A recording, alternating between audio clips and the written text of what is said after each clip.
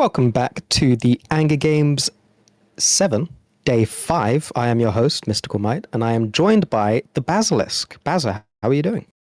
I'm good, thank you. Just for me for now. We are expecting Moderator, but he's apparently mutated in real life. Sleeper Racer, I don't know. He He's a should be little joining sleepy us boy. imminently. He's a sleepy little guy, but like I always say, you can't trust low seconds to actually turn up on time. So I'm sure we'll be seeing Moderator in the next desk segment. For those of you just tuning in, we have had 2 fun weekends so far. This is the third and final weekend of the Anger Game 7. If you haven't been watching, you can go back and watch. But naturally, you're going to be waiting until after we're done here, since we do have some really interesting and exciting games coming up. The first 4 games of today will be losers bracket games, I believe. So you lose and you're out. Bazza, any matches you're excited for today? I think this very first one of the day is going to be really, really exciting. This is an Alliance tournament final that we saw multiple times, but I think a couple of years back, 17 or 18, I think it was, of Volta versus what is effectively Hydra. So the very first match of today. But I think all the teams that are left in this tournament are in the upper bracket, of course. In the top 6, the top 24 tournament are very, very competent. So there's going to be some absolute bangers here, and like you said, knockout matches between Hydra and Volta. Then we've got Rage Quit, Cancel, Scrims versus Only Need One Scrim. I think those 2 teams are sort of affiliated with each other as well. Yeah, there's bangers all through the day. Well, Bazza, I believe we do have the bands ready for this upcoming match, so let's go take a little look-see. And Bazza, I mean, these bands look really interesting to me. At least one of them does. Tell me about the WeForm Volta bands. Yeah, so Volta have banned, well, I mean, there's more than one that's interesting to me, because Volta have banned Alligator Dominic's Loki Nightmare Scimitar. Now, Nightmare is a bit unusual. I believe Alpha on TQ played a Nightmare comp previously in last week or the week before, but the one that's really interesting to me is the Alligator, because we've seen, I believe, Alligator and Healer comps are among the losingest of comps. I think Healers in particular are like 0-11 at this tournament, so really curious as to why Volta are banning out the Alligator and don't want to see that one. And also combined with the Dominic's bans, maybe suggest they don't want to see drones, but then Geddon and other sort of drone core ships are still open, replaceable. So that's true, but I would probably rank the Dominics as a little bit stronger in the drone department. It just lacks that utility that an Armageddon has. And then for the Alpha on TQ, which would be the old Hydra team, you have the Zarm Blackbird ban, which pairs quite nicely together, makes it very hard to kill the Blackbird if they have a Zarm. And also ECM is a pain in the ass, especially when you only have 7 people on grid. And then you also have the Rapier, Hugin, and Hyena, which are the strongest webbing ships that you'll see in the tournament, although the Loki is also a strong contender, which is also banned. So that leaves us with things like the Ashimu, the Balgorn, Vigil Fleet issue, if you count that as a webbing ship. I'm not sure if you do, Bazza. Predictions. Who do you think is going to win out of this really interesting matchup? I have absolutely no idea. I think I'll go with Alpha on TQ. I like their bans a little bit more. I think they probably have a better grasp of the meta when all these webbing ships are banned. And Moderator, who has snuck in after finally waking up. You look like you've had your beauty sleep, my good man. Who would win, Moderator? Your alarm or the stream schedule? My covert ops cloak in real life. I've decloaked. I'm now viewable on stream. My Veil Guard finally ran out after time dilation. We are going to probably go here with the Volta. I like the Volta bans actually a little bit more this deep into the tournament. I think forcing your opponents to have to ban the Hugin Rapier is actually kind of feeding into your ban strategy, because everyone hates Hugin Rapier, and if you can force your opponents to have only 3 reroll bans and you get 5 bans, that always favors you. And it gets me the opportunity to cheer for CCP Overload, aka Ithaca Hawk, competing in this tournament for WeForm Volta. But I also have my boys on Alpha on Tranquility playing. Classic Snuffed Out member trying to play all sides. It's just a tale as old as time, buddy. Unless you're going to be telling us that Tusk is going to be winning as well. We do have some time before we start this next match. I don't believe that the teams are on grid just yet. Moderator, you didn't get the opportunity to answer before. Any matches that you're looking forward to today? Yeah, honest to God, it was really going to be this one is a huge banger off of the rip, and then right after we also have 2x16 versus no numbers. That's going to be some of the former Chinese members of the fraternity team that had won Alliance tournament. I believe it would be 20, and now they're in snuffed out and kind of their own group playing together. That'll be really interesting. I also really, of course, want to see Lazy Piglets, Tuskers for the Hongshan Academy. They'll be playing the winner, possibly the winner of one of these series going on the lower bracket. A lot of really good teams that have actually been knocked down into the lower bracket. You've been on the receiving end of getting knocked down into the lower bracket before. How does that feel? It feels a lot worse when you get knocked down onto the lower bracket and then immediately the match after yours, you see that Tuskers are following you straight down for your next match. And it's like, oh, we thought we might be able to sneak through and find some easy opponents, but instead Tuskers are just following us. So That is always the worst feeling. It's rough. But I think on the whole, the fact that me particular, I am out and I have absolutely zero complaints about being out. I think this tournament, the past 2 weekends have been absolutely fantastic, and I'm super looking forward to this one. It's been so varied. There's been so many different comps, some really great matches that I've both watched and played in. Brilliant. And just for those people in Twitch chat who perhaps haven't taken parts in tournaments before, how did you go about getting into the tournament scene, Bazza? I think I just signed up on the Snuff team back in like 2013. I was just like a regular line member, like flying hawks and caracals and stuff. Yeah, I think back in the day, 80. It's weird. It kind of had less attention, but also more in some ways. I think it had less like, I don't know. It's hard to describe from how it was back in the day. There was both more interest in it in some ways, but also less sort of community involvement, I think, as well.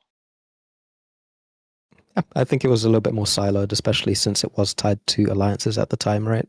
Yeah. I think with the mercenary rule, you have people actually moving around. We see a lot of strong teams instead of the strong 2 or 3 that we have previously seen.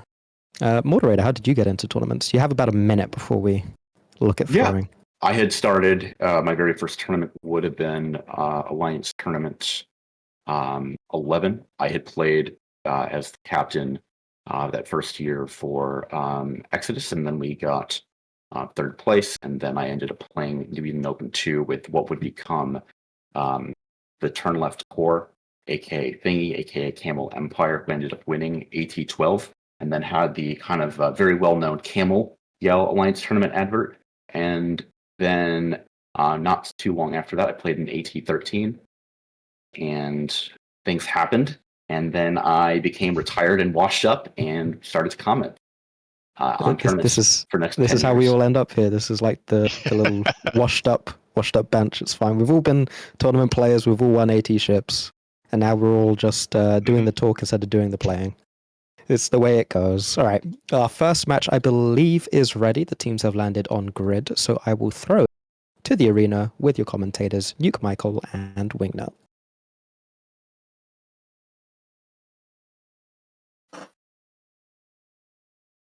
We start with the arena with already a different set of matches than we saw in the previous days, as we have a full drone comp versus what looks to be another full drone comp.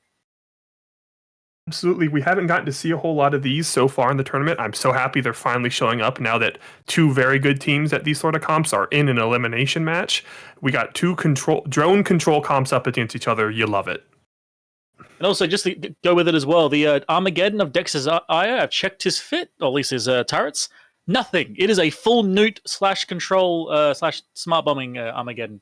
So they really have just gone all in on drones. Shocked to hear anything else. I do think there's some interesting differences here between these 2 teams and what they've chosen. You got double T2 Frigg Logi versus 1 T1 cruiser. One team went with double E-War cruisers, T1 E-War cruisers. One team has the T2 E-War frigate. So it should be a really good matchup. I don't really know who I favor here. These look like two very good comps. Yes, exactly that. It's gonna be curious to see what happens and where, and definitely what role this Celestis can even play as well in this particular scenario. I mean, I think the Celestis might be the most valuable E-Warship, in my opinion, because if he gets that stuff on immediately, he can stop drones from being put out. They can still be assigned, but that's an extra step you got to do. These teams are good enough to do them, but that extra friction can matter. And trying to spread your weapon disruption on drones is kind of rough. Oh, there we go. They finally. I was like, when are they going to drop the drones? And it took them quite a while for them to drop them out. But there we go. The horde has begun. A lot of infiltrators and Vespers, and the other side is returning the favor with actually a set of fleet berserkers. Yeah. One thing to note is we're not seeing any sentries. It's important to note that the tournament rules here don't allow for factions sentries. They do allow for other faction damage drones. So that's likely a big reason we're not seeing any of those used here. Yep. Usually it's only T1 sentries here, and that's why absolutely no one brought them. And look at the absolute cloud of damage drones trying to kill that one Thalia. Yeah, the Thalia is holding fine though. He and his Deacon buddy are just hanging out there. They're doing fine. It looks like they're now those drones are starting to move on to the Augurer now. Yep. You also see a bunch of newts on the Augurer as well. I believe that is the Armageddon with potentially up to like 4 heavy nukes just being thrown at that Augurer whenever it can. Yeah, that is always rough to see, especially with those really long newts. It's so hard to stay away from that Geddon. And once he's got you and those newts turn your prop off, getting away from him gets even harder, even without webs or anything on you. Absolutely, yeah. Like it also get bad timing on your cap boost too. Like you cap up and then immediately the heavy nuke hits and you don't even get anything going. You got to be real careful against an Armageddon like this. Yeah, look at his armor. He started to crumble already. Taking a lot. He has picked up speed again, though. It looks like he's gotten that prop mod on and is pulling range on those drones. If he can string those drones out behind him, it's going to mitigate a lot of damage. And that Stratios is also getting pumped right now. Yeah, Stratios is not the tankiest of drone boats. It's always just the squishiest option in these kind of comps. And as you can see, it is having trouble. And also, where is the Deacon and Thalia? You can see them burning back in like as quickly as they can to get back towards that Stratios.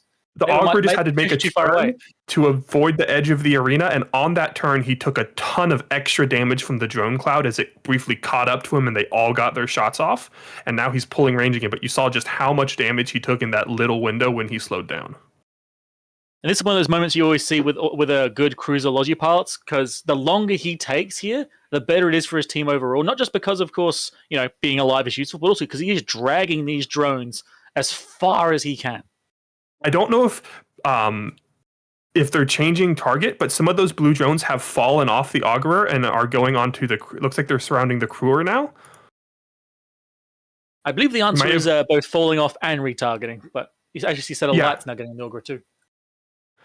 If they kill both of these for no trade, that puts Alpha on TQ in such a dominant position for the rest of this match.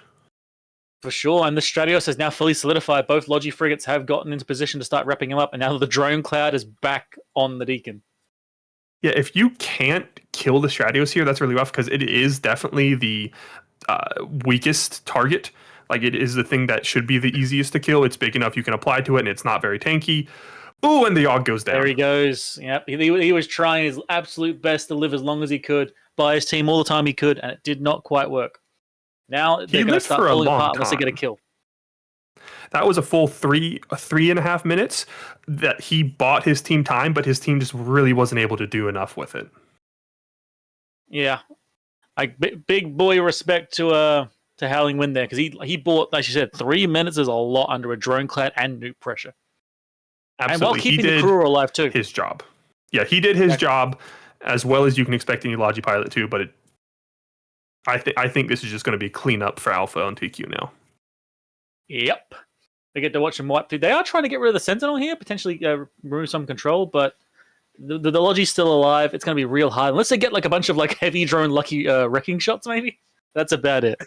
Even if you do, getting rid of the Sentinel at this point, I feel like it doesn't do that enough for you, especially when you're in a drone comp. Like, you got to be if you want a chance to win this as red, you have to be removing damage right now. Exactly that. But the Myrmidon going down next, by the looks of it, a bit of spread damage. There's some damages on the Proteus, but I suspect that's just because that's all he can really get because he's right next to it. Yeah, also, I mean, spread damage isn't nearly as much of a problem when the Logi's dead. Indeed. So having a quick check of this, I'm just trying to see. I believe that's also a 0-gun Stratios. Like, there's not. They usually put a couple of guns on it. This is a full newt Stratios as well. They've gone all the way in on newts. I'm pretty sure every ship on both sides of this has not fit a single gun at any point. It's newts and it's drones, and there's nothing else. Because especially when you're in a full control matchup like that, those newts are more valuable than the little bit of extra damage you get off of a gun Stratios. But looking at it, unless I'm crazy, is that what turret is that on the Proteus? I'm wondering if he's just fitted like a miner or like a festival gun or something, because there is a singular turret on it. I do see that. I don't recognize that turret at all. Yeah, I know. I thought I was crazy. Like, why? I think that is a small autocannon. I think it might be a small autocannon to trigger drones if they're assigned to him. That makes sense. Yeah, I could see that. Wasn't what I was expecting to see on it. It's like we don't have any fitting left, and we got to make sure you have a thing that can aggress somewhat at any distance in order to trigger drones. And any gun, any turret will do that job. It's like a finger point. You, I choose you. Start shooting. Exactly. And well, with only 1 minute left, EOS can be a tanky boy, so they might not be able to clear this grid, but they won't be losing anything on the way out. Very well played in a very high skill matchup. When you're in 2 drone control comps, it's going to stress out every pilot, and very well played by Alpha on TQ. Isn't it such a weird thing to to say that a drone comp is high skill? But you're very right. This is definitely one of those like really well played comps done to perfection by both teams, to be honest. Yeah. I do think in the end that Armageddon really makes a big difference to have. Those long newts are just, especially versus another drone comp where your EWAR off of a Celestis or RB are not as valuable, really do work. And I think they were a big part of why that Augurer was not able to last any longer. And there we go. Time is up. Thank you very much to both teams. And we're going to go back to the studio.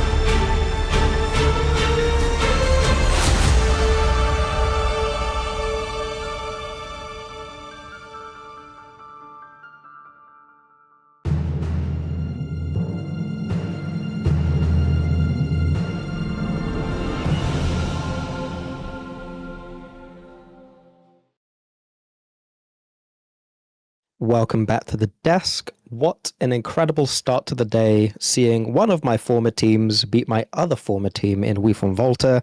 Sadly for We From Volta, that is that for their tournament run. We will see Alpha on TQ going forward, and they will be playing again before the break. This is going to be quick turnarounds for those teams in those losers brackets. There's a lot of matches that they need to play. Bazza. We saw a lot of drones coming out and going on to what many people would assume are squishy frigates, right? How did Alpha on TQ keep their Logi frigates alive in that match? So I think in this tournament we haven't seen much drone comp so far because they really struggle in terms of overall DPS output. The drone comp DPS output generally isn't great compared to other sorts of comps, just on the base numbers, but obviously you also can't overheat them. So in those kind of scenarios, when you play a drone comp, you generally have to kill Logi first, and killing Logi frigates when they can rep each other up is very, very difficult. So what we saw there was Volta recognized that and tried to push in the Craw to get webs onto those Logi frigates, because if they can get those webs applied, they can maybe use mediums instead of lights or heavies instead of mediums. I didn't see exactly what type of drones they were using, but in any case, it's going to help your drone application and make you deal more damage to those Logi frigates. And in return, Alpha onto Q brought both a Geddon and a Sentinel, so they were able to just stack all of those newts onto the Cruel. Sure, the Cruel can keep nossing and keeps getting cap every cycle, but they were able to effectively keep the Cruel away from both the Stratios and the Logi frigates, where the drones were attacking at various points in the match. And it kept both of those Logi frigates safe. Both the Thalia and Deacon were able to just sort of chill out, sit at the back, respond if needed, because everything else on the comp is fairly tanky. They know they're not going to be able to break it under reps. So it gives them time to just look after themselves in the back line and just stay away from the one thing that's dangerous to them, which is the Cruel webs. Nice. And moderator, something Nuke Michael said during that match was using a gun to trigger drones. What does that mean in an EVE setting? Sure. So one of the things that you have in EVE Online is the ability to assign your drones to another ship. So let's say, for example, that you were just simply outside of your drone control range, either because of range or because you simply couldn't lock the target because of something like jams, right, or damp. You could say, hey, I am Zebediah Crane, right? I'm in the EOS. I'm going to assign my drones to Sticky Mikaka. That was the Proteus that had that autocannon. So you can assign your drones, and as long as Sticky Mikaka has a gun or some sort of aggressive module that's targeting the hostile ship, those drones from Zebediah Crane's EOS would actually apply. And that's why you'll see in a lot of these sort of drone comps, you'll see a single high slot or like a mid slot assigned to something like target paint, right? To like a single 125 autocannon that costs next to no fitting. It's not there to apply damage, not really. It's just there to be able to trigger the drones, and that's what we mean by a drone trigger. Maud, I will say that Twitch chat seems impressed by your neck control. You've got good neck, sir, apparently. Although your eyes are drifting from your other eyes, just a so little maybe, bit to the maybe right, squidge Maud. back There over. you go, There we perfect. go, there we go. All right, cool. Well, we have another match coming up in a few minutes, so let's go take a little look at the bans for this match between Rage Quit Cancel scrims, yes, and only need one scrim. Damn, these are like thematically matched up teams. All right, Bazza, Rage Quit Cancel scrim. What are we seeing here? What bands stand out to you? So we've got Sleipnir, Crucifier, Zarmazd, Arbitrator, Scimitar. So I like the Arbitrator and Crucifier bans. I feel like they're respectively both very cheap Tech 1 options for TDs. Zarm is... I'm not sure about the Zarm. It can be really powerful, but I feel like a lot of the times it's also very expensive and it's difficult to build a comp around it. Sleipnir has been fairly standard. The Slep Rush has been ever present throughout the tournament, very, very powerful. And the Scimitar at the end there, again, another one I'm not too sure about. We haven't seen too much in the way of sort of shield kite comps, and that's where the Scimitar usually excels. So an interesting band set for sure. And moderator, it seems like the Sleipnir is banned. Nighthawk is still open if they wanted to do some ham rush, but the low-key, one of those key principal ships for ham rush, also banned. Any interesting bands standing out to you here? Or do these seem kind of like run-of-the-mill? I would say that the APOC Navy is an interesting ban. It's probably one of the better of the battleships. It doesn't get really a utility high slot. It has 8 guns in its layout, but the APOC Navy as a counterpack for a lot of these long-range kiting comps, you could see, like, for example, last match, right? APOC Navies would play very well into something like a drone comp. It plays very well into a lot of kiting comps. So let's say that you wanted to go something like medium gun spam as well. The APOC Navy will chew through a lot of those ships. It will apply excellently to like a Logi Tech 1 cruiser, and then once that breaks, you can chew through the Tech 1 faction battle cruisers or cruisers, something like a Brutix Navy or a AUG Navy will die pretty quickly under a overall damage that will come in from the pulse lasers. APOC. All right, well, the teams have landed on grid, so we can throw it to the arena with your commentators Nuke Michael and Wingnut for another Potato Fest.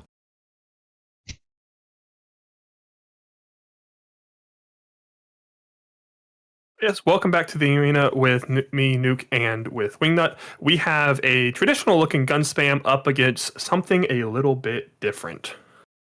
Yeah, this is out of left field. They've gone, you know what, we want to have a really expensive Tech 2 Logi, and then brought it with a Dominic's Navy and a pair of Triglavian ships. This is a curious take on it. I get the feeling this Dominic's Navy is going to spend the entire match chasing things and never quite getting on them.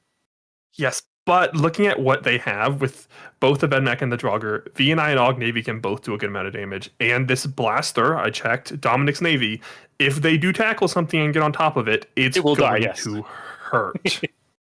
Definitely, yeah. It's going to be curious to see if the Vengeance and Draugr can even survive, because with the Vigil paints, they can make any target the size of an absolute moon and then shoot it to death. As you can see there, look at that Vengeance immediately thrown into armor.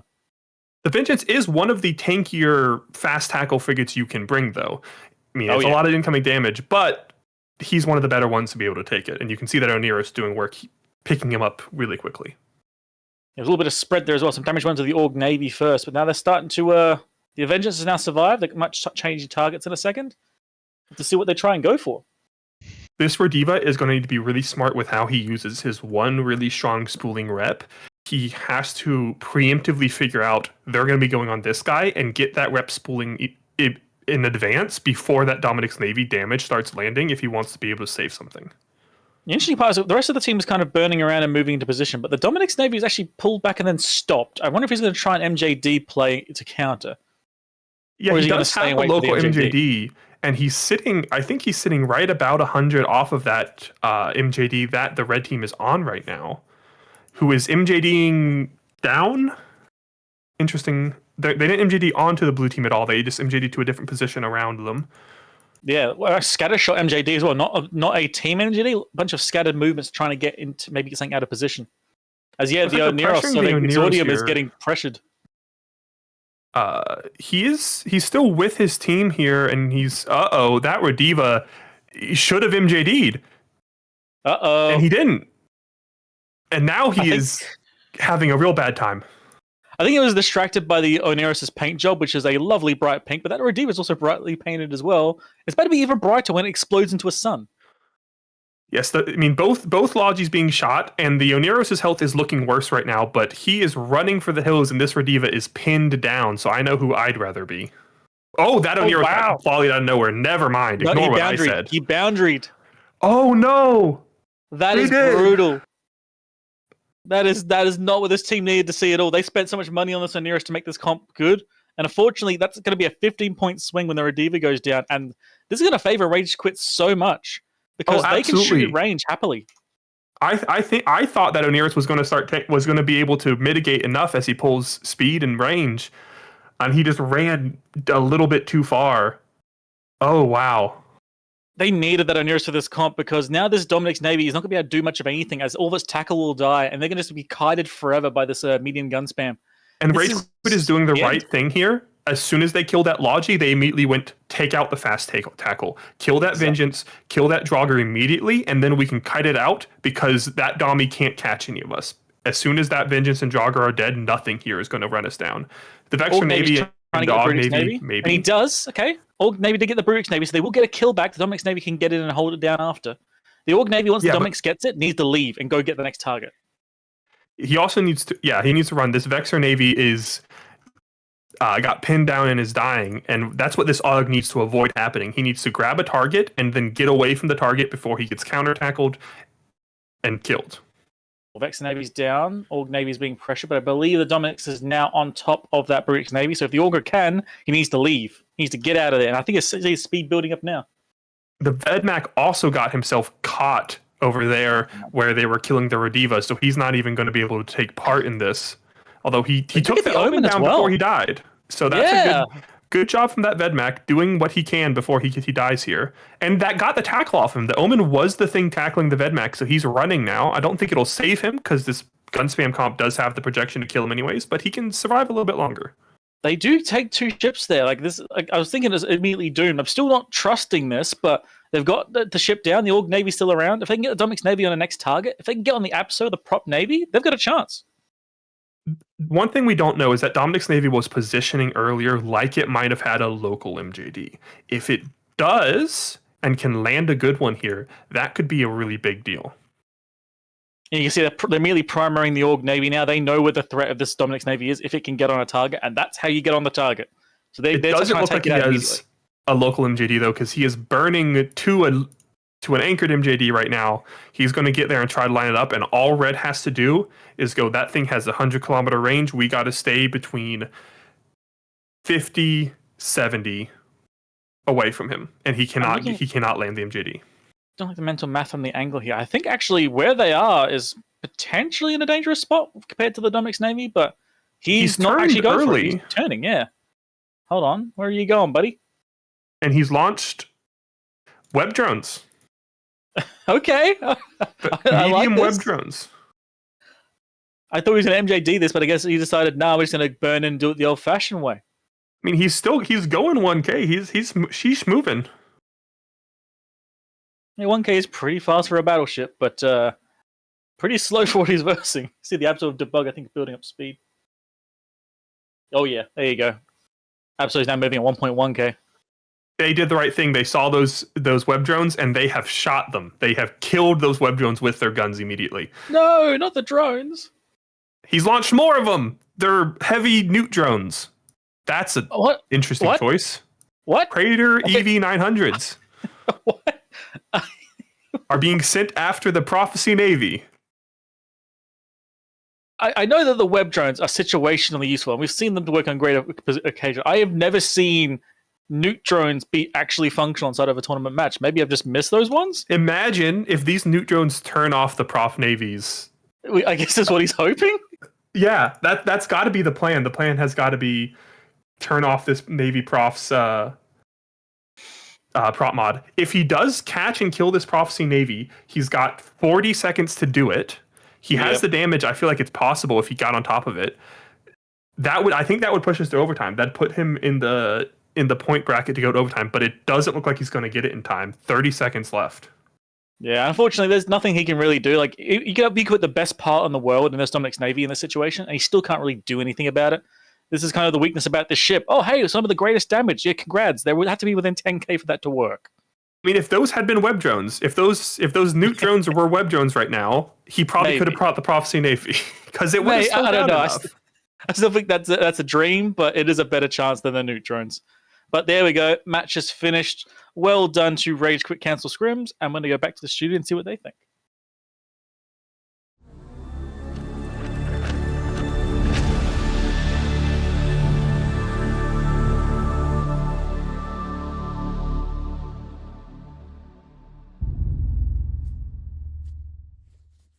The pythographs. Like Jordy says, the comps might seem bad, but they work. But it doesn't. It only works in Pytha. Yeah, what about it? Stop shooting our Logi.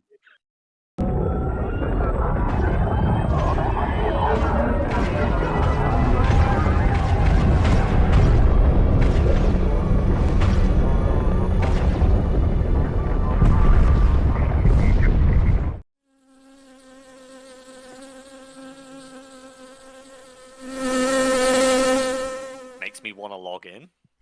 That's inspiring there. That is inspiring. Thanks, Rand. You guys feel loved and appreciated right now? Welcome back to the desk. It seems like Damascus Kadesh's box of tricks, which is what I'm now calling his Dominic's Navy issue, was unable to swing the match no matter what drones he put out. There is plenty to talk about, and I think first we'll go chronologically with what happened in that match. Bazza, did the Aneros dying to the boundary actually make a big difference? I think the answer is unequivocally yes.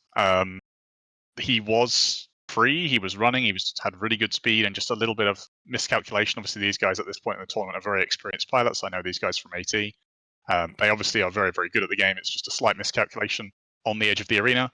It happens. It usually happens at the worst possible time. It's a real shame because the Rediva on the other side of Nexium was really slow to sort of get away. He didn't take the MGD with the rest of his team.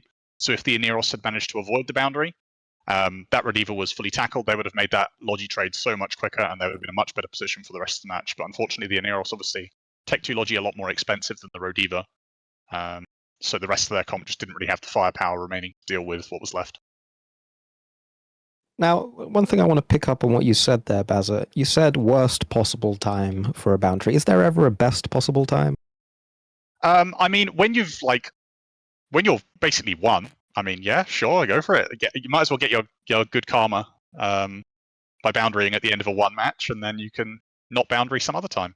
I think we've seen some teams that were on the verge of winning and then they boundaried and lost. But hey, if it works for you, it works for you. Not everyone. As long as one person does it. If everyone does it, it's a bit of a problem. But Moderator, you called out this Dominic's Navy issue. I kind of got the feeling from how you were typing that you didn't like the choice. Tell me about the Dominavy and point economy in the tournament. So the issue that you run into just when Basil were mentioning the Oniros is that you spent a lot of points on Tech 2 Logi, and then you're going to spend 63 points on a faction battleship. You've now spent half of your point. This means that your mid-end is much, much, much weaker, and that was a 6-gun Dominic's Navy. The Domi Navy only has a total of 6 guns. It's very slow, and spent the entire match kited. So you've now spent over 100 points between a Tech 2 Logi that dies instantly and a Domi Navy that's never able to get its guns meaningfully to bear and was just very, very slow to get tackle on anything. You would think that you would be overheat micro warp driving towards something like the Rodiva that you tackled, and he was just kind of being chilling in the middle of the arena. It seemed like he was constantly trying to spool up and get ready for a micro jump drive play that just simply never happened. And as a result, they just spent so many points that were never meaningfully in the fight, and that's why they ended up losing the match. Okay, and there were a couple questions in Twitch chat. Really quickly, 30 seconds or less. Moderator, what is a scrim?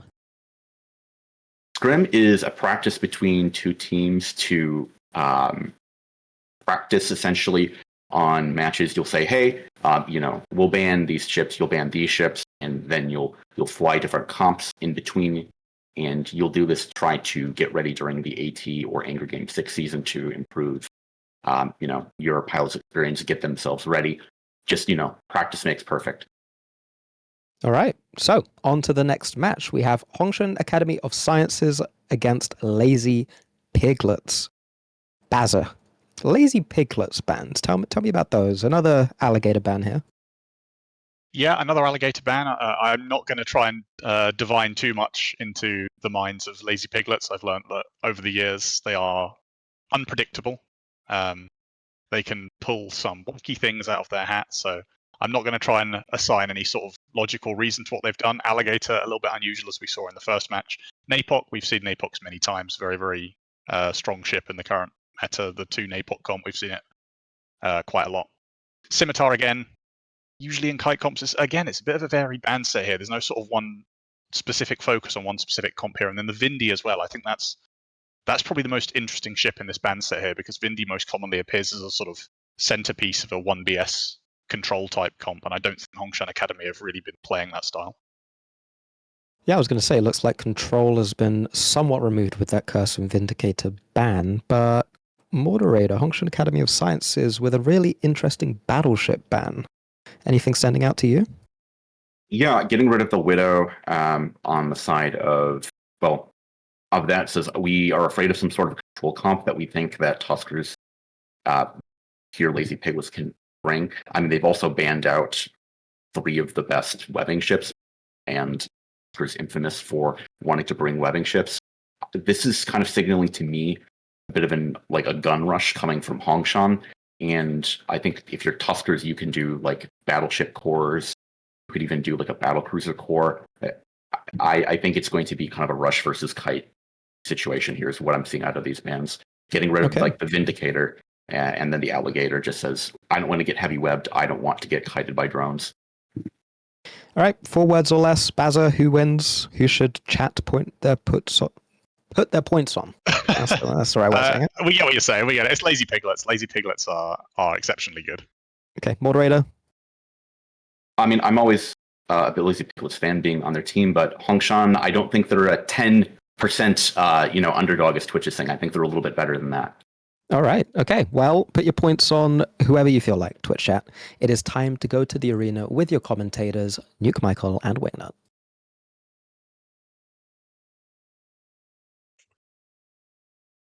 And welcome back to the arena where Lazy Piglets have done what they usually do and dug deep to the bottom of the content pool and brought out a triple ABC comp. Yeah, this is wild to see. I mean, Hongshan has brought a classic Mimitar Rush, nothing weird there, and Tuskers / Lazy Piglets has brought a wild cook. You got E-War control with a Celestis Blackboard, you got long webs off of Loki, and you have 3 large gun battle cruisers. No, so excuse me, sir. They're attack battle cruisers. They're ABCs. Also, I believe that is also a rail Talos, so I'm loving to see that as well. The Naga is also rails, and the Oracle does appear to be beams. Well, so they are going to be running right? for their lives. That Loki needs to move. That Loki needs to move now. He's been caught? Question mark? He just didn't get his prop mod on at the start of this. They killed the people. Okay. Yep. Good. Also, This the Loki Loki got as well has tackled. got all the EC drones in the world put on them. They knew which ship's the linchpin, like going to catch it and ECM it out, so it can't do anything. They caught it, but they did no damage to it for such a long time, and their Osprey is just not able to hold anything here. I think he might have been out of position. Also, I kind of just realized, even though this is probably obvious, this is an armor comp. That's an armor Naga. Okay, I'm all for this. This is weird. Yeah, this Loki is just tanking, and they've already lost a Cinnable, which was one of their main damage ships, and the Sveeple's damage is also not irrelevant. Like, I can't believe they lost those 2 so quickly before they did any damage to the Loki. He was still full shield when the Sveeple exploded. Okay, so I was initially going, oh, why has he got caught? This is wrong, but this may have just been a bait, because that thing is tanking like an absolute monster, and it's an armor Loki, so all those mids are going to be newts as webs as well. So I think it might have been full he just bait. died. Holy crap, he just got deleted. He just vanished. Before he died, I was looking at him. He didn't have any launchers or guns. He was Lynx. Yep, and he just vanished. So to see how this goes from this point onwards. Their Lynx gone, but they're killing. They got a lot for it. They got the Sequel, they got the Cinnable, and they're going to get the Tholos. I'm just kind of watching what this team is doing. You see the Talos and Naga kind of working together, and then the Oracle is actually off to the other side because it doesn't need to be in certain ranges. Sci-fi down. Yeah, this is working way better than I would have expected. What in wild. The one thing if this Osprey flies well, they are going to struggle to apply very well to him. Oh, the AUG just got deleted. Boundaried. He boundaried. Why did this happen? No. Oh, there's no way. Not again. Why does this keep happening? Why do Logipilots are boundering today? What's going on? Guys, it's a 125-kilometer circle. What's going on? That might have been... They had this, and they might not now. No. Oh, no. If that Blackbird dies, and if they clear the E-War, this Osprey is going to be able to keep these Sleipnirs up. I don't think these ABCs can kill an Osprey without any application assistance. At least they're gonna really struggle. The Blackbird Celeste have to carry this one and keep the damage off these ABCs while they try and kill off a Sleipnir. And between the Osprey and the XLASB cycles, this is going to be a real tall ask. And the Blackbird goes down. There goes the Blackbird. No. The Celestis is not in a great position right now, but he's being kind of ignored, and the Sleipnir is chasing an Oracle instead. I think the only potential hope is maybe to try and... No, never mind. The Osprey is staying directly next to the Sleipnir, so never mind. They are applying to this Osprey. He's gotta move away and get his speed up and get his transversal going, or he's gonna, because they just do too much damage if he lets them apply. Yeah, I think Oracle of Pandy was going for an MJD beacon, but I get the feeling he's about to get scrammed and he's not gonna be able to do that. Let's have a look. Yes. So this is going to be interesting. We're going to have both sides left with 2 damage-dealing battle cruisers, but 2 of them are going to be fast AC local tank Sleipnirs, and the other 2 are going to be an armor Naga, which, if they do catch, should live for approximately 2 microseconds, and a Talos. I'm also wondering, like, okay, you got an armor Naga. What's in your mid slot stand? It looks like one answer is a target painter. But I'm wondering what else I got. Painter, tracking computers.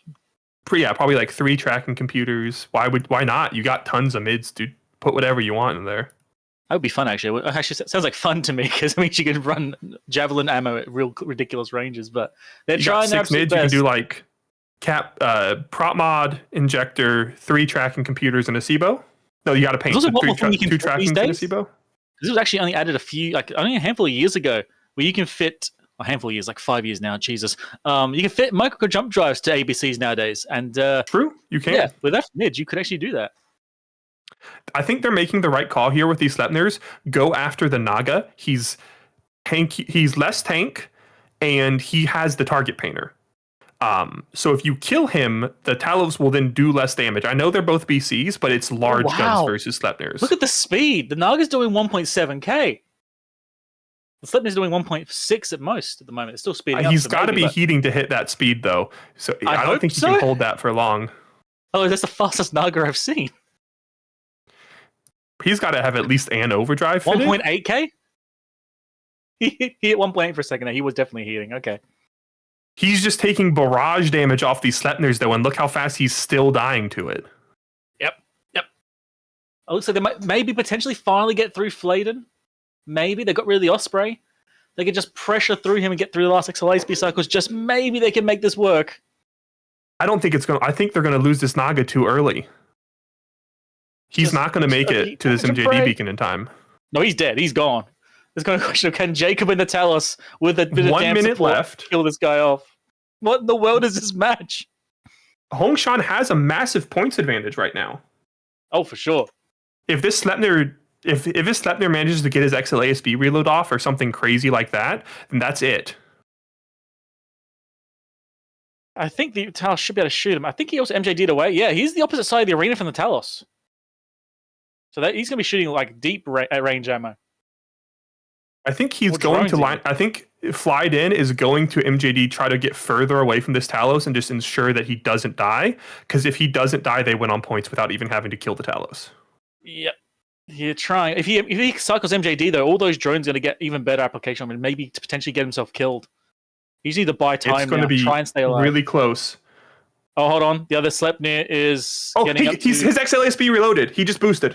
It's over. The Talos just jumped in too. No, that's such rough time. It's over. The Talos just avoided it. That's such a shame. GG for both teams. This was a wild match. Wildly well played. With another boundary. That was crazy. Oh, well, look, I need to go cry in the corner for a second at this team losing. We'll head back to the studio.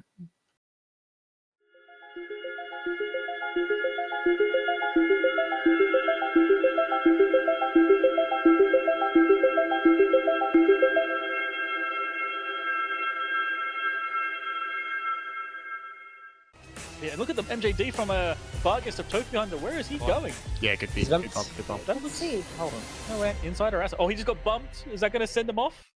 Yep. See you later, buddy. Good fucking bump. I love you.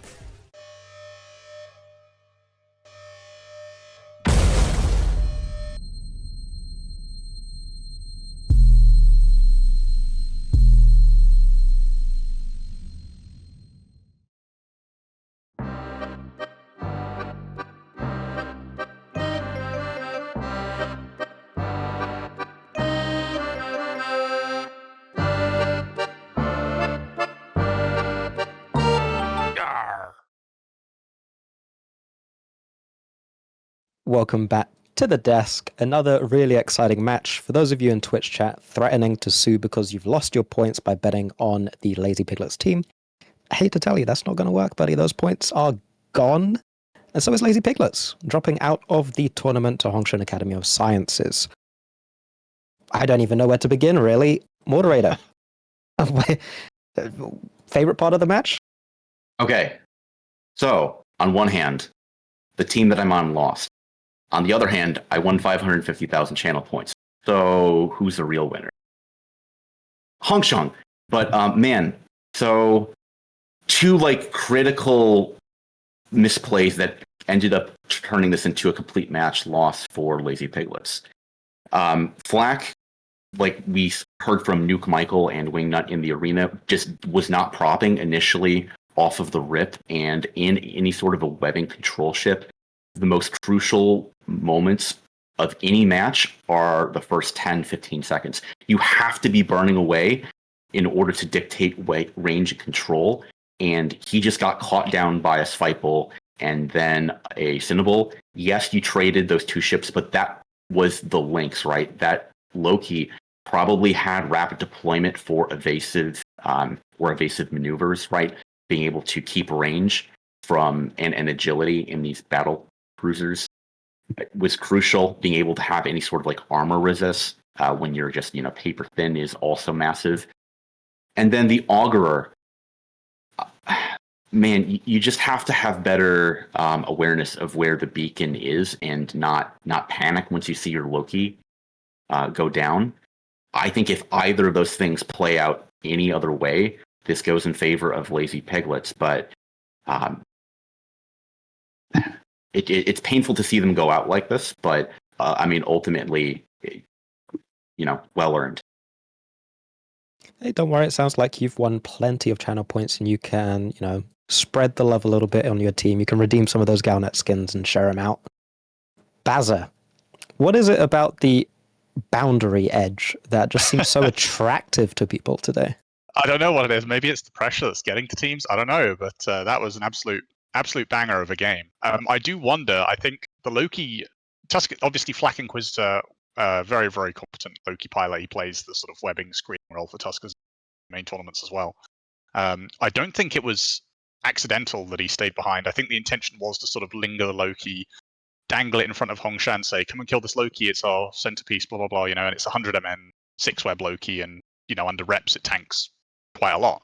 I think there's potential. Obviously, we don't get confirmation, but I think I saw a lot of EC drones on that Augurer before he died. So there's potential that those EC drones maybe landed a jam on the Augurer, and that then allowed Hongshan to break through that Loki. And of course, once the Loki goes down, as Maud said, you're losing your links, you're losing your webs, you're losing all form of range control. So that just freed up the Hongshan Academy of Sciences team to just rampage through. And I think even though Tusk has definitely made mistakes, I think Hongshan played it really, really well. They executed their perfect target order. They got rid of the Loki, where you can't do anything until the webs are cleared.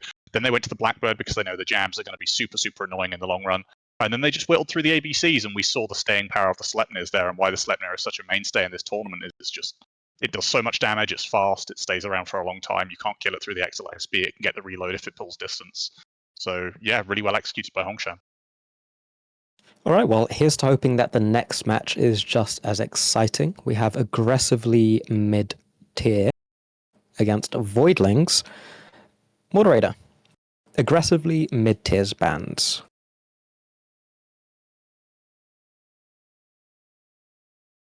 They have chosen to ban long-range newts in the form of the Geddon and the Balgorn, and then of course the Yashimu is going to have mid-range newts and then webbing control. And then they've elected to get rid of both of the Tech 1 logistics after Voidlings bans out the Tech 2 logistics frigates. So no logistics frigates, Bass. Very interesting. This is new. What do you read out of this as a captain? It is a really interesting scenario. I think if the enemy team then, well, of course, there's no Logi frigates for armor, and I think shield Logi frigates are a lot more vulnerable and not really in the meta so far. We've seen them in Ham Rush. Haven't really seen them so much in AC Rush, so I think it leans the meta more towards Logi Cruisers. And Logi Cruisers obviously not really self-sufficient, they're sort of on a timer, so it opens you up to playing potentially sort of slower, lower DPS comps where you know that be able to get through the Logi Cruiser eventually, whereas if you were against armored Logi frigates, you just struggle to actually break either of them, as we saw in the first match. Right, really quickly, both of you, 2.5, 3 words or less. Who do you think is going to win? Bazza first. I will go with aggressively mid-tier. Rotor strong. Okay. Moderator? Rote. I like their band so far, and they've had some curveball setups that have been very challenging to deal with in this meta.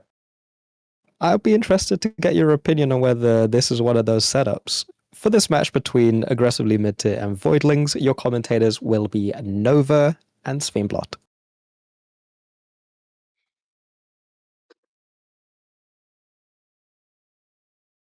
Welcome to the arena. I'm Sven, joined by Nova Terran, and we have a very interesting match of double rattle, triple raptor versus a damp kite. And yeah, this double rattle, triple raptor, they've actually positioned all of those ships at 0. They were very, very certain that that Voidlings would not be going for a rush here.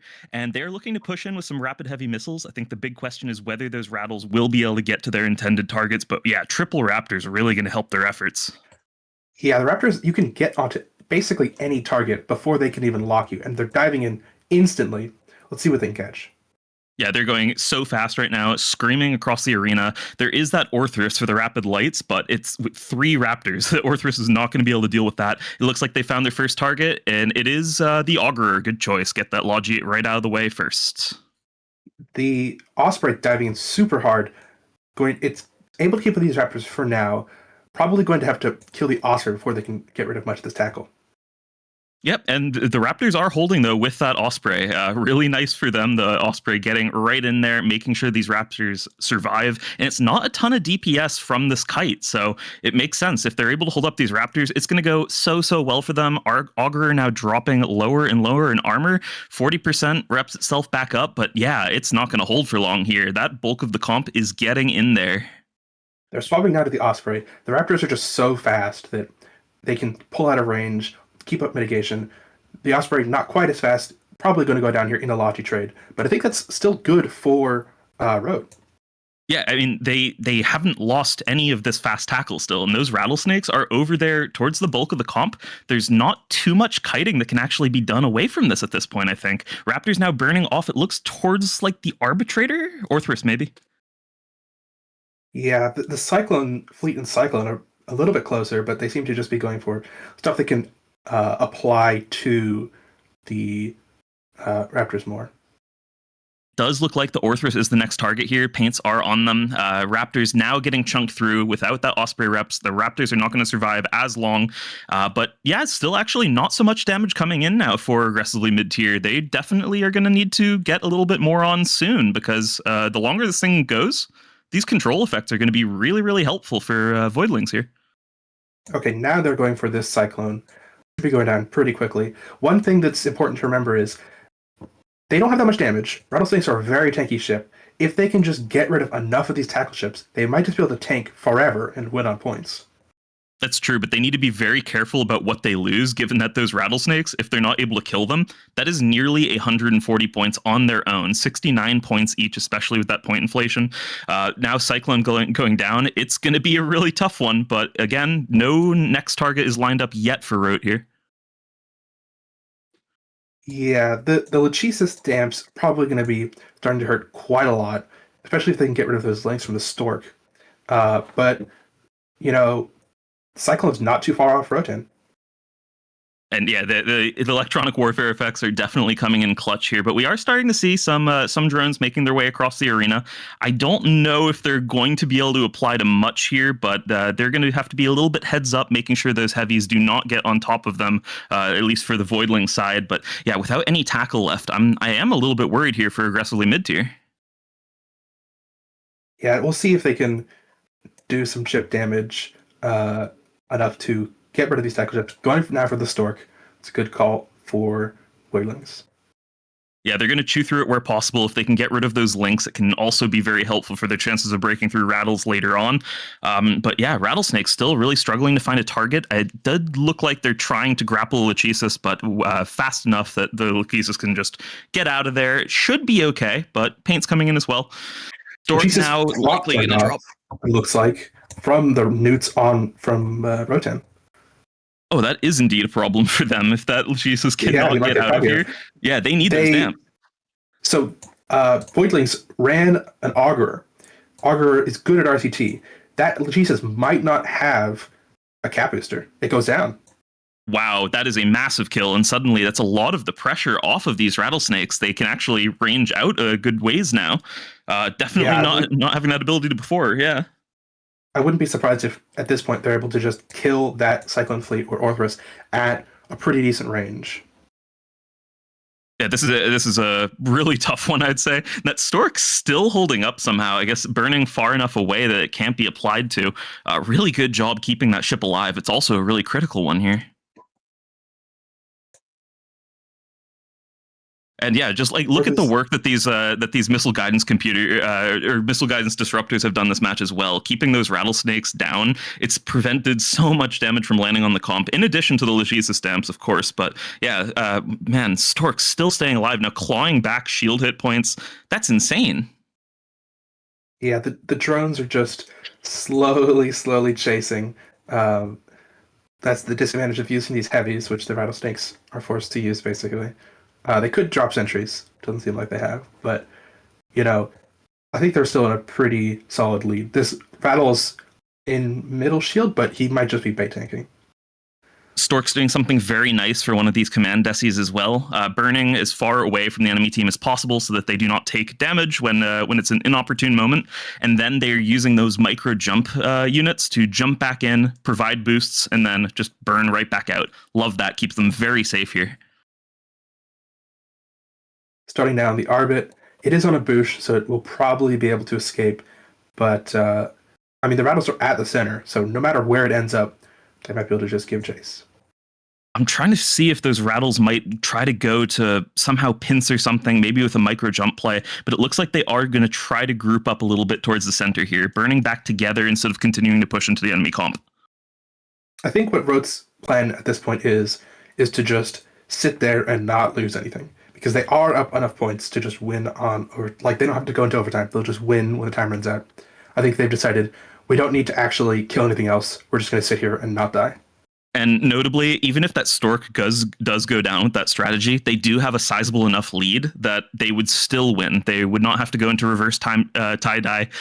So they would be well and truly safe. Just requires them to keep this rattlesnake up for another 30 seconds or so. Yeah, it's going into half shield, but I have not really seen it rep too much. I would be very shocked if it actually was at any risk. Yeah, and these rattlesnakes do have pretty sweet resistances as well. That is the Kaldari bonus that they get off of the ship hull.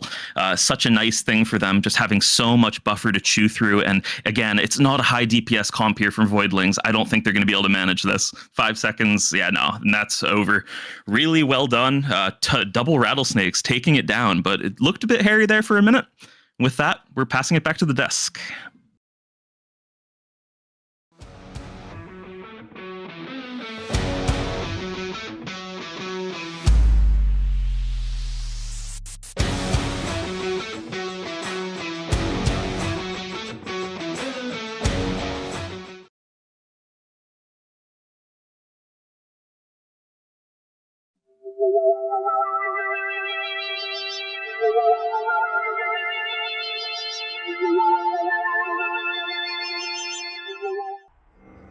I'm Nalio V, and Test Alliance, please ignore, is recruiting.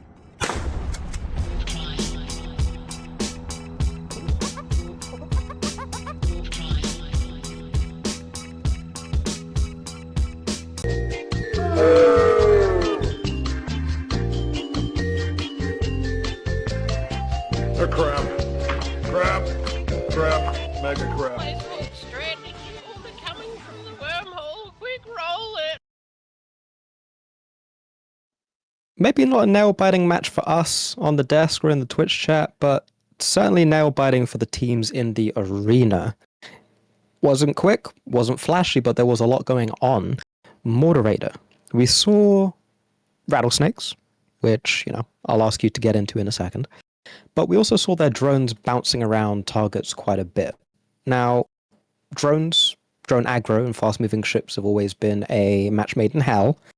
Could you talk us through how drone aggro works in EVE Online? Yeah, so the quick and dirty is that combat drones, basically two categories. You have your sentries, which are completely immobile, and they just sit. They're basically turrets, and they shoot at range. They're like a tower defense game, essentially. Then you've got your combat mobile drones, which have two modes. One is a propulsion mode, which basically gets them to their target, and then they have an attack mode where they turn their micro warp drive that they have internally off, and then they shoot. So they can only shoot when they're in this mode, and often when you have these very, very, very fast ships, what will happen is the drones will play kind of this like Wile E. Coyote game trying to catch a Roadrunner in the Raptor, where they will zoom in, they'll be like, oh yeah, I'm in range, awesome. But the Raptor is still moving, and by the time that they switch off to their attack mode, a single server tick later, the Raptor's already gone. It's zooming off at like 4,000 kilometers a second, even faster maybe. If it's heating, you're never catching it. So those Raptors survived a long time just being able to kind of tag off a lot of that drone aggro like you were describing, Misty. And then the Orthrus BAP did eventually chew through it, but by that happened, they had already broken through the Augur. They lost their Osprey for it, but once they chewed through that, the Raptors then rushed on to get tackle on these other core ships, and the Rattlesnakes coasted to victory off of that. Now, Bazza, correct me if I'm wrong, but I think the 3 Raptors died about midway through the match. Would you say that's about correct? Yep. Okay. And the Lachesis was alive at this time. Would you say that's about correct as well? Yeah. Okay. How did the Lachesis manage to get himself tackled, given that there were no fast-moving ships on the other team? That is a great question. I think it's possible. I have, having played Control Kite as well, having theory crafted fits for Lachesis, as they were saying on the cast, it's possible it had no cap booster fit and was reliant on the Augur of Survival prop. And when you're running all those damps, it's actually surprisingly cap hungry with prop as well. And of course, you're competing with mid slots for cap, for prop, for damps. So you can either run prop and 6 damps, or you can run prop, cap booster, and 5 damps. So it's possible it didn't have a cap booster. I think the Lachesis dying was sort of the death knell for Voidlings there, because it meant they could no longer control both Rattlesnakes and prevent either of them from getting their drones assigned. But I also think it's a really interesting comp from Rote there, because they've got 138 points tied up in those 2 Rattlesnakes, which means you've got 7 minutes of a match, and if you can't kill either of those Rattlesnakes, and you bring a low DPS comp, which this Control Kite was, you're going to struggle. You have to lose very little to actually be behind on points. So you have to be able to deal with one of those Rattlesnakes, or you're not going to get the luxury of going to overtime and getting an extra 6 or 8 minutes, whatever it is, effectively to deal with the Rattles. So yeah, interesting. Real quick, Basil, what's the maths on 138 divided by 2? 69. It's a very nice number. Nice. All right. So next match is 2/16 versus no numbers. I believe this is now into the winners bracket matches for a little bit. So if these teams do lose, they aren't dropping out. They are just dropping down into the hell bracket that we've just been in. Moderator, 2/16. What bans do they have? Yeah, so 2/16 has gone for a lot of the control bans, hitting at the Sleipnir first in a rush, but then hitting at Arbitrator Curse basically says, we don't want to deal with any sort of tracking disruption whatsoever. And then they've gotten rid of a Loki, which can be flexed into these armor comps like we saw out of Lazy Piglet's Tuskers, or again, the classic Ham Rush. Something to note here is that we see that the Barghest is banned by no numbers. And part of the issue you do actually run into with these long-range scrams, right, which the Barghest does have as a bonus, is that the Lachesis only can really scram out to about 22, like 26 kilometers, depending on whether or not you've got heat under links. So you will get neuted by like a heavy battleship, which is what happened in the last match. You can scram it, but it'll still newt you. You'll go cap dry. The Barghest, it's got enough range on there that it can newt you and keep you at range and play keep away. So I like that ban out of no numbers. I think we've actually seen, Baz, like you did something similar with like a Barghest kite comp in this tournament, didn't you? We did, yeah. So based on scrimming no numbers, I have a vague idea of what they're going to bring, not looking at my other monitor to see whether I'm correct or not. But it may be tricky with the control bands on the other side, Arbitrator, Crucifier, Curse. So we'll have to see if they're able to work around that and what comes out. Okay, and real quick question, Bazza. Did your Barghest comp win? It did win one match, I think. Yeah, it did. Okay, that wasn't the confidence I was looking for from it went the desk. 1-on-1. It went 1-on-1. It went 1-on-1. We lost the 2/16. Okay, so they've got history of beating Barghests. Okay. But it was close. It was close-ish. It's all good. Okay, Nearly. Cat. Chat. The cat is real. The cat is very real. Yeah, I will lift him up to the camera for you. His name is Atlas.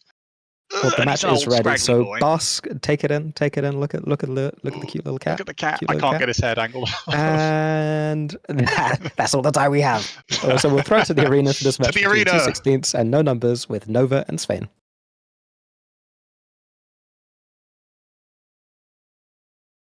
Welcome back to the arena. I'm Nova Terran, joined here by Sven Blot for this match between 2/16 and No Numbers. 2/16 showing up with modified gun spam, I'd say. Just a vigil on that low end to help for application, but otherwise, pretty standard. What are we seeing from No Numbers? Brought sort of an armor control. They have that Geddon, which will be really good against Octo, or Cinco, whatever, numbers, but gun spam. But they have no weapon disruption, so those Phraseology might be in some serious danger. Yeah, I'm definitely worried that they might get torn apart right away if they're able to apply to it, and that vigil is really going to help as well. So we'll see. Worried for these Deacons. That's what I'm looking at right at the start of the match. But as things get underway here, yeah, Deacon is the first primary. Slave Matt going into armor. They're holding. Nice. Yeah, not taking too much damage here. I think they're not really applying. They're kind of pulling away this gun spam, so they're not really applying super well. Deacons have already started pull range too. It's also interesting to note here the sort of mixed approach here for these battleships from the No Numbers side. Typhoon Fleet issue, I have confirmed that is rapid heavies on it, and then supported by an Armageddon with no guns, no missiles. It is full newt on that thing, so that's a lot of heavy E-War, but interesting to see it being paired together with those rapid heavy clips. To me, my read on this is they expected the Octo, and they thought we need to bring a lot of newts and some amount of damage, and that's what the Typhoon Fleet's doing. They have the two util high newts plus the damage plus the extra newts from that Geddon to turn off Octo. Looks like the first target that Typhoon Fleet issue of Ethel Inkara is going to go after is the Omen of Giano. Getting chunked a little bit, but being held up perfectly fine by the Oneros for now. Let's see if they continue firing at them. Yeah, and they're going to continue going after, spending the full first clip, it looks like, most probably. It's going to be really hard to kill one of these gun spam ships unless it's tackled, neuted, you're able to pressure Logi with newts. Looks like they've stopped shooting, maybe gone on reload. Yeah, that could be. And, you know, it's interesting because when we see a Kingslayer with these rapid heavy missile launchers, I would be really worried for them at this point when they haven't managed to break through anything. But because they have that full newt Armageddon, they're just sitting there, and the longer the match goes on, the less and less cap that the 2/16 side is going to have to work with. And now their Mauler getting chunked a little bit, but still really not much damage of anything going on to the No Number side here. Are taking a surprising amount of damage, given that it's such a tanky ship. Would not be surprised if it's running some active hardeners, and those are not being able to be run. It looked like the Typhoon Fleet issue might have just caught them on their own. I'm not sure, though, if the Mauler was capped dry from the Armageddon plus Typhoon Fleet at that point, so it could be that their prop was just shut off and now they are well and truly caught. But that is definitely a rough one, and so many ships from the mid-end for the 2/16 side now are likely running very low on cap, and it's going to make it so hard to keep this Mauler alive, as well as the rest of their comp, I'd say. But still, it's not a super high damage comp from No Numbers. It's really just that Typhoon Fleet issue with the bulk of the DPS, so they're very reliant on that to break through something, and that's going to take a while here. I like their positioning from this No Numbers team, though. They have the Typhoon kind of going out and doing damage, and then they have the Geddon staying back with their Logi, with the rest of the back end, and protecting. So they kind of have the offensive defense. Yeah, Deacon's doing a good job of staying out of trouble, I'd say, as well. They're really focused on keeping their transversal up and staying just close enough to one another, but also close enough that they can dive in and help their team if a significant chunk of DPS started to come on them. It does look like the Vexer now, though, is taking some pressure. I don't know if the Deacons are quite there yet, so I think they're going to see if they can get over and help him out. Yeah, that Vexer dived the Oneros, got in tackle on it, and all of this gunspan had turned and started shooting him. Now he's running away, dropping tackle, but he might still go down here. Yeah, Deacon's burned in so hard to try to get those reps in the Vexer in time, and I do think they are starting to land them, but now getting a little bit separated as well as a cloud of drones follows up on the Vexer. Oh, it's so much DPS all of a sudden coming into that team, but I do think the Vexer is holding. Impressive stuff. Yeah, though the Oneros is now free, Typhoon has ditched the Mauler and started burning for the Oneros. I think he's going to go down here. Yeah, I mean, yeah, great catch there. Getting that grapple on as well is going to make it a little bit easier to continue to apply to. But clawing back some armor HP there, and the speed has kept up pretty well. Might be falling off now, though. I think they're just running a little cap dry now on the Oneros into Hull. They need that ship to stay alive so badly. Yeah, the Deacon of Young Renegade was also dropping pretty low, starting to recover now. Once you get your speed up, start getting some transversal, it's going to be really hard for this gun spam to hit you at such close range. It looks like multiple ships from that gun spam really did try to dive to apply as much damage to those Deacons as possible. We have Vigil coming in at this point as well. Omen, Zealot, Mauler, all trying to pressure this Logi pair. And yeah, the Oneros, though, going down, they really need to find a kill here fast. This other Deacon going pretty low. Not a ton of transversal at the moment, but he's kind of holding a half armor. They're on a timer, though, with no logic. Exactly. Kind of holding is sort of enough here. Even if they do slowly break, I think they can likely get enough advantage off of this as possible. Like, just check out the size of that control bar as well. Like, these heavy newts are not letting up this entire time. All of these ships, I think, are running so cap dry, and it's definitely hamstringing their ability to be effective here in the arena. Yeah, even if one of these Deacons does go down, the top end of Geddon Typhoon Fleet might just be able to control them enough to pull out the win, but it might not even come to that. There's some good transversal matching going on here as well from the 216th side as they do try to apply to these Deacons, but wow, clawing back all of the armor HP now as well. That Logi duo from the No Numbers side, absolutely amazing gameplay going on from them. Keeping up their team at all the right times, keeping each other up. They've been so aware at every point. We were looking at them right at the beginning, making sure they didn't get volleyed, but every bit of positioning they've done has just been excellent, I'd say, and there's very little application help outside of this one Vigil. That's not enough to kill these Deacons. Yeah, it's really rough from this 2x16 comp where they got both the Deacons pretty low, got the Vexo really low. Typhoon was into half armor, and now it's getting fairly low. But I'd be surprised if it goes down, just because the Deacons can now come back in, top it up. Really rough that they're able to push things in low, but not finish them off. Typhoon Fleet issue taking an absolute pounding as well. There is still a good chunk of DPS left. I mean, if you look at the attack bars, their potential DPS is still higher here from the 216th side, with only one real DPS ship having gone down. Ethel Inkura trying to tank their best now in the Typhoon Fleet, and they need that Deacon help as well. They're burning on over. They're going to get those reps on, and I think they'll survive, but it's still looking a little hairy here. Yeah, all of these ships remaining are laser ships, so reactive can spool very well. And we're out of time.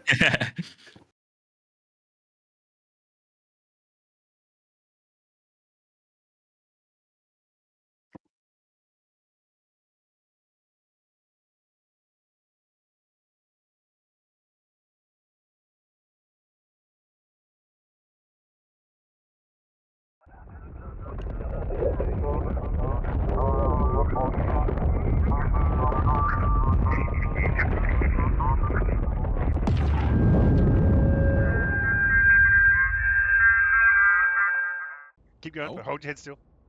Oh, yeah, okay, sorry. Let me go right here. All right. You don't need none of that. All you need is a mutaplasmin for the old ballistic control, and then you need some T2 ballistic control. And then all you got to do is roll those bad boys and them some bitches, and then you're going to get yourself a better version, and it's cheap as brother, I have rolled so many T2. And when you die, people think, oh, he had abyssals on that. Oh, my God, I bet he's fancy as hell. They all think that, and you know what? A lot of times they're wrong, but it doesn't matter because perception is.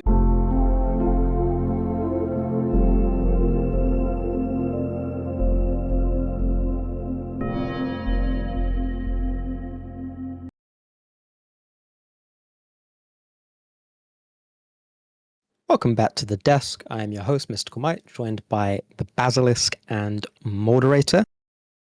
Another exciting match, and a couple things that I think Twitch chat would really like us to expand on. Bazza. This was a fairly slow start from No Numbers, but you said that they were playing it really well. What smart moves did No Numbers make? I think just as you land on grid, you obviously don't have much time to analyze your composition, the enemy composition, how you want to play it, how the different parts of those two compositions are going to interact with each other. And I think No Numbers did really well to recognize that they could push the Foon forward and apply pressure that way, but keep the Geddon in kind of reserve and just apply cap pressure at a distance. So don't send the Geddon in too hastily because it may free up something to come in and start applying webs or newts or other pressure to your Logi frigates. So they sort of played it slowly, played it fairly compact on the back end. And in the end, the cap pressure on the 2x16th time built up to a level where the Brutix was just getting tackled by the Vexor. He wasn't shooting.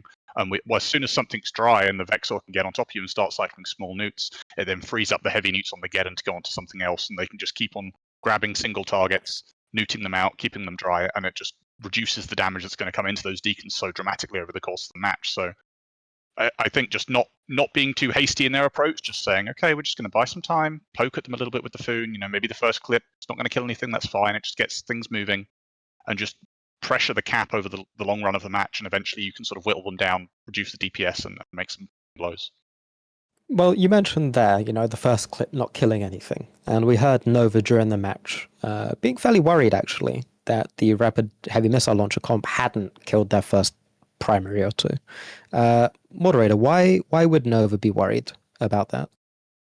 Yes, when you're playing any sort of rapid heavy clip, the Kingslayer composition, right, traditionally is 3 rapid heavy battleships, and that's usually critical mass to kill most cruisers in the game, including logistics too. Cruisers like the Oneros, we saw LW fly in this match. When you have 2, that math starts to get a little bit fuzzier. So that ended up not killing him, but when the Armageddon of Jalfi was able to get those long-range newts on LW, it was essentially what you would call like newt tackled, where you're not able to prop your ship, really, just because you're essentially zeroed on cap, and the only cap you're going to get is when you inject, and then you can cycle your modules maybe for a couple server ticks, and then the next heavy newt is going to hit you, and you're going to be back to 0. But that is really just, it's a bit of a positioning issue on the Oneros. But another positioning issue we see constantly against like these double deacon cores that Nova was talking about is when you're 2/16 and you have only a visual really for control, that was their entirety of the control bar, and you're getting damped right by the Celestis, you're getting these long-range newts. You need some sort of like a webs or something to be able to kill deacons. This is like the classic Achilles heel of any of these medium gun spans is they try to shoot deacons or Thalias for 10 minutes, 7 minutes, and they just can't apply because they're getting damped out because they don't have any webs to slow it down and be able to track. And that was just the slow death by 1,000 paper cuts they suffered against its No Numbers, very just static. Like, it's just a very default comp that they brought, but they executed it perfectly. All right, thank you for that. On to the next match. This is, again, quick turnarounds, quite a few matches to still pack into the last couple of days of this tournament. We have Spooky Action at a distance against Yabby's Baddies. Again, another winner's bracket match. Whoever wins this goes on to face No Numbers in the next match. Moderator, any interesting bans that you're seeing here? These bans to me strike out as like immediately the first 5 are, I'm going to ban every single tracking disruption ship in the game except for the Crucifier Navy issue, which is just like solo boat. It's not even particularly good in this meta. So a Pilgrim ban strikes to me as like being pretty interesting. Clearly, both of these teams have seen something out of each other to say, we hate tracking disruption. We don't want to fight it. I think that makes a lot of sense, actually. If there's Spooky Action at a distance, they're infamous for being very good at that medium turret composition we just saw 2x16th run. But we also see the Talos band. That's not typical Dazzler. We've seen that out of a couple teams, like Piglets, but like Talos band. Why? Like, what is it good against? It's very interesting, especially because usually when you see the ABCs, I think the Oracle has historically been the most favored. So potentially the Talos ban provides like an extra source of hybrid damage that's not laser locked like a lot of these other laser boats that we see in this kind of gun spam type comp.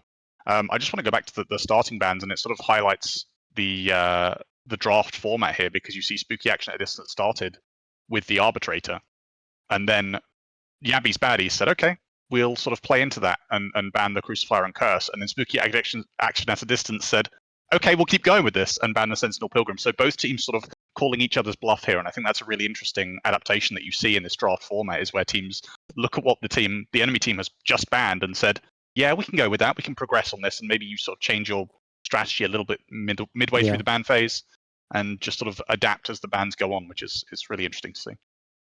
All right, well, let's see what these teams have decided to field. We're going to throw it to the arena with your commentators, Nova and Sven.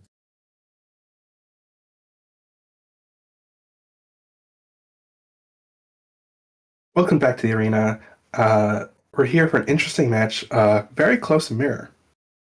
Yeah, it is a really close mirror indeed. If you were worried that you were not going to be seeing much more gun spam today after that last match, well, don't worry. These teams both have you covered. Spooky Action at a Distance showing up with actually double command ship core. They're heading off against one command ship, but 2 other battle cruisers. But yeah, a little bit more electronic warfare going on here for Spooky Action. Yabby's Baddies with an additional DPS ship. Yeah, the Vigil and Devoter. So they can apply better and they can hold ships better. We'll see if that makes a difference here. Yeah, and right away, I'm very worried for both of these Executors, and that is the initial target for both teams here. Paint's going off onto both of them, and they're both getting chunked into armor now. Very excited to see who's going to drop first, because that's going to be super critical in this match. Some chip damage coming off into the Astarte as well. Does get webbed right off the bat. Devoter now using that extended range Hick Scram goes after the Astarte of Michael from the Yabby's Baddie side, but it looks like damage is not falling onto them nearly as quickly. It's still, both Executors are what's under pressure here.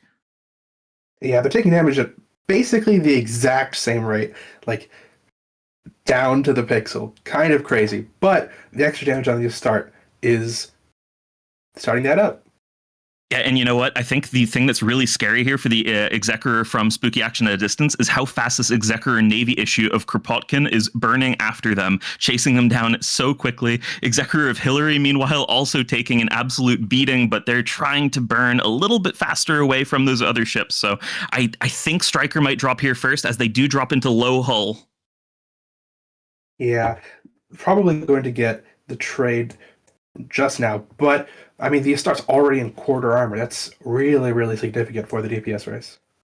That is super significant indeed. If they lose that, it's going to, I think, likely start a snowball effect here for Yabby's Baddies, taking down that Executor just a couple seconds sooner. That helps a little bit, but yeah, it's really the speed of finding the second target here. Astarte goes down. That's a huge blow to Spooky Action. Now it looks like the Omen of Vergelmir is very well and truly tackled and will die in short order. But yeah, still finding more trades here are Yabby's Baddies onto the Devoter mid-armor. Yeah, once this exec is down, the Vigil kind of doesn't have as much usefulness anymore. So they're down an entire DPS ship for having it, and then that plus just the initial start, like an advantage from just for the trade. Like, I don't know, it's gonna be tough for them.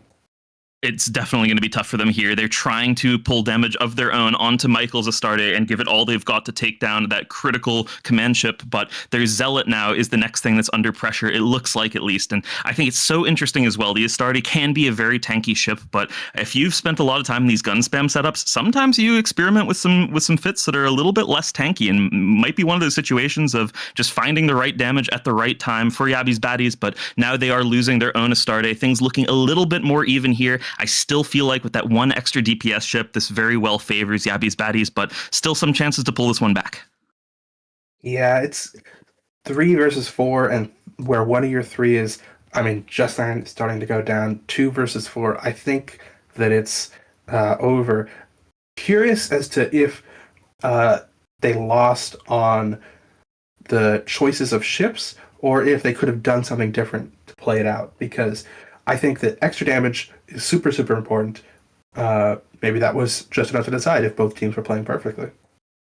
It really looked as well like Yabby's Baddies were starting out with a much more aggressive posture, even almost the way that they were truly burning after that exec, and instead of just trying to rely on the additional tracking bonus to enable them to take it down for the Spooky Action at a Distance side. But now losing the Omen of Tugen, it's going to be Absolution Vigil versus the World. Harbinger of Yabby is still alive, low armor there, and now they're getting started in the Absolution, the one remaining DPS ship here on grid. And I think Yabby's Baddies are locking this one here. Absolutely. Yeah. It's very impressive to win the mirror this many times. Yabby's Baddies have faced this Gunspam mirror over and over and have won it over and over. Yeah, really, really good stuff. And I think funny when you see two teams warp in with a very similar setup, both with the Executor, and both teams go right off the bat at each other's Executor as the Logi there. None of the application problems that we saw for a gun spam in the last match going onto Deacons. No, that Tech 1 Cruiser Logi just has a habit of dying to these medium guns. Both teams' Executor did so, but with finding so much early extra DPS was the Abby's Baddies team here. Absolution of Wild Things is going to be the last DPS ship here for Spooky Action going into Hull now. They're trying to trade back with some forlorn hope onto the exec navy of Kropotkin, saying, hey, yeah, you guys did a great job. We're going to try to make you pay for it with a few remaining armor hit points here, but I think that's all they're going to manage. Yeah, Vigil lining up the bush for the Edge of Glory. Good match. And there we go. We do indeed have an Edge of Glory. I think the Absolution does go down. Normally, Vigil burning off. I don't think they're going to go for any record here. It looks like they're just in the middle of nowhere. And yeah, flying out of the arena is the Vigil. And with that, Yabby's Baddies taking down Spooky Action at a distance. They'll still have a chance in the losers bracket here. But with that, we're passing that one off back to the analyst desk.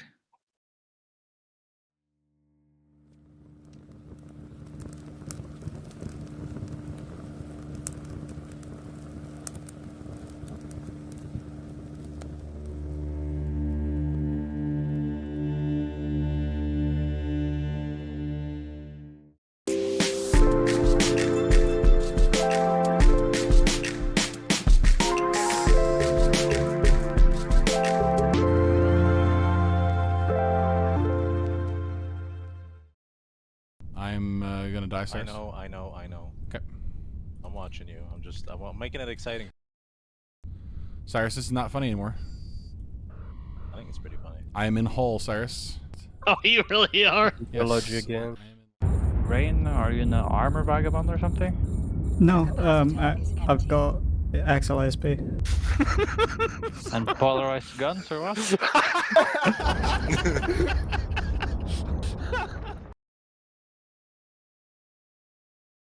Welcome back to the desk. Yabby's Baddies pulling out an amazing win in what was basically a mirror matchup, progressing on to the semi-finals to face up against No Numbers at some point later on. Bazza. Hello. What goes into the thought process behind some of these comps that we see? We saw two different variations of a gun spam, or a Cinco Dad, or whatever you want to call it. Yeah. What's the determining factor between, Astarte Absolution and Astarte Prophecy Navy issue, for example? I think it maybe comes down to, one, the bans in terms of what composition you're going to fly, in terms of sort of broader archetypes. Secondarily, maybe just what the teams have practiced with. Maybe one team says, we prefer this double command ship comp. It does some things better, it does some things worse. We saw the Spooky Action side had a Devoter. Maybe they find particular use in the Hexagram. We've seen a lot of teams commit a ship slot to the Vigil that gives you those paints, that helps you kill the Logi Cruiser a little bit faster. In this scenario, actually, Yabby's Baddies did an excellent job managing to kill the Logi Cruiser first. They found the extra DPS ship helped more in that regard. But it's just, in terms of the archetypes, it's what teams have practiced with, what their fits are, what their composition is set up to do. Obviously, they play broadly the same, but there's slight things that one team might do better than another. It's just sort of personal preference on part of the team captain or the team as a whole. Okay. Really quick, Corey the Ghost in Twitch chat. Yes, if you fly out of the arena, CCP Zealous personally logs in and then /deletes your ship, which is why we don't generally recommend people fly out of the arena, and that's why they die so quickly. Moderator. Sven, during that match, was wondering whether this particular mirror matchup was lost on the draft phase. Do you agree with that? Was there anything that the Spooky Action at a Distance team could have done differently to perhaps win even with one less DPS ship? Yeah, no, this is actually a match that I think is completely go either way.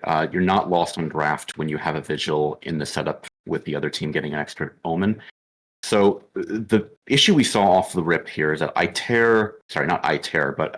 Verdict in the Devoter, you're bringing 27 points for Devoter, and I think that's actually decent eco, because you don't necessarily think of it as a scram ship, but it's less points than the Lachesis, but you can fit like 2 long-range, like essentially scrams, and what needed to happen but didn't was for that to have its scrams go on top of like the Navy Prophecy, like a Harbinger or like a Navy Executor.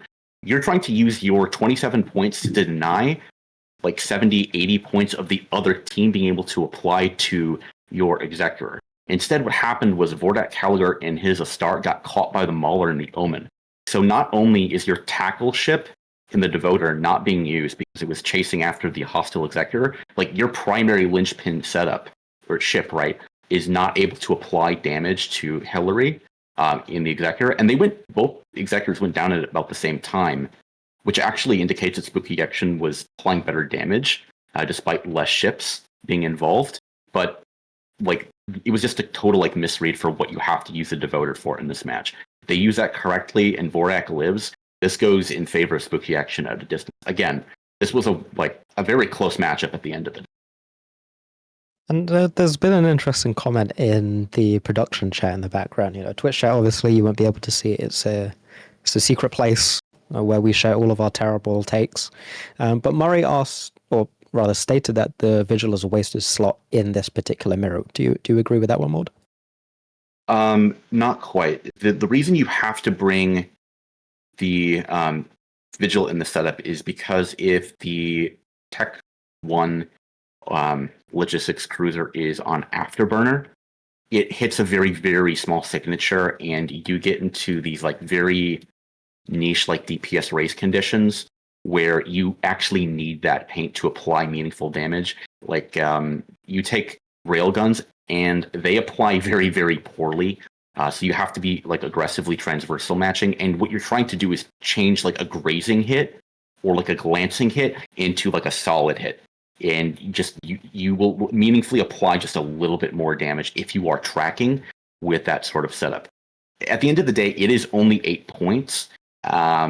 You would maybe want it to be like another Omen, but it has value. It's not a complete like just waste of a ship that you would rather have be in another medium turret like an Omen or a Mauler. Okay. I think there's also potentially value in terms of the mind games between the teams here, where Spooky Action at a distance maybe brought an Octo they think is more generally better by having the Vigil in case the enemy brings Logi frigates. Whereas Yabby's Baddie said, no, we're just going to take the Octo Mirror. We're fine with the Octo Mirror. And they've maybe brought an Octo that's better in the Octo Mirror specifically, predicting that Spooky Action will also opt into the Octo. The mind games that captains potentially play. On that point, there are like known things we can say about this. There are like deliberate Octo comps against each other that are like known to just be like a win on draft or to be very heavily advantaged. The captains of like these teams that are now in like the top 8 are pretty well aware of this, and we're going to see like some Octos that you might think be like solidly in favor of one team just like hard win because of like little fitting differences you can do just in your utility. Okay. We've got a couple minutes, or about a minute and a half before we throw to the next match. These are 2 teams that we've already seen today. Alpha on TQ beat Weef on Volta, and I believe Rage Quit Cancel Scrim beat Only Need One Scrim. So they've already played today, they're coming back. Bazza, really quickly, take a look at all of the bans that we have. Any standing out to you? The Basilisk is obviously my namesake. It's really interesting. It's not a ban we've seen too much so far in the tournament. It is paired alongside the Scimitar. It's interesting they went for the Bazzy first and then banned the Simi after, but that kind of cuts out any sort of shield kites. Generally, the Osprey tends to be used a bit more often in Rush because it doesn't really have the staying power that the Simi or the Bazzy do.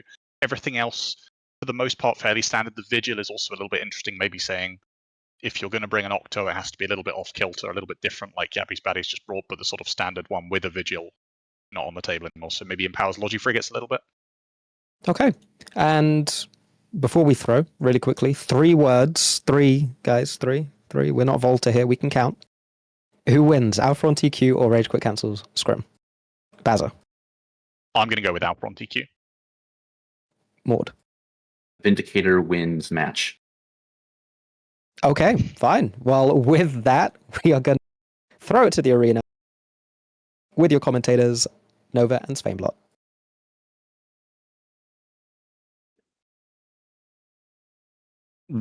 Welcome back to the arena. I'm Nova, joined by Sven, and Vindicator wins match, but which one? Alpha on TQ, showing up with a Vindy, Guardian, Curse for some interesting E-War, but double Purifier rounding at the low end. What are we seeing from Rage Quit, Sven? Yeah, they also have that Vindy, but they're more focused on ECM rather than this Curse. They also have two Triglavian DPS ships, so they might be suffering under the Curse, but they will be able to pressure the low end of Rage Quit more easily. Yeah, if they don't get neuted out, I think those Triglavian ships on the low end might have a field day tearing into the backline of these Purifiers here, but we will see how it goes as things get underway here. Both teams looking to hold range early on, keeping their squishier ships towards the back. Very smart here. They don't want anything to get in range of a Vindicator outside of probably their own Vindicator. I could imagine we're going to have a bit of an honor brawl here in the middle of the arena, just with a myriad of different E-War effects raining onto the other ships. Yeah, if the Vindicators do collide, start shooting each other, the Purifier is going to be better at killing the Rage Quit Vindicator. But if these trig ships can then sneak into the backline, start spooling onto these Purifiers, might be able to kill them before they can do any appreciable damage to this debugging the Vindicator. Yeah, if they don't kill those Purifiers, however, they're going to threaten to deal a lot of damage, especially to that Vindicator of Debug, who is well and truly tracking Disrupted at this point, at least. But yeah, now starting to see some first damage go into the Purifier. Chunks through shield, I think armor will be a little more thick, but we'll see what they can manage. Guardians are going to have to keep those Purifiers up, I think. But yeah, it's a lot of ECM just raining through the rest of the team as well. Now some jams coming onto the Vindy. Webs on a Magus, though, however. Debug and the Vindy is being held by this other Vindy. They're both basically immobile, but because of the tracking disruption onto Debug, he's being shot by Dexter, but not able to shoot back. That's true. I do think the Vindy might actually be trying to kill this Magus here instead, but it's indeed that tracking disruption really making it hard to chew through what otherwise would be sort of a sitting duck of a target. Some armor chunks coming through here and there. Guardian of General Hungary, though, is doing a great job of keeping the Magus up. And yeah, I think that Magus now pulling range away. Webb's dropped from Dexter for a bit, so he had the opportunity to go and dive if he wanted to. But that would leave the other Vindy free, so they're kind of forced to stay by each other, just so they don't lose the rest of the comp. Interestingly enough, the Vindy from Alpha on TQ just rammed into the Vindicator of Debug, saying, "Get away from my Magus. I do not want that thing tackled anymore." And I think Kadash Priestess in the Magus is going to get away for it. That is indeed helpful, making sure that those links stay alive as long as is needed. But still, again, damage now stalling, and yeah, this is really an E-War battle. Curse pushing onto this Rage Quit Guardian, being held by the Pawnee for now. He might be able to newt that off. If the Curse can get onto the Guardian, that Vindicator will go down pretty quickly. Oh, Debug is free and burning for General Hungary. Oh yeah, that would be a critical tackle if they are indeed able to find it, though. But General Hungary, it does look like they're realizing in time, is burning away at a sufficient speed to keep it away from the Vindicator of Debug. It looks like tackle is coming back onto Debug as well to further prevent that. But it looks like a Purifier might actually go down here as first blood if Rage Quit are able to put a little more DPS into it. Yeah, the Nurgle just spooling onto that Purifier. Seems like they're keeping their tracking disruption just for the Vindicator, which leaves these trig ships just free to spool and spool and spool. That they are, but still a really good job from these Guardians to keep everything alive in the rest of the comp. Debug, though, taking a chunking here all of a sudden. Attack bar for Alpha on TQ finally getting a little bit up there as damage does come into them. I would imagine that the Guardian should still be able to land enough reps to keep Debug up, but yeah, I think they do need to get these Purifiers off grid, though, to keep them safe. Yeah, it's really dependent on these jams. The jams are what freed Debug in the first place, and if they can get another jam onto this Vindicator, save some of the damage off of it, maybe jam the other Purifier, that'll be really, really helpful, just keeping their linchpin of their comp, the Vindy, alive. Debug has entered Hull here, shockingly enough, and they really need it to stay alive. One of the purifiers falling means it'll be that much easier to keep them up, but there is a lot of newt pressure and all these E-War effects still holding down Debug, saying our plan here is to kill your Vindy right here, right now. If they do kill it, I think Alpha on TQ will simply win off of it. But it's looking really tough here as the second purifier is also under a lot of pressure. Yeah, the Rage Quit Guardian is being neutered by this curse. Pawnee's trying to hold it, but it just gets neutered out by the curse. The curse moonwalks away, dives the Guardian again, repeatedly. Seems like the newt pressure, though intermittent, might just be enough to kill this Vindicator. Yeah, that curse doing an awesome job keeping reps really low here from Nitor's Guardian, and they need every available bit of capacity they can. But another purifier dropping, but so does Debug's Vindicator going down. And I think with it, that's also the hopes for Rage Quit Cancel Scrims here. They do not have DPS with that Vindicator gone. The rest of their comp, yeah, you have a couple trig guns on the low end. That's not going to be enough to break through this Guardian. Yeah, the Guardian is now solidly cut by this curse. Not necessarily tackled by the curse, but held nonetheless just for the pressure of the newts turning off the prop mod. With the Vindy nothing holding it anymore, it can just walk around and just kill ships one by one.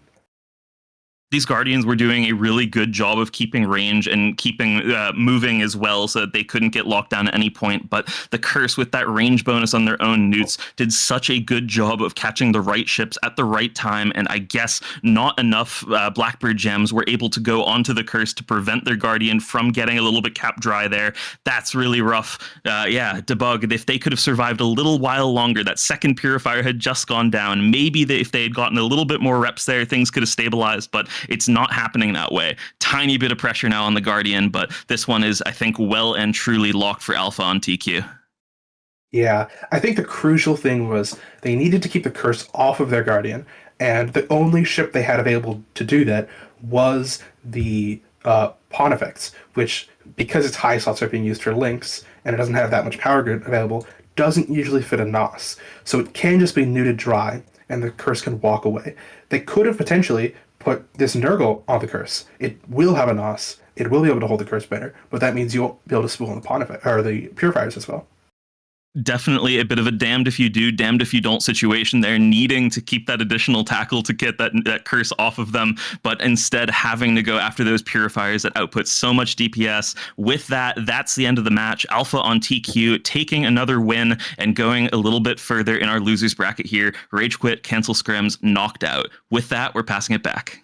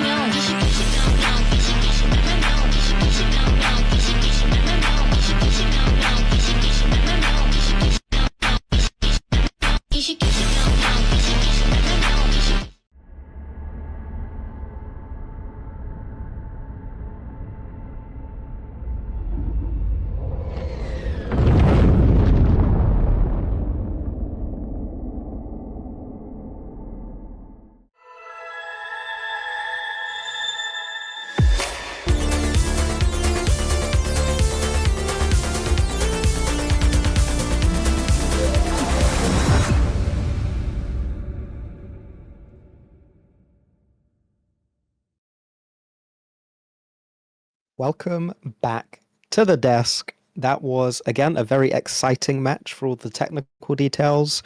Not necessarily the most explosive or flashy match that we've seen, you know, a points win with, I think, 2 or 3 ships dead in total. Thankfully, and I can say this happily, cowards never win. ECM users out.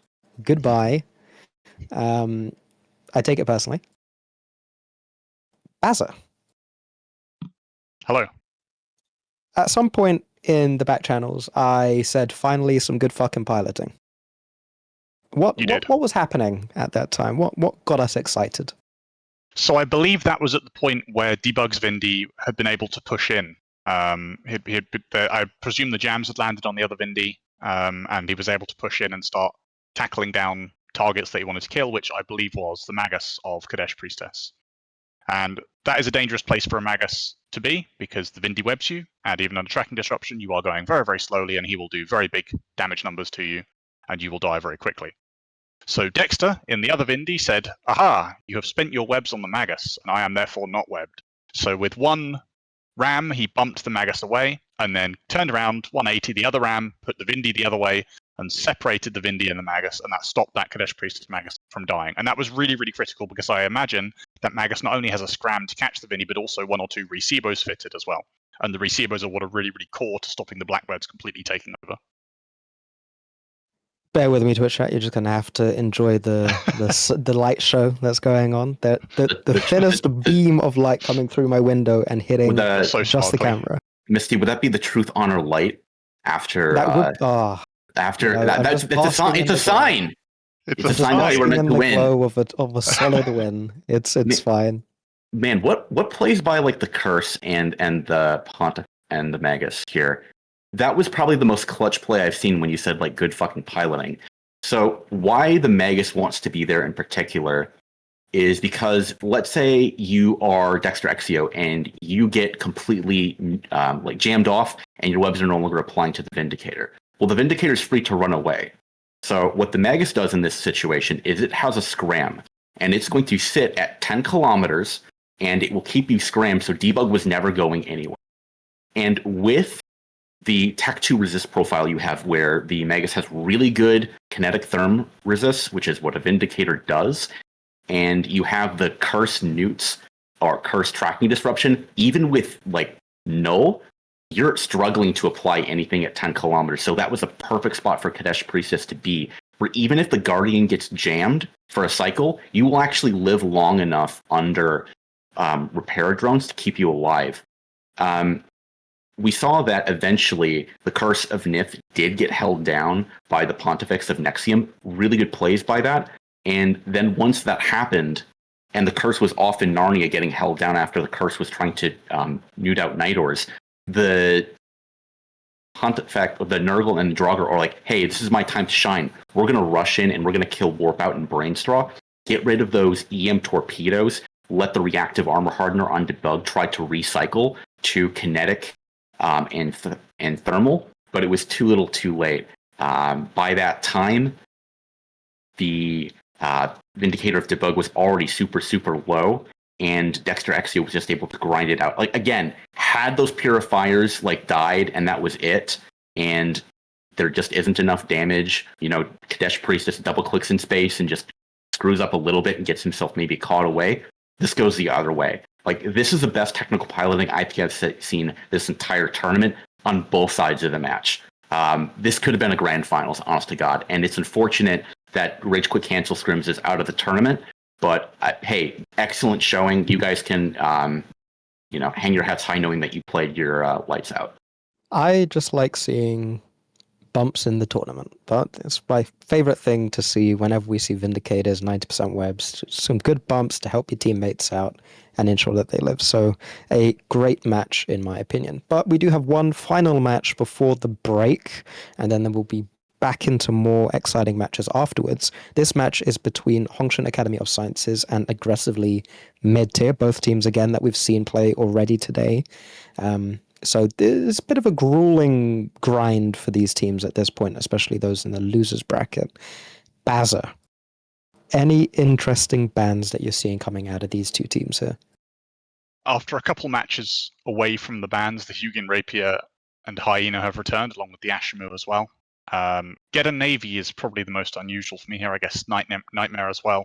But Get a Navy, quite expensive in this format. It was very, very strong in the AT for the last couple of years, but I believe it's 65 points in this format, and if you use it as a full nuke boat, you don't get much more than a Geddon, and the Kingslayer variant of triple battleship Rapid Heavies is not really feasible with the points costs and the whole format in general. So Get a Navy, not particularly heavily used, so interesting to see that one gone, but I guess it's in combination with the Tech 1 Geddon, you're saying we don't want to see any full nuke battleships. I hate to tell him that the Balgor one still exists, then I suppose. Real quick, one, there's no Gambit. Twitch chat is rioting. Please open up the Gambit. Number 2, 4 words or less. Yeah. 4 this time. Bazzy, who's going to win? I'm going to go for Hongshan Academy of Sciences. Takes up all 4 words. Okay. And moderator, who's going to win? Rattlesnakes and Raptors Ram. Okay. Well, if the points do open up at some point, you guys can throw your points around based on what these 2 wonderful analysts have suggested. Otherwise, we'll be throwing it to the arena with your commentators, Nova and Svein.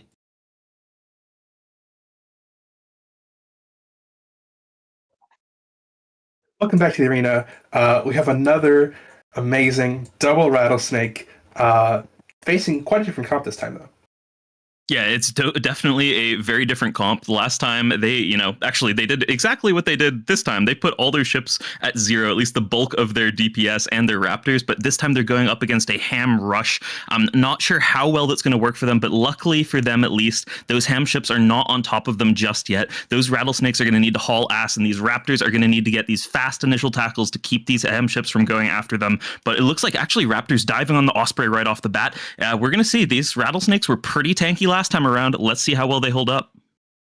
Yeah, they cut the Osprey basically instantly, which is good. Starting to shoot it, but yeah, they're starting to shoot this rattle. We'll see if it can tank. They're probably not indefinitely, but they're probably just going to be pushing through enough DPS that it can survive what's remaining. Yeah, they looked really beefy last time, but it was a lot less DPS coming into them then. But they do take down an Osprey first. That's a good start at least. But really good job, I think, here from both teams, actually. I was going to say aggressively mid-tier, taking out the initial trade. But Hongshan Academy have both of these rattlesnakes locked down. If they pile all their DPS onto one of them, the second one is not going to be able to get away. Meaning, if they take one down, they're already on to the next. And I love that for them here. Tholos now, next target from aggressively mid-tier, taking it down quickly. Thing that's key, I think, is that the Rote Osprey is basically untouched. He has a lot of EC welts on him, but besides that, he's not being... now the Flycatcher's diving for him, but this Rattle's starting to die, but if it can just hold a little bit longer for the Cyclone to die, it might just tank with this Osprey wrapping it. And I like what they're doing as well with their Raptors. They're splitting them up for different purposes here. One is going to help their Osprey and just sort of burn around, keep that Flycatcher at bay. And the others are in the thick of things, tackling things down at the right moments here. A lot of DPS coming into the Cyclone, and I think this Ham Rush might be falling apart. They're doing everything they can to put DPS into the Rattlesnake, into the Raptor, but I think they're going to lose another ship even before this Rattlesnake goes down. Keeping that Osprey alive here, so critical for aggressively mid-tier, and they're making work of every single hit point that they get out of that thing. Yeah, what's really critical is if the Osprey is unjammed. It has an entire cloud of EC300s, EC600s, but I think with the Osprey unjammed, the Rattle tanks, when the jams land, it starts to bleed armor, bleed hull. But the luck of the draw, it survived. It didn't get jammed just long enough for that Cyclone to die. I think now the Rattle start to pull back. Yeah, I can imagine that is indeed the case, but it's so hard. They're trying to chew through these last few points of shield to break further through hull, but losing more and more DPS ships here are our red team. And I think they might take down the Osprey now. They need it to go down at some point at least, but they're going to lose their own Navy Osprey for it. And then they're going to have only 2 relevant DPS ships left for the rest of the match. They do trade here, Osprey for Navy Osprey, but again, this looks like it favors aggressively mid-tier. Beautiful stuff with these Rattles holding up. Yeah, I mean, that's what that Osprey is basically for, right? You have these Rattles as the core of your comp. The Ospreys, the Stork, the Raptors, they're basically just there to trade out the enemy team so that your Rattles can carry you to victory. One thing I think it's important to note is these Rattles appear to be non-ancillary shield boosters, probably Tech 2 shield boosters. So they're able to just keep repping, less burst output, but in a situation like this where you're taking damage for quite a long time, not being ancil is definitely an advantage.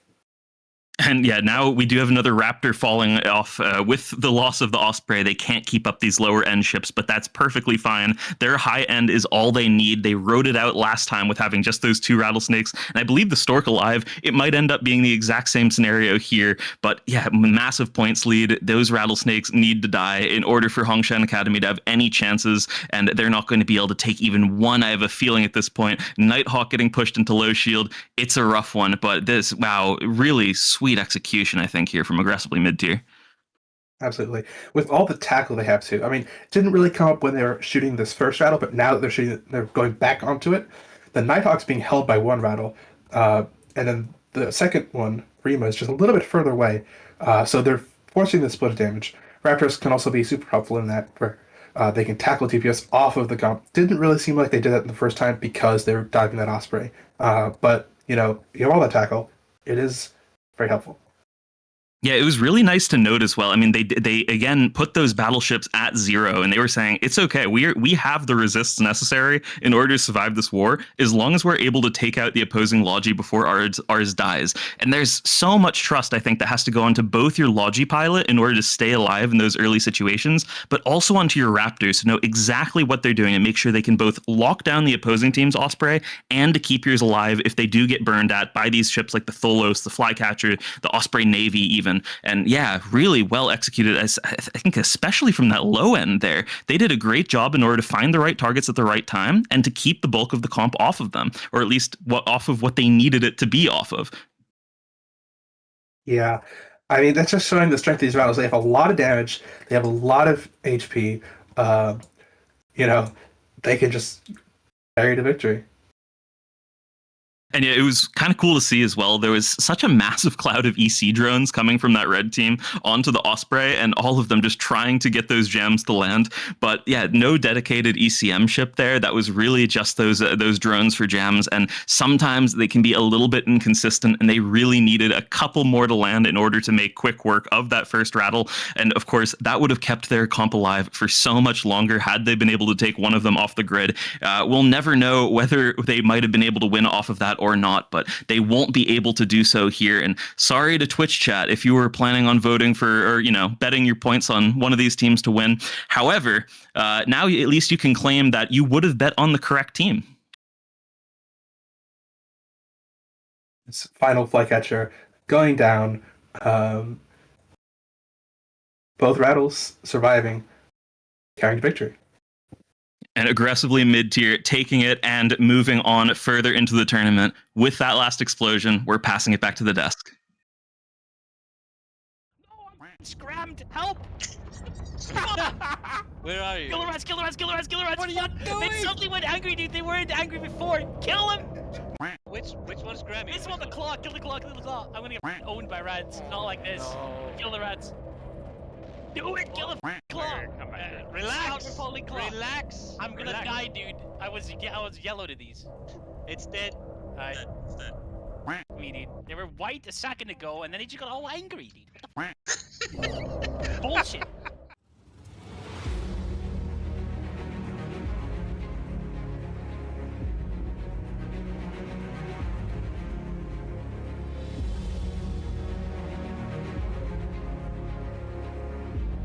Rainbow Fairplay includes 4, mate. I've got a fucking Lader, I've got a Galente, and I've got an MR, and I've got an extra slot. Did you seriously wanted to know if you need a prop mod? I have fucking 6 mids! Once they take one rattle down, they can immediately move on to the next. Ever the optimist, Nova. I wouldn't say that was close at all. He still had 60% structure left at the end of that match. Maud.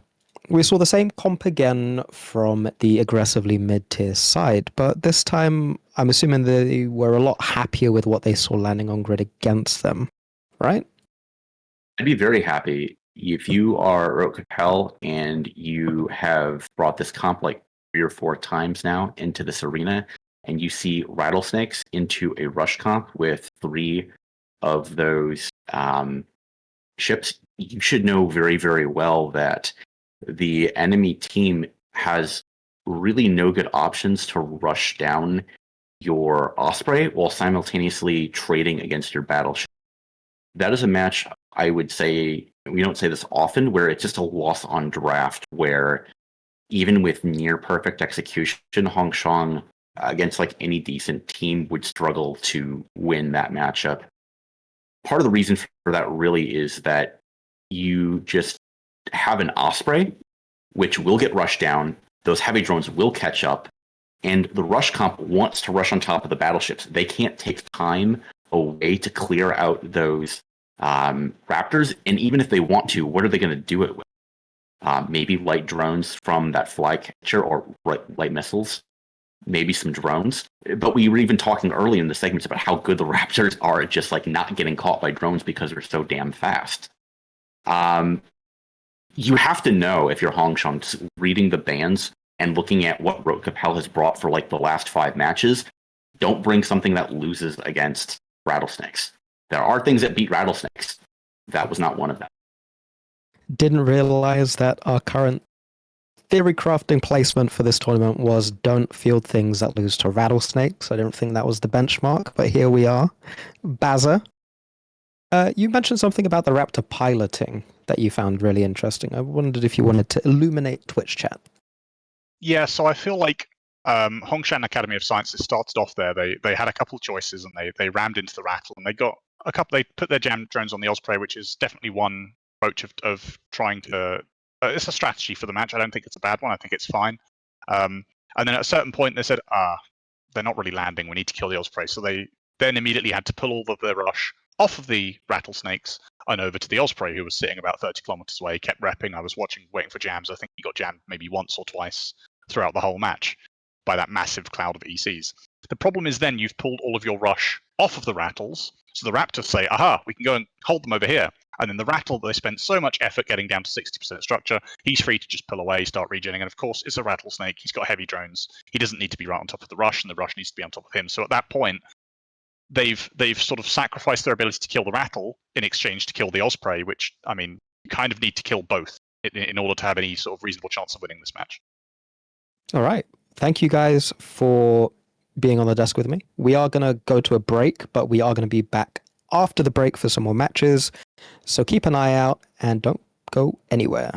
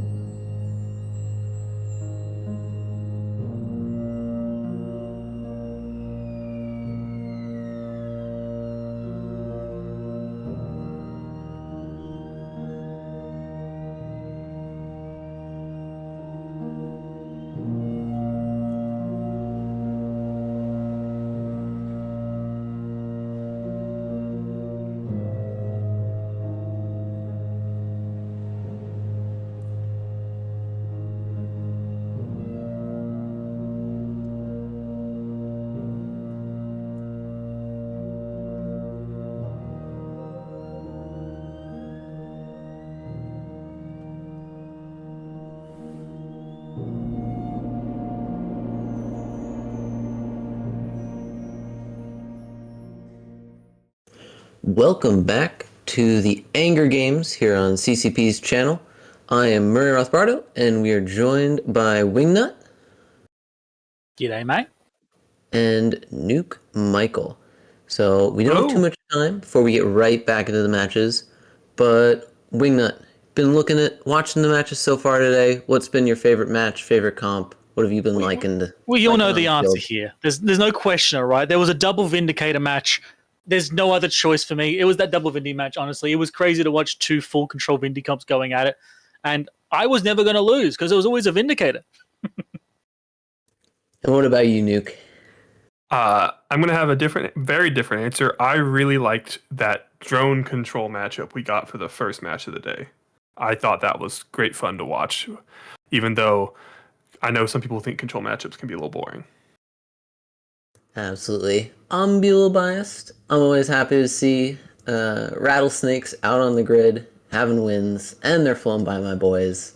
So definitely a lovely combination there.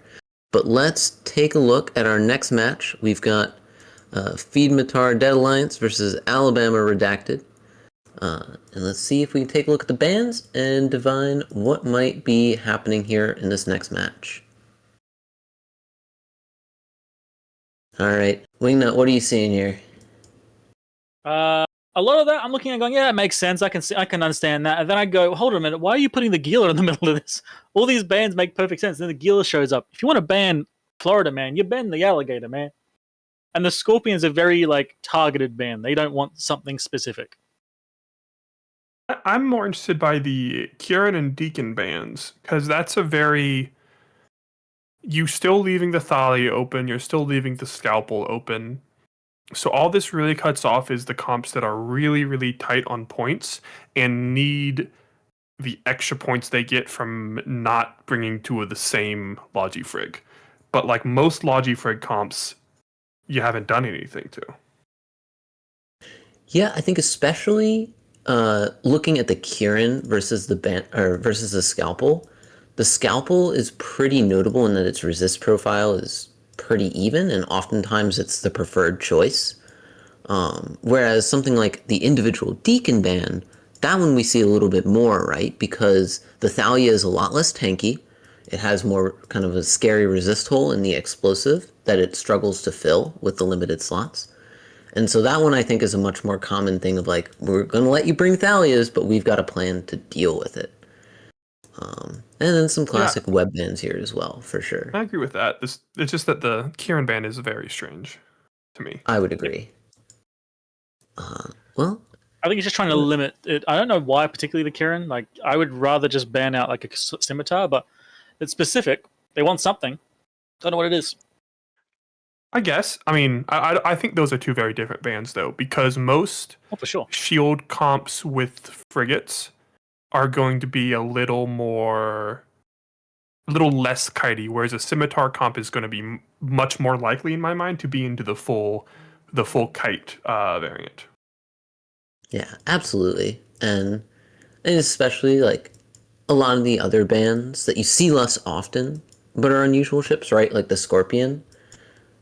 It's pretty rare that you want to ban the Scorpion, but at the same time, things where Scorpion is dangerous to you, there's often not really a good replacement. The Widow is way too expensive to be a comparison, and for other jam ships, they just lack that pile of EHP that allows a jam ship to act as a taunt instead of just a kind of long-range E-War poke at you kind of deal. But I don't know if I'd really describe a Scorp as a pile of EHP, though. Like, an armor Scorp is really not that tanky. and when it comes to like Scorpions as well, perfectly. When it comes to Scorpions and ECM comps, we've also seen them less be EHP and more be as far away as they can be. Like trying to beacon bounce as much as possible, for instance. They don't do what the Widow does and just sits there and be tanky, or tries to. I think... I don't know. I feel like if I wanted to bring an ECM comp, so many of the ECA comps are just Blackbird based that they're just like, okay, you just told me you don't like ECM and I have these two Blackbirds. Yeah, what's the plan? Well, let's see. Well, based on this, who are you thinking? Who do you think can pull out this match? Twitch chat's pretty even. They don't have strong feelings on the matter. Also pretty even because there's bans on both sides I don't like. I don't think either of these teams is a standout head and shoulders above the other in terms of piloting skill. I think they're evenly matched there as well. But if I had to pick, I think I'm gonna go with Feed Matar. Yeah, I'd say that's reasonable. I will say, I've liked. There's been one or two showings from Alabama Redacted that I've really liked, so maybe there's enough variance there that they can do something fancy. So I'll place my money on them for now. What about you, Wingnut? Well, unfortunately, because I'm the last one in this particular order, I have to be the guy on the other side of the coin. So I'm going to go for Alabama Reloaded there. But to be honest, I don't have strong feelings either direction because the bans don't say anything to me. I can't remember the previous matches, I'm not going to lie. So I'm just hoping and praying that suddenly the Bama boys can take the win. You see, you do remember at least one Alabama Redacted match, but the only thing you remember is CCP Jotuns and Deebs really laying on the accent. Oh, right. Oh, no. I tried to repress that. I'm not going to lie.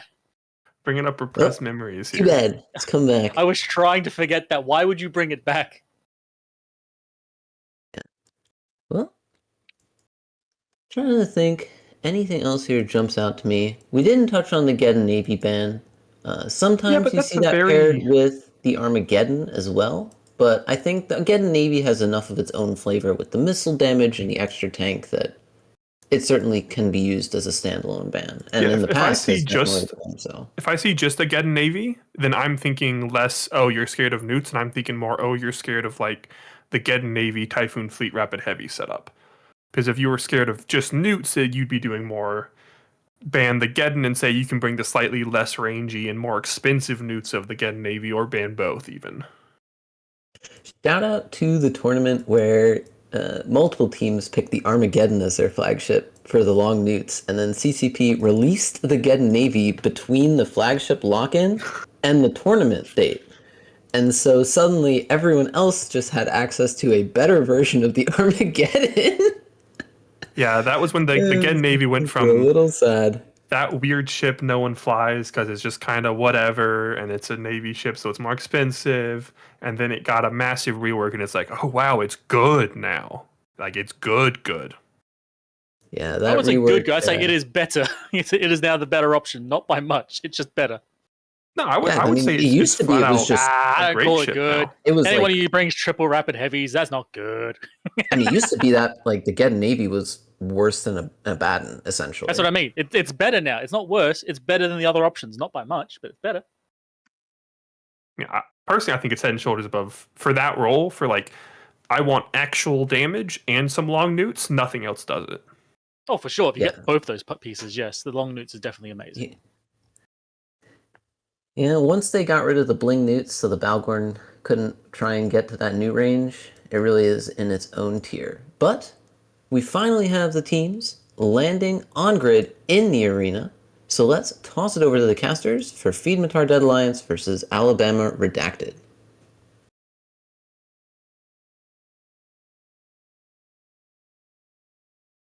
Hello everybody, I'm Regiator here with Q Kappa for this match between Feedmatar Dead Alliance and Alabama Redacted. Feedmatar here with a bit of a controlled ad setup with the double failures in the end. Q, what have Alabama brought? Alabama have a Bargus double Orthrus Maulus, so a rapid heavy, rapid light combo, probably designed to kill those Talias, and that's why they banned the Deacon. Talias will be easier to kill. That's true, Most but of they're the going to be time. hard to kill. Yeah, but there is a Sentinel there and a Caries that's going to really neutralize that power to project with that kite. Yeah, we'll see how it goes, because the blue team does also have a Maulus on their side.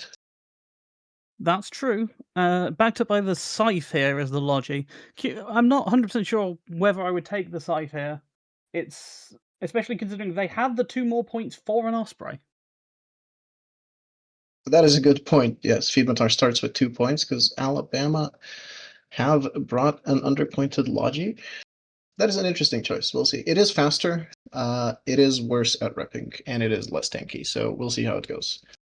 Match is about to begin. Links are going up. It's going to be interesting to see whether the dad team here decide to push in with those 2 command ships and that Devota, try and tackle something down. Because they do have the control. They will have to. They are massively outranged. That's true. Or should be, at least. Yeah, that team is pushing in. You called it. Yeah, they have the control advantage as well. So, although that Sentinel's getting hit hard off the back, that Rapid Heavies and Rapid Lights, plus a lot of target painters, is going to make that thing bloom up massively. Yeah, both Orthruses are being guidance disrupted, but the Bargast and the Jackdaw are not, so there's still a lot of application left on field here. It looks like that Sentinel is actually Afterburner fit, so it's not getting that Sig Bloom off the 5MN micro warp drive that I think they would have hoped for. Oh, it's actually not a dad. Those are Blaster and Pulse on the command ships here. This is actually a close range command ship. That is an interesting choice. The Devoter, it did get tackle on the Bargast just now. If the Astarte and Absolution turn towards it, but Bargast is not the tankiest ship if you have a Scythe for a Logi and a Blaster Astarte on top of you. A Blaster Astarte can reach like 1400 DPS. Yeah, and nothing. They're not. There's no counter tackle from the side of Alabama here. They're not using the long range scram bonus that you have on the Barghest and Orpheruses, maybe in favor of tackle. That Sentinel is taking more damage still. It's getting kind of low. The Jackdaw has got close, so it can apply a bit better. Actually, the Sentinel's actually in loot range of the Maulers here, so it is knife fighting right now. This is true, but it's still applying those GDs to the Orthruses, and this is why they're, I assume, not focusing, trying to kill the Logi. The Sentinel's holding, Barghest is not. This is... I struggle to see how this is going to be a close match after the Barghest falls, so... Yeah, they really need to start applying those rapid lights onto the Falliers, try and blap those out the sky between the Falliers and the Jackdaw. They do have the ability to do it, but instead they're going onto the Carries, maybe giving them the ability to project a bit more easily.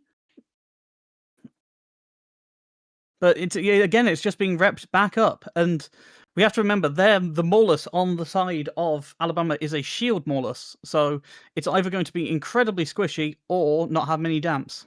The Maulus is currently damped by the carries, which lets the Sentinel do whatever it wants. That's why they're trying to get rid of the carries. If they get rid of the carries, Maulus can damp the Sentinel. But the Barghest is in armor, so you're trading a carries for a Barghest. I'd take that. You might not even be trading carries. It's repping back up, but yeah, that Barghest is about to go down. The blasters and pulses off those command ships are just punching into those, into that hull. It's taking a while. It does have quite a bit of hull, and I imagine it's got a damage control. Those Talias are doing an excellent job keeping each other and the frigates alive. And Barghest down. We'll see if Thalia will go down here. It depends. Oh, looks like Orthruses have clipped. I do not see any missiles from them. So they're currently in reload. Some are still landing on it, but that might just be the Jackdaws.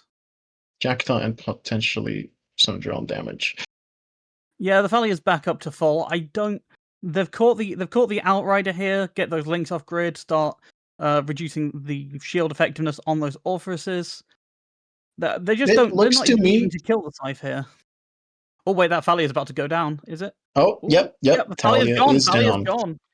But is it too little, too late?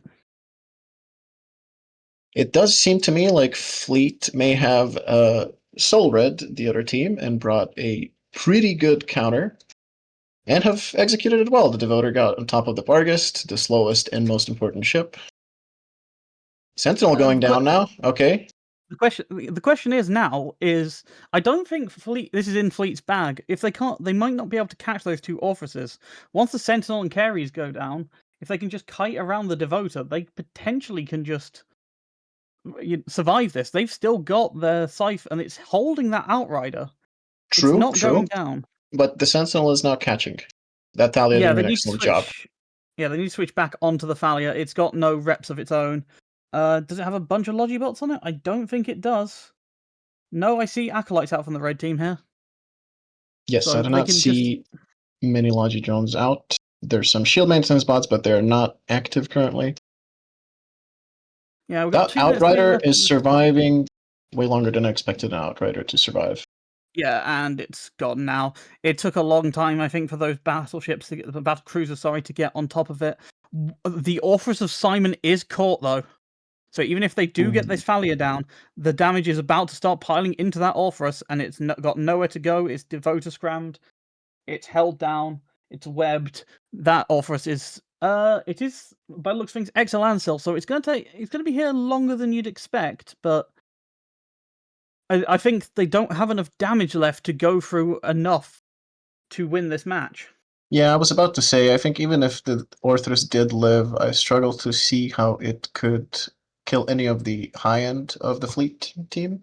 The Devoter, Absolution, Astarte are all really tanky ships. And Orthruses, well, very scary for frigates. They'll only do about 500 DPS each for, 35 to 45 seconds that they get to shoot until they hit especially. Reload.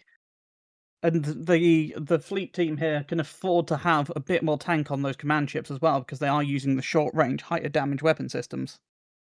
Yeah, there's more fitting them. Exactly. The Scythe's now going down, and everything is falling apart for Alabama here. Well played by Fleet. We still got a minute left. However, I don't think they have the damage left to kill anything.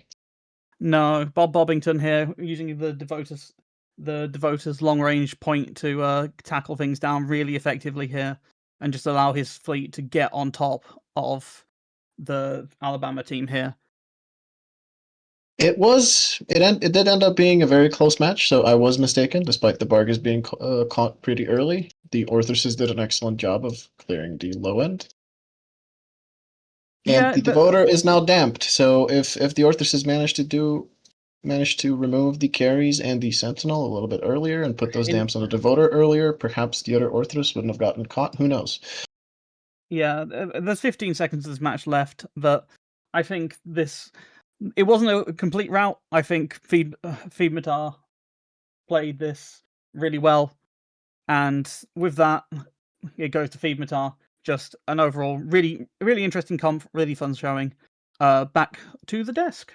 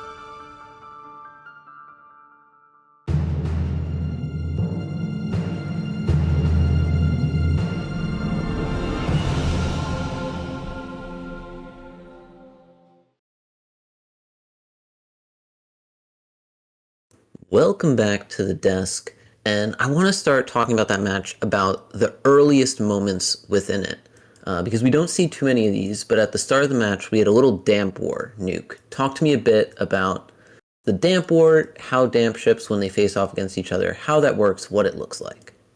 So you'll see this happen. It happens relatively frequently when you have, right at the very start, the very early damp war. The Maulus tends to be the best at it due to it having a bit lower of a sig than the carries does. So it tends to lock the carries before the carries locks it. And that's what matters in the first moments of the damp war, is who locks first to land that damp. Later on, the carries' native longer lock range will allow it to come in and kind of come in close, land a damp, and pull out, and win the long damp war that way, or in various other manners. But very early on, the Maulus can be the king of the early damp war. But they won it. They did a good job. They got that, and they didn't really do anything with it, because all you need is that one damp on the enemy carries.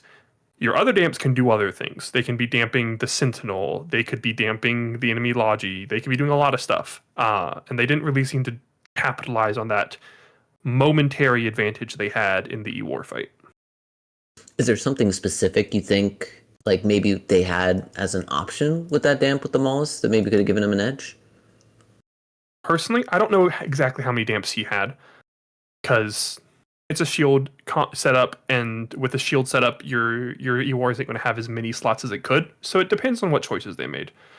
I'm assuming if he only had one other damp, I would have told him, I want you to scan res that second damp, heat it on one of their Logis as we immediately go for the other one, and if they didn't pre-lock each other, then we're killing this Thali immediately.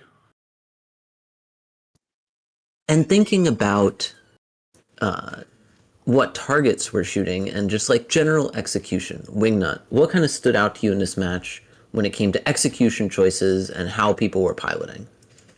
I mean, I kind of did miss the initial target call, but looking at that match, I'm sitting there going, you're in a full fly killer comp and your Bargas got caught. Like, in that situation, like I get that the Devoter's scram is 20k, as we were talking a bit earlier, the Bargas is 21 if you've got a defensive scram. But you've got 3 ships that can do that job. The Orthrus could skate through and get the scram and get back out, you know? If your Bargas is getting tackled in your like kiting missile comp, I feel like you probably haven't practiced with it enough. That should be the last thing that gets tackled. It's almost the linchpin of your comp there. Even got an Orthrus randomly tackled later. Yeah, I saw that, but I was very confused. I guess maybe he got potentially damped or track indeed down to get close, but still, you're in an Orthrus. You should be the slipperiest bastard on the grid. And keep an eye out for the voter. He's not fast, but if you do wander near him, you may be cooked. But let's take a look real quick at our next match, pull up the bands, and see what we're working with.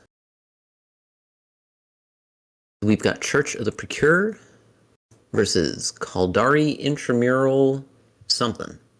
That's all they get. Wow.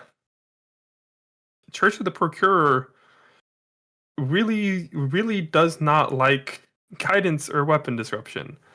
In this church, TDs and GDs are blasphemy and must be purged from the universe, apparently. Where do I get the pamphlet to join this church?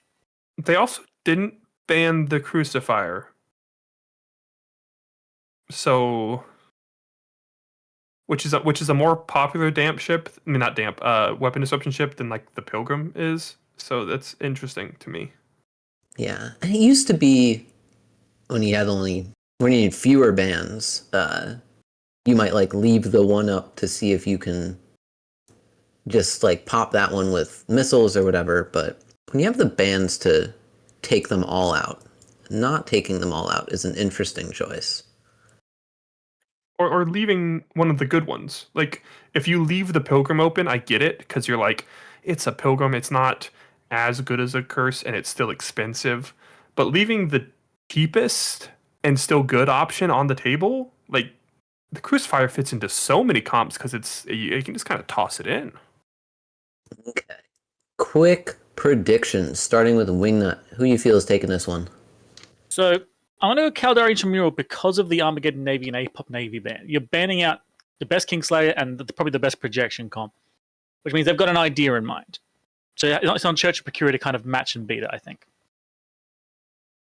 What about you, Nuke? I would also choose Kaldari Intramural Space Law is Complicated debate team. At least someone said it. I'm gonna choose Kaldari because they've brought some sick shit to the grid. So let's show everyone else what they've got here prepared for us by heading over to the arena.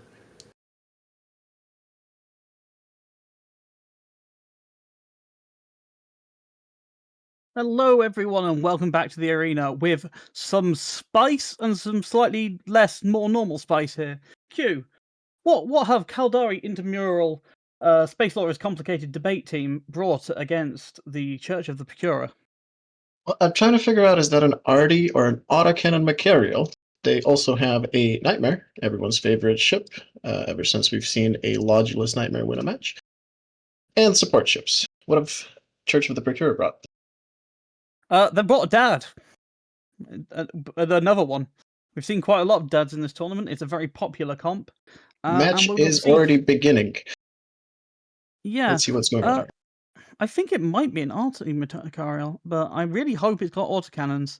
Kaldari here, starting into the Prophecy Navy, switching to Rodiva, which I'd say is probably the right choice here. Yeah, and the Church of the Procurer is trying to get rid of the Hyena, which is going to provide a lot of application for those battleship guns, which is a good choice, but it seems to be holding so far. Yeah, I'm going to say it's probably an autocannon Macario, as it is charging in, and as people are telling me in the chat. The Hyena's holding here. It is a shield Hyena, so it's not got a huge amount in the webs and paints, but that Osprey is keeping it alive for now, as they are chunking into that Rodiva from Slice. Now, Rodiva is grappled. It does not seem to be heavily grappled, but it is not moving very quickly right now. There is a Jag on it as well, though, so it's probably just got drive-by scrammed. And a Bifrost. Yeah, everything is getting on top of that Rodiva rather quickly now. And it is getting neuted. Yes, it is hard tackled now. However, on the other side, they are going to trade it for the Osprey, which is getting pummeled by those long-range guns of the medium gun spam. Yeah, the medium gun spam here are starting to separate out, which is probably what they need to do when that Rodiva goes down. There's no advantage to being in a bowl as much here. You have that long-range projection. Yes, they have a Mauler tackling the Nightmare, which is, I would say, a good sacrificial lamb, so the Nightmare does not get on top of the Higher You say DPS that ships. Mauler is melting. Oh, boy. That Mauler has just evaporated instantly, And the and that Osprey is still Osprey alive.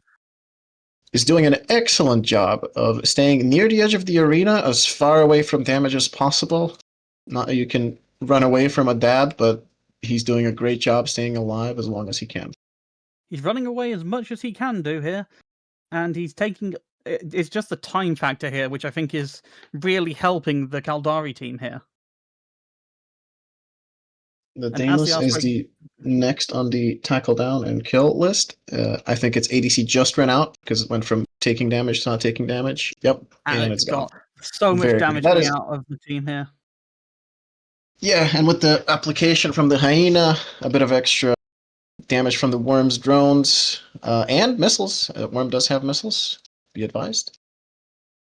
I would Jack hope for so. the tackle. That is an interesting comp. I like it. We haven't seen too many of double shield battleship. Not one a Macarial. I don't think has a Macarial won a match so far. You would know I this. think it has won a match. I can't remember exactly one. I'm sure somebody will tell me in the chat as I see it being written. But especially the Nightmare here, I feel like the Caldari lost to that famous double Nightmare Logulus thing. That was what actually put them into the lower tournament here. But I think this is a very interesting comp that they've brought. Nightmare and Macarial are some of the cheaper Pirate BC, battleships. yes, pirate battleships. Thank you.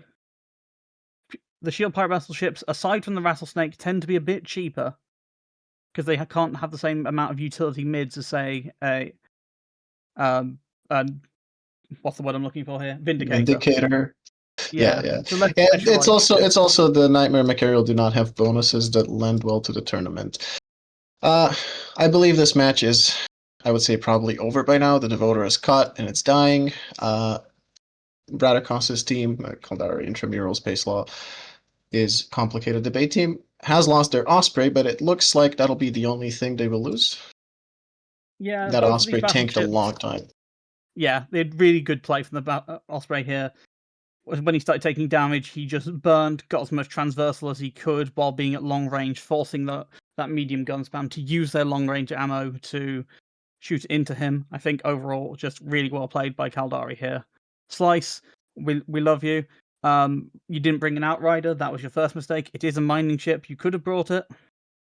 Maybe next time they'll let you have the Procurer, but that was as close as you could have gotten. Yes. And Started the going Worm is an down. interesting choice. I'm not sure how many points it's pointed at currently, but it does function as a tackle ship. It can do a decent amount of DPS to small.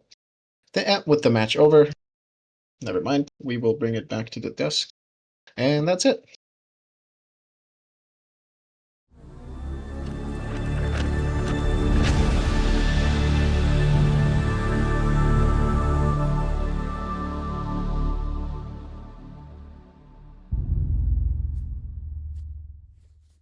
The pythographs, the pythographs, the pythographs. Like Jordy says, the comps might seem bad, but they work. But it doesn't. It only works in Pytha. Yeah, what about it? Stop shooting our Logi.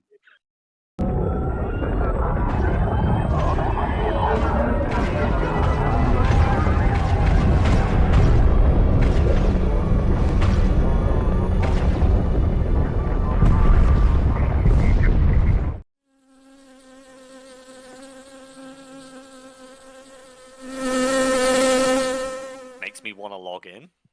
That's inspiring there. That is inspiring. Thanks, Rand. What's you that guys feel loved and appreciated right now?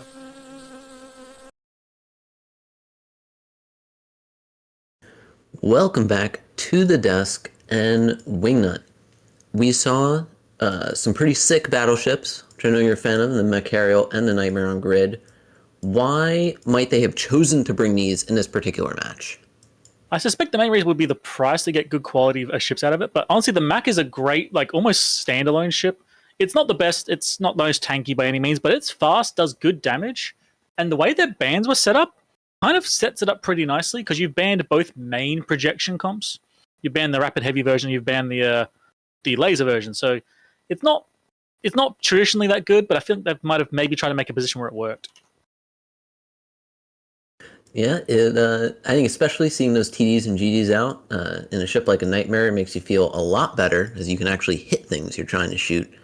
But Nuke, speaking of things getting shot and not having a good time, we've seen it in a couple matches earlier today as well. What's it like being in a nice T1 Logi cruiser as you land on grid and see medium guns on many ships on the enemy side? Well, honestly, if in that case we're talking about the Osprey, and he lived for quite a long time. The T1 cruiser that had a bad time was that Rediva, who might not have thought he was in as much danger immediately because he's looking at only large guns shooting at him, but he immediately got ramjagged to death, which is never a fun experience.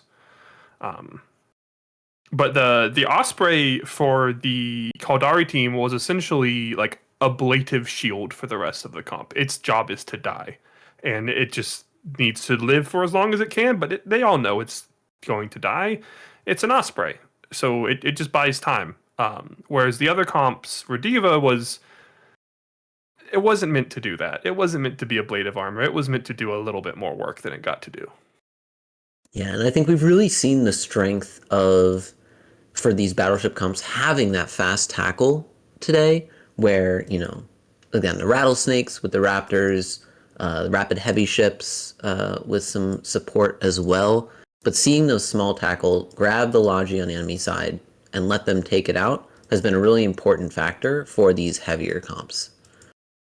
Absolutely. I remember we were talking before this match about the bans, and it was just so strange to see a team spend so many bans on weapon disruption and then bring one of the comps that is least vulnerable to it with gun spam, where you just be like, I have so many ships that you need to disrupt that you can't do it to all of them.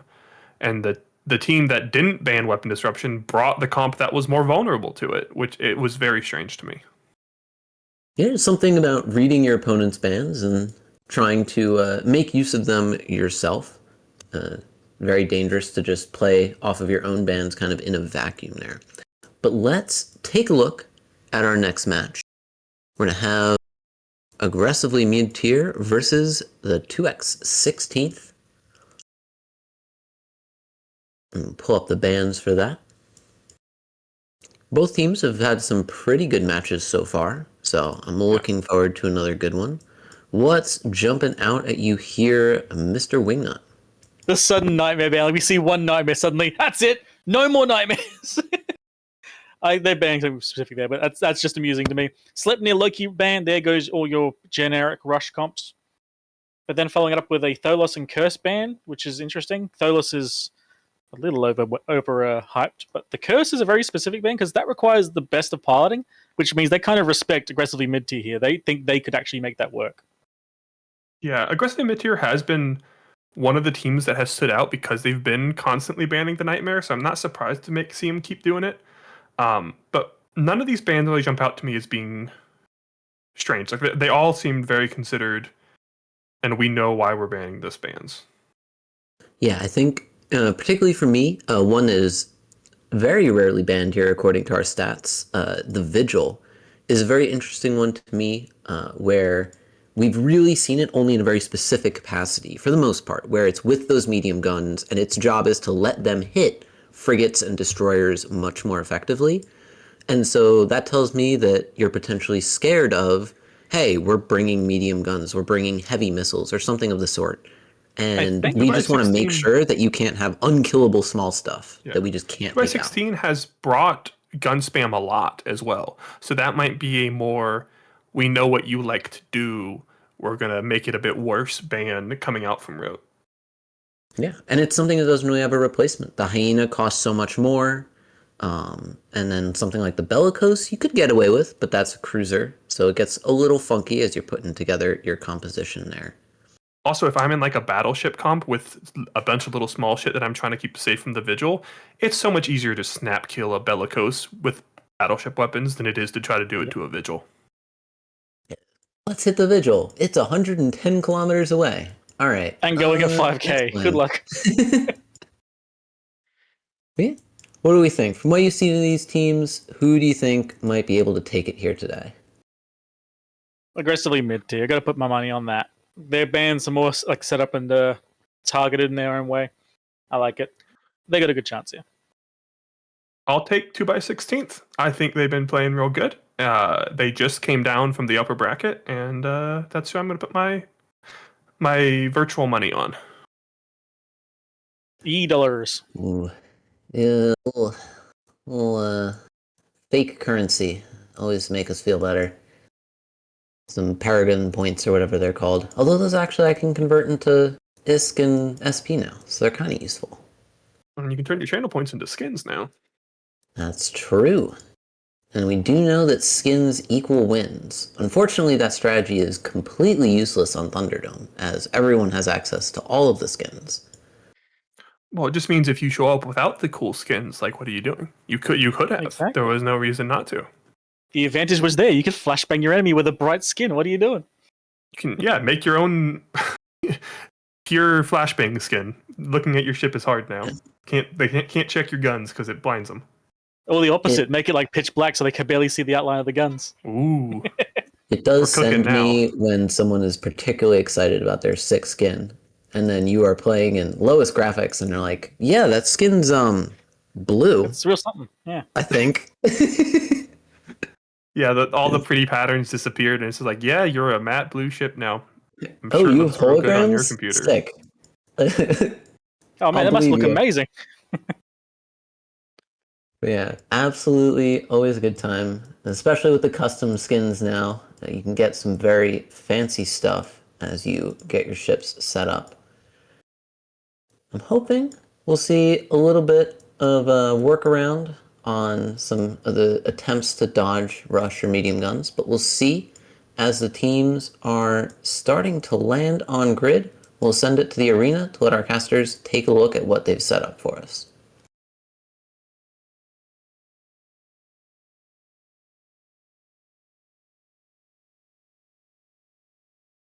Welcome back to the arena.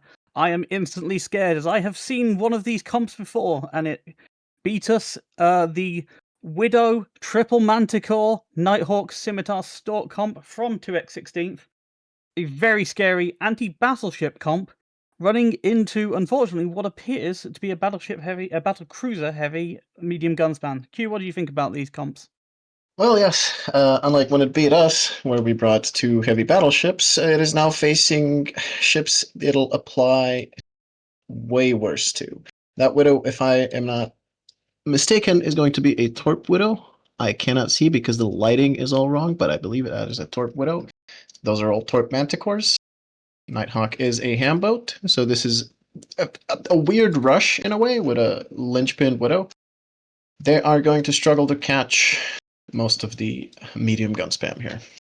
Yeah, the medium gun span should just be able to cut away from this. They do have the Devota and the Phobos in there to keep those things at range as much as possible, even though you probably don't want to be within 20 kilometers of a Nighthawk.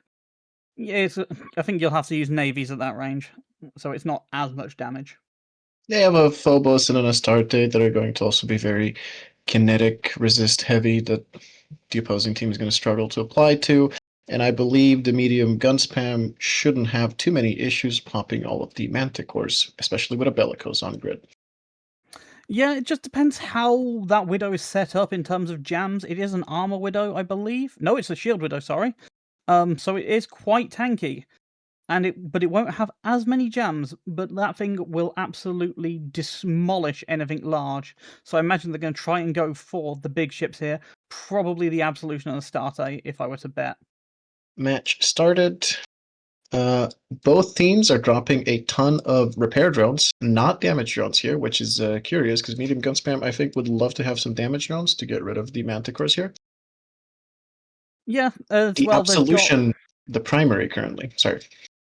Yeah, the Absolution, which is an interesting target because obviously the Astarte is kinetic resisted, so you probably want to kill that while you have more of your while you have that Widow alive. I imagine that Widow might die quickly, but they're not applying that much DPS at the moment from the medium gun spam team. There's some minor damage onto the Scimitar, and that is it. Well, on the other side, the Absolution is almost holding. Let's go with that. The Stork is currently holding that Absolution down. The problem for 2x16th here is they aren't going to apply to those Logi frigates at all with any of their weapon systems, really. And they don't have the DPS drones with those medium shield maintenance bots. This is true. The voter is dangerously close to the semi there. However, it appears to be maybe jammed. No, there are no jams being applied to the voter. No, the simi is webbed, but it's not devoter scrammed at the moment. But the devoter's not taking any damage. Does it have a long point? The semi is also not moving. There could be a visual bug here. There is a Hexagon on the Nighthawk now, but the semi is webbed, not scrammed, and is going 300. Is this an AB semi? Both sides seem to be holding. Yeah, they are holding. There is a lot of damage going into that Absolution, but the Widow is probably pulling quite a bit of that damage off of the Scimitar into itself.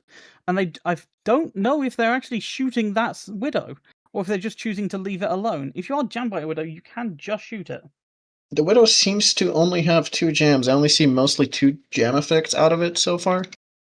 And they're currently on the Astarte and the Phobos, so that may be a max tank Widow. Oh, the semi is going into low shields now, or half shields. It is. It's still repping. It's still got Ansil challenges. But it is fully tackled. Yeah, the Widow needs to be focusing on that Astarte and the Devoter. Everything else is at long range. And the Absol is holding more than that Simi is. And once that Simi goes, this comp falls apart. That Widow really needs to get those jams to keep that Scimitar alive. And that Simi hopefully will be able to get untackled with those jams and be able to burn away so that he can try and get some more, get some reloads off. But the Phobos is burning in now to get a secondary hit point in there.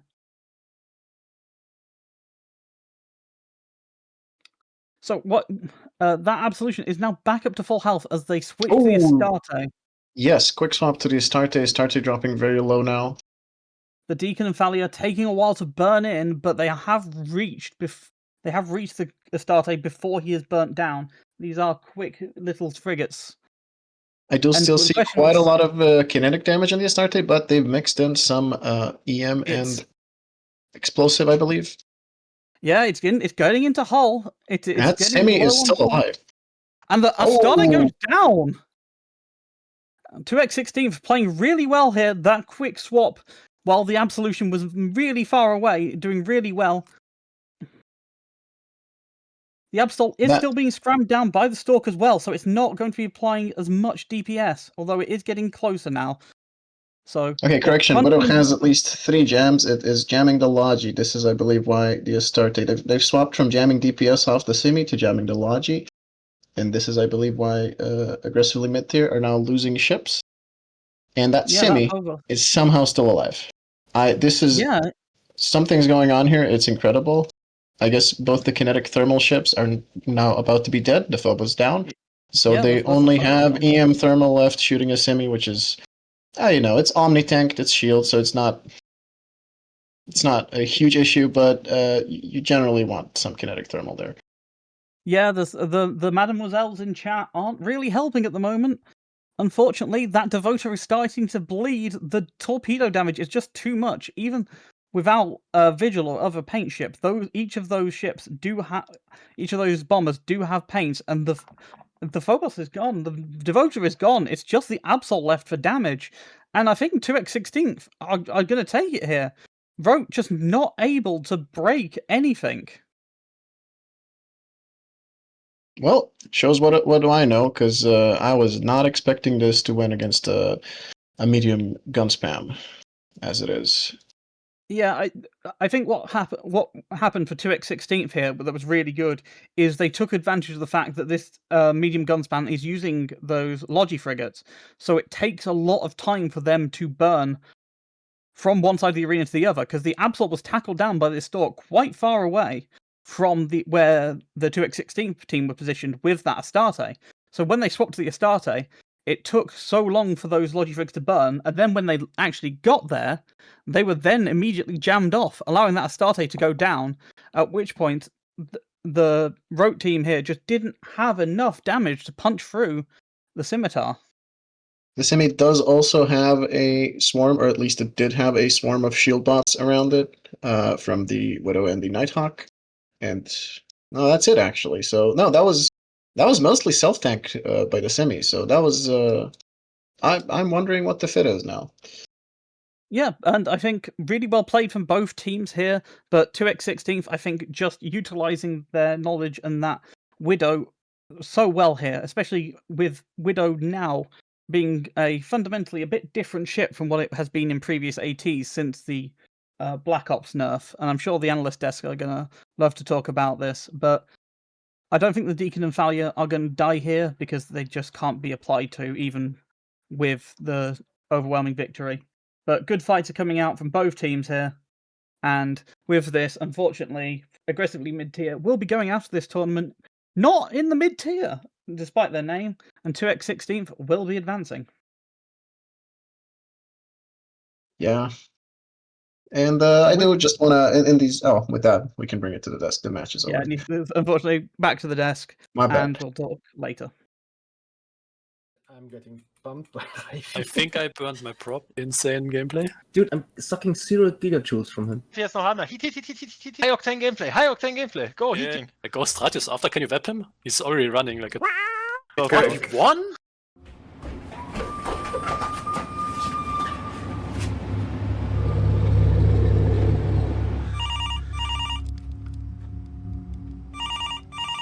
Odin's calling. Will you answer the call? Can our, not to be a dick, but can our Logi not get alpha?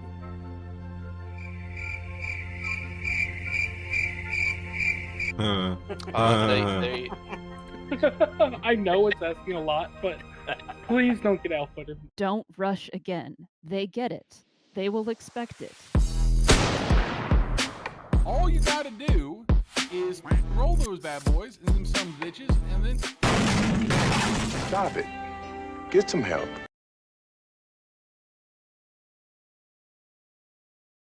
Welcome back to the desk. And behind the scenes, Nuke, we were looking at the semi. He was tackled. His Ansel charges were burning. We thought he was dead, but he kept living. What's up with that? I think we just saw the very rare in tournament play, even on TQ, active tanked but not Ansel Scimitar. That's it. He was doing it for too many charges for it to be an Ansel. He was tanking too much for it to be large Ansels, like a double large Ansel cycling off each other sort of setup, which is a wild call to make because it feels so risky because you're sacrificing a lot to make that work. Yeah, but sometimes it pays off because your enemy is going to assume that you have that more standard fit, right? And so when they see you boosting, they see you dropping and say, all right, it's just a matter of time. But then it isn't a matter of time. They see that ninth big boost and they go, we got him now, boys. And then there's the 10th big boost and the 11th. And they're like, what's going on? What's happening here? Yeah, and on the other side, a very funky comp with the triple Manticore Widow, Wingnut. What do we think this comp, what was the plan going into this match? So there's a bit of a consensus with the guys in the back, and I definitely agree with it, is that looked like a counter to the double Rattler comp that Aggressive Mid-Tier has flown. It seemed like very much a counter comp, and when I saw that land on grid and the opposing was a pseudo medium gun, I'm like, oh, well, that lost, and then they won, which is very interesting to see. Because it was like, 3 bombers plus a Widow to try and jam things off. It feels kind of like a Rattler counter. But apparently either Aggressive Mid-Tier didn't or couldn't shoot the bombers at all and bring that number down. Yeah, absolutely. They went in on the semi looking to do that first, but eventually the bombers, staying alive, were able to do some big damage. I mean, it's so hard to make the decision to say, I know we have the semi tackled. I know we're doing damage to him. He is dropping. But we got to switch off and shoot bombers. Like, that's such a hard decision to make when you think you're about to kill their Logi. Yeah, for sure. But very well played by 2x16th as they continue on. Now, quickly, let's take a look at our next match. Pull up the band. Let's see what we've got for spooky action at a distance versus alpha on TQ.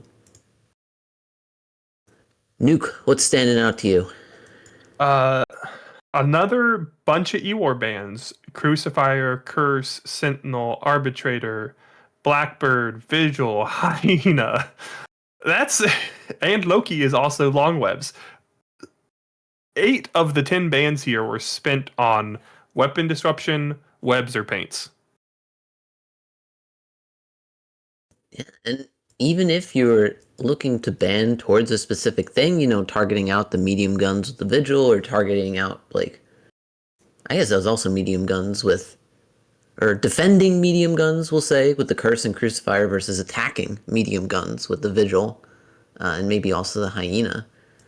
You start to get confused as to which ships you can bring that are better against what's still there, or maybe not.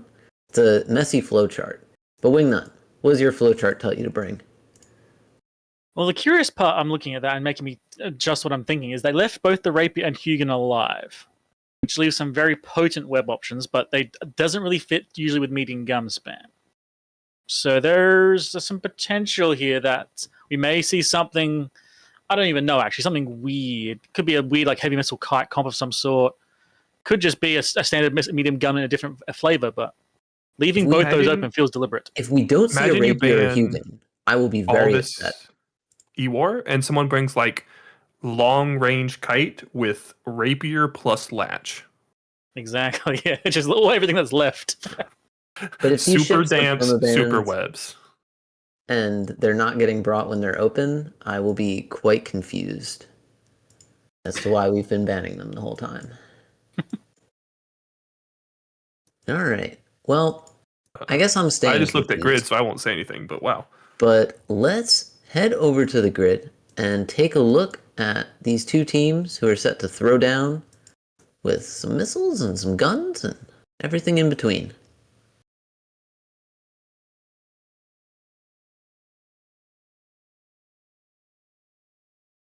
Hello and welcome back to the arena.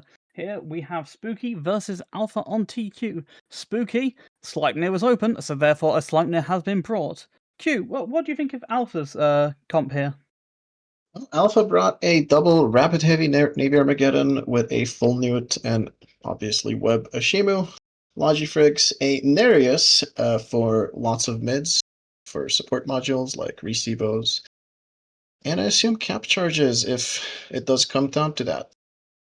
This is going to be an interesting one. It is a 2 battleship Kingslayer, a high DPS one versus an AC Rush, which warped in at 30, so they have quite a bit of ground to cover. Yeah, they ended up with opposite warpins, which is probably not what the Sleipnir and AC Rush is looking for here. Q, Hurricane Fleet is an interesting choice here instead of a second Sleipnir. Well, a second Sleipnir would give them a lot more point cost on both Sleipnirs. A total of 6 extra points, which means a total of 11 extra points over to Hurricane Fleet, if I'm not mistaken.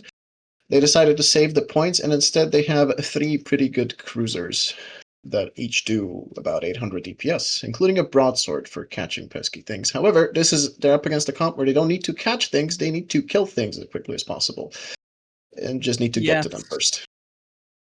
I think what they need to do here really is try and get through those Armageddon navies before the Armageddon navies get through them. After those have gone down, there isn't a huge amount of damage. The Nereus here is going to be providing some support, probably from paints and remote Seabos as well, with lots of mids. As the match gets underway. The AC Rush, as usual, is dropping a bunch of EC 300s and 600s. And they're running in. Ashima is going in for a counter tackle or a screening. Let's see if yeah, it looks if like they it's decide to go past it, or if they're going to try and go for the Ashima first. Yeah, Striker Erica here in the Osprey is getting pushed away by those rapid heavy battleships. They will hit out to a very long distance, but it is not infinite. But the thing is, once Striker Erica is out of range, then they can start DPSing into the Scythe fleet, as we're seeing here, and Striker is going to be out of range for reps. Interestingly, there's a decent amount of damage on the Nereus. If they pop the Nereus, they will probably... They're trying to reduce application that the Armageddon Navy team can put out, but that is still an interesting choice. The Ashimu has only the Hurricane Fleet caught. Everything else is on the primary already. Some damage split between the Armani and the Nereus. And now the Inquisitor. They're quick swapping to the Inquisitor to try and pop it. Yeah, I think they've swapped off it because that Inquisitor is now regenning shields. Striker Erica having to burn back in to try and get reps, but immediately he's burning back in. He's getting shot and he's going to go down here. They're trying to, the AC Rush here, trying to trade Logi, which is kind of what they have to do. One Inquisitor down. With the EC drones, they can probably keep that second one perma-jammed, but it depends if they're instead just going to go and try and pop it. The Cinnaball is going to be the next primary here from Alpha on TQ. Yeah, the Armanis appear to have clipped, so this is just drone damage on the Cinnaball currently, but that is going to get reloaded quite soon, and I assume the Cinnaball and then the Broadsword are going to go... No, Cinnaball and then Hurricane Fleet is what I would go for. But Yeah, this... no Logi anymore on Alpha and TQ, and this AC Rush still has a ton of DPS on field. Yeah, going into the Armageddons now, but the Cinnaball's about to die. But they've gone from the bottom up. That Svipple's going to be doing 500 DPS hot if it's doing what it should be, which is orbiting that Armageddon. It's going down now. It's got no reps yet, and it's gone. It was webbed, painted, neutered. It's gone. Yeah, it's going to go.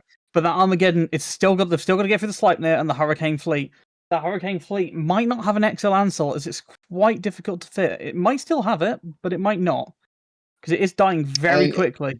No, it's not ripping at all. I believe that is a pure passive Hurricane. And it's with only a Slipe and a Broadsword against an Armageddon Navy, I don't think Spook have enough DPS left to go through this. But we will see. That's one Armani down is going to struggle to kill the Sleipnir. They're going for... He's shooting the Broadsword first as well. I don't know if he's got enough clip left to go through the Broadsword before he reloads. Might be a bad choice here. Well, even if he doesn't, it's better than trying to shoot into a Sleipnir. It's just going to rip it and then reload Yeah, the that's Ansel. true. Both ships are on top of the Armageddon here, so there's no damage mitigation coming. But I don't see any rep rounds, so any damage they apply to the Armani is going to be permanent here. Yeah, and the Broadsword isn't also... It's quite tanky, but it's probably going to have its hardness turned off. There's a full newt Ashamut, and there's a full newt Armageddon... Well, not full newt, but 2 heavy newts off of that Armageddon also punching into it. It's going to be difficult to keep those hardness on. We might end up with a Sleipnir trying to 1v1 an Armageddon, which is not something I would particularly want to do in a Sleipnir. Yeah, especially since the Armani is potentially going to have a reactive. There's a lot of ECM drones on the Armani, though. Armageddon Navy, sorry. I keep using the shorter term. Yes. Well, the Broadsword's gone down. The Armani wasn't shooting when it went down, so that was just dying from its drones.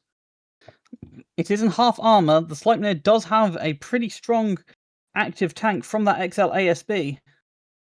But is it strong enough to tank through an Armani clip? Well, I believe it is. However, if it gets neutered out fully and its hardness turn off, and that does look to be thermal damage, it's going to take quite a bit. Yeah, it does look like the Armageddon Navy is just burning away out of range of the Sleipnir. Very solid move here from Alpha on TQ, getting the range, taking that range advantage because they have that Ashamut to hold the Sleipnir at range, and the Sleipnir isn't able to hold the Navy Armageddon, so it's just going to burn out of range. And even though the Sleipnir might survive the clip and be able to, I don't think he's going to be able to reload once the clip is down, just from pure damage off of the drones of the Armani. It is dual bonused. The Sleipnir going down here. Sleipnir is going down into low armor. Well played by both teams. Yep, and good fight going out in local. Good looks going across the board, both sides. And with that, Spooky are out of this tournament. Alpha on TQ will advance. And from me and Q, that is our last cast, and we will send you back to the analyst desk.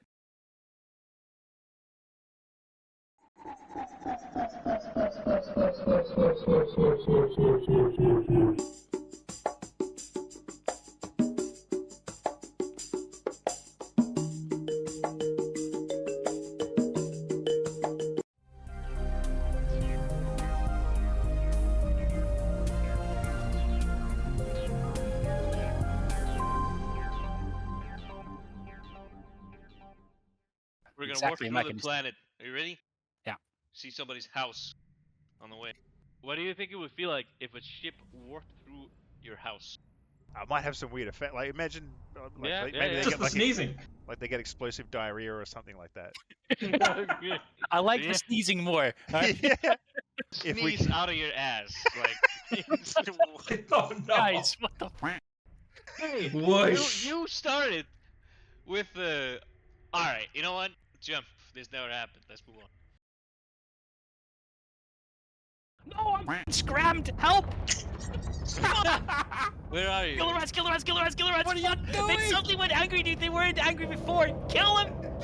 Which one's grabbing? This one, the claw. Kill the claw, kill the claw. I'm gonna get owned by rats. Not like this. Kill the rats. Do it! Kill the claw! Relax. Repelling claw. Relax. I'm gonna die, dude. I was yellow to these. It's dead. Alright. Me, dude. They were white a second ago, and then they just got all angry, dude. What the f- Bullshit.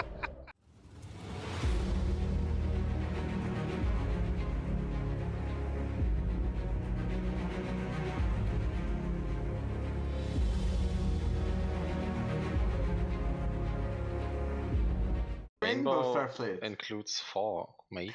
I've got a fucking Lader, I've got a Galente, and I've got an MR, and I've got an extra slot. Did you seriously Put wanted to an- know if you need a prop mod? Like, I have also fucking 6 mids!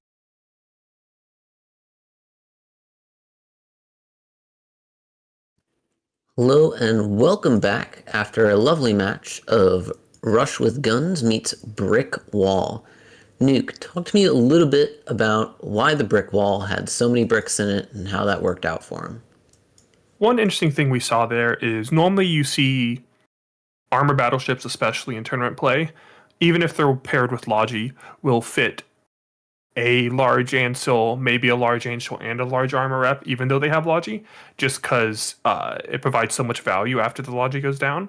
But in this case, they didn't. They went full buffer, full brick on those Armageddon navies, and it paid off because that is why the first Ged Navy wasn't dying under the Inquisitor, and they forced the Rush team to waste time on it, stop, go kill the Inquisitors, come back, and they wasted too much time before they got that damage off grid, and they lost critical mass in the meantime. Yeah, and welcome Kevin and your glorious cheekbones back to the desk. What you very stood out much. to you in the match we just watched? What stood out to me was how impressive that Ashamu is in being able to string out the enemy's rush comp. Rush comps shine when they're able to lump up all that DPS onto the same target, and the moment that happens, then they can just absolutely obliterate stuff. But when they get strung out by that, like happened there with the Nereus hanging back, it's slowing things down a little bit. The Ashamu webbing things back, keeping enemy DPS off of the Inquisitors, keeping them alive longer. This ultra short range composition needs to get on top of things, and they made excellent use of the Ashamu to keep that from happening and buy them time for the newts and the DPS to just win them the match.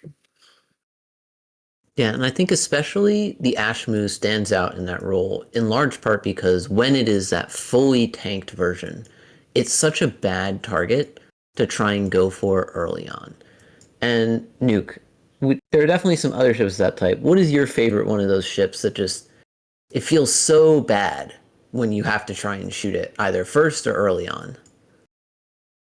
Honestly, I feel like if you ever are up against something like a like those maulers suck to shoot first, if one of those is one of like the first things that tackles you and you have to try to burn through a mauler under Logi, you're like, I could be doing so much more work on something that does so much more damage and has less tank than this thing. Yeah, I think one of the ones that always stood out to me was the EOS, where in a lot of control comps and whatever, even, like, you're pinned by an EOS, you can't kill it, it's still doing the drone damage to the primary, even if it's 40 kilometers off in Narnia, it's still giving links. Definitely a very frustrating ship to face in a lot of contexts. A good one there. All right, well, let's take a look ahead at a match from teams we haven't seen much of at all today in Bless the Cranes and Project Potato. Let's pull up the bands they've got for their match coming up here.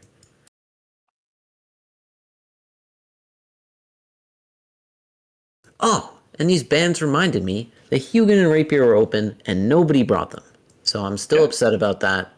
But I won't get to see them in this next match, despite their banning prevalence, or because of their banning prevalence, even though it seems people don't bring them when they are available.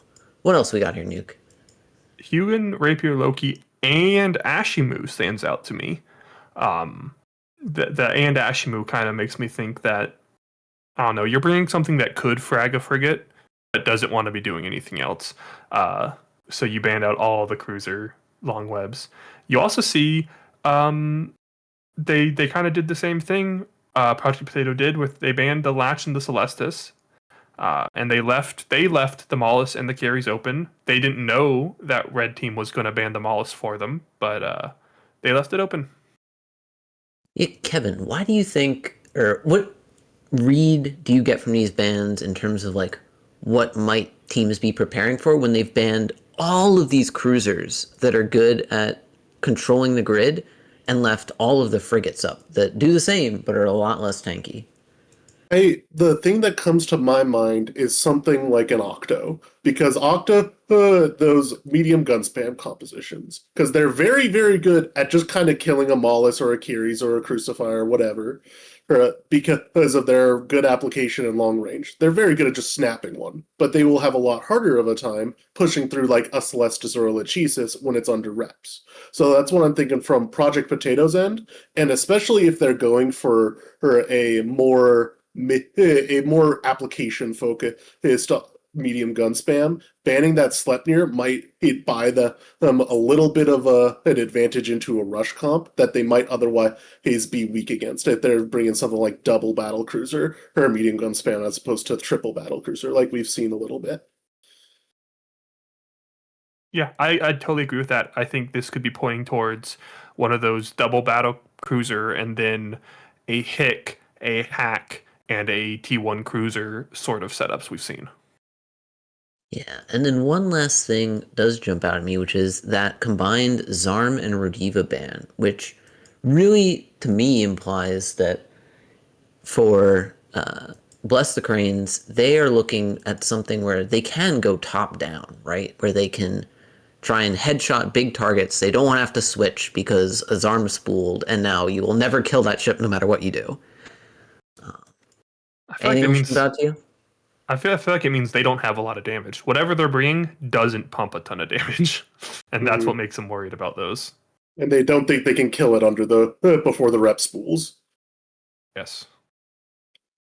All right. Well, with that, we will head over to the grid with our casters to see how Bless the Cranes and Project Potato can throw down.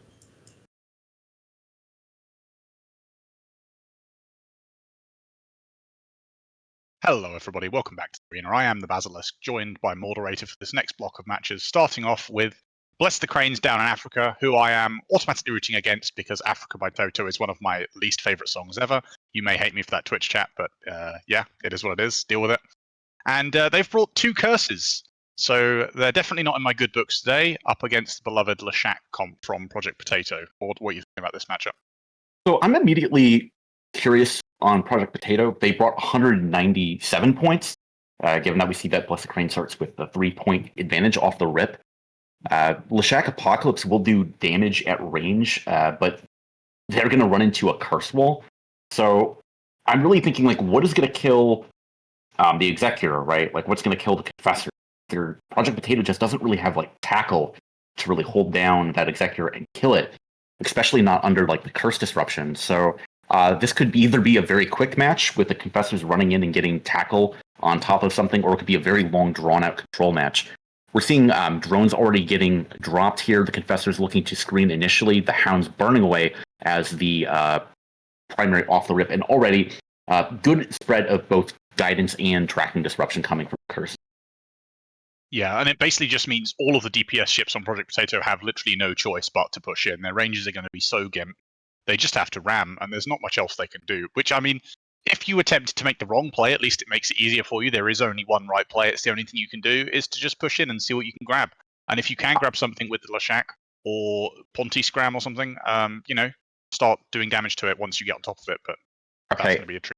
XCon Trebor's Confessor is positioned to get in front of the Leshak. We would want that to be the initial tackle over Omir, who was initially slow but realizes what's going on and burns away. One of the loss conditions for sure for the side of the Cranes down in Africa would be for the Leshak to just grapple a start on 0.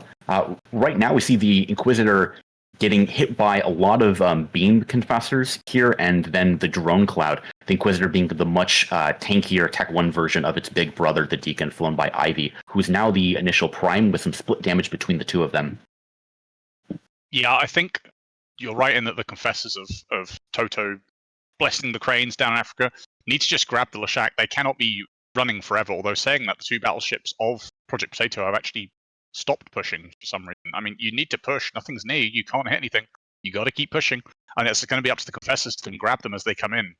The Leshak of Oleg Shaman is now pushing again, and the Confessor of XCon is going to meet him as he should. And then, of course, that means Leshak will be forced, and indeed the APOC and the Bellicoses, they'll be forced to put their damage onto that Confessor, and that is exactly where you want the damage going into. Confessor very, very tanky in defense mode, and it should hold just fine under reps. Yeah, the Confessor going for a bit of a drive-by web. But if I'm the Leshak, I would genuinely prefer to not fight this here at 0, fighting in the center. I would like to try to go for some sort of an MJD beacon play where my Leshak just lands at 0 on something. Anything really, be it in a start or a curse. If you do manage to spool on any of those cruiser or battle cruiser-sized targets, even under massive guidance disruption, you will eventually break through one of them. The Confessor of Trebor here is actually kind of caught out in the middle of Narnia, and It Was Real is going for a screenplay, seeing if he can get on top of that Confessor, going for a potential pick here.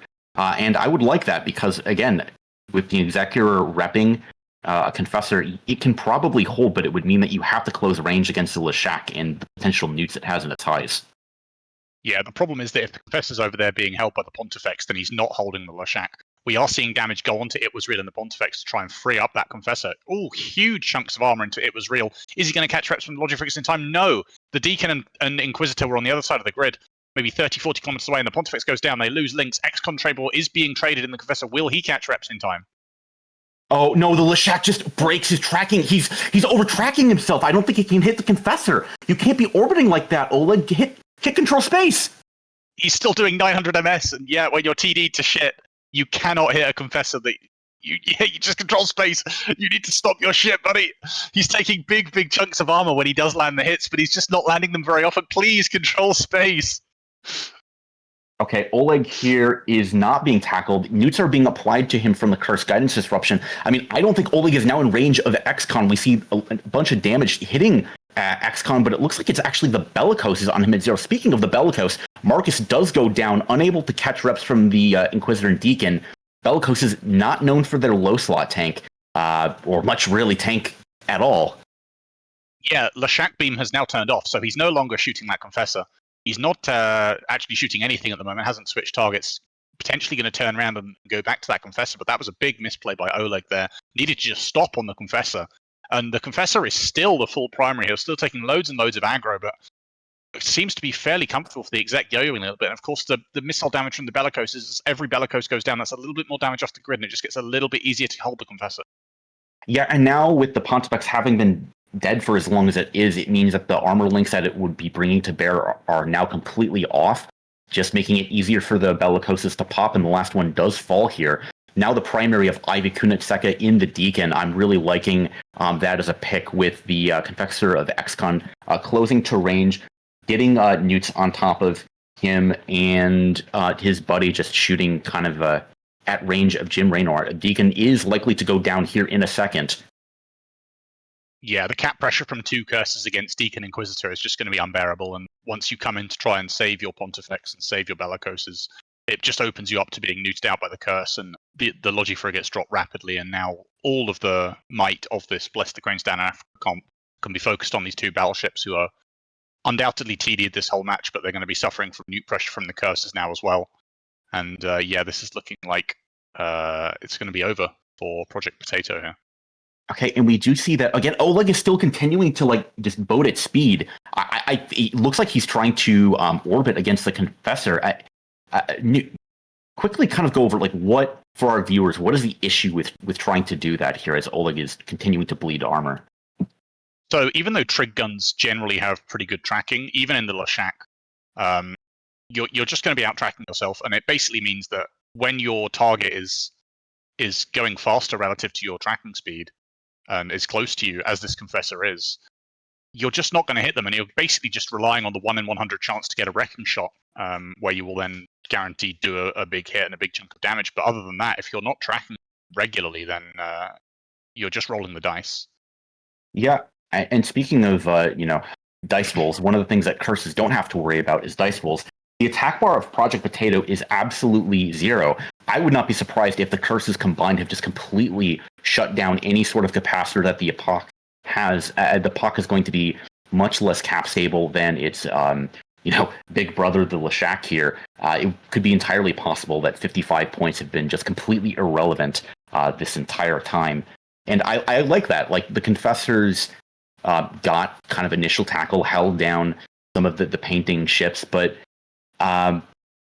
curse newts are just so punishing as we tick down to 0 seconds. And bless the cranes in Africa, no cranes brought, but they brought pain with curses and confessors.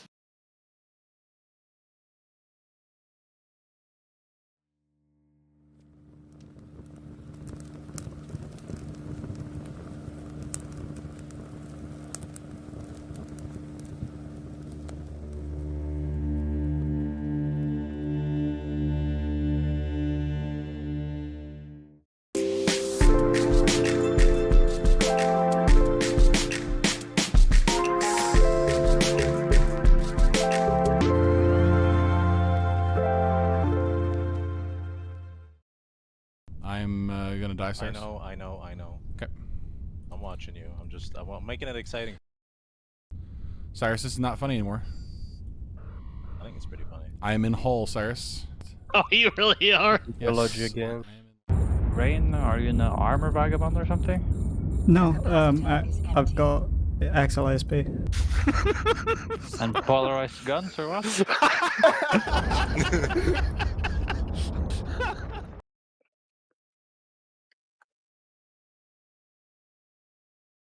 And welcome back to the desk. And picture, if you will, Nuke. You're in a Lashak. You're warping to grid. Your only other damage buddy is an APOC. How sad are the two of you when you land and you see double curse coming out from the other team? Absolutely devastated. That is the worst 2 ships you could see on grid on the other side of you if you brought heavy 2 BSs are only damage. Running into double curse is like it's the worst thing you could see on the other side. Yeah, absolutely. And while the curses definitely brought the pain in many ways to the enemy team, Kevin, what did we see from the various kind of smaller ships on this grid? Their choices, their decisions that let them do well, stay alive, and actually pull out this match. So, especially on Project Potato's side, there was a lot of little tiny moving parts that needed to come together for them to still win this match. This was a winnable fight, I think, at least. Especially when we see that Lashak and Pontifex burning out towards the Confessor that had isolated himself. There was absolutely an opportunity there to kill that Confessor and then try to steamroll the match from there because there's less tackle now, yada yada.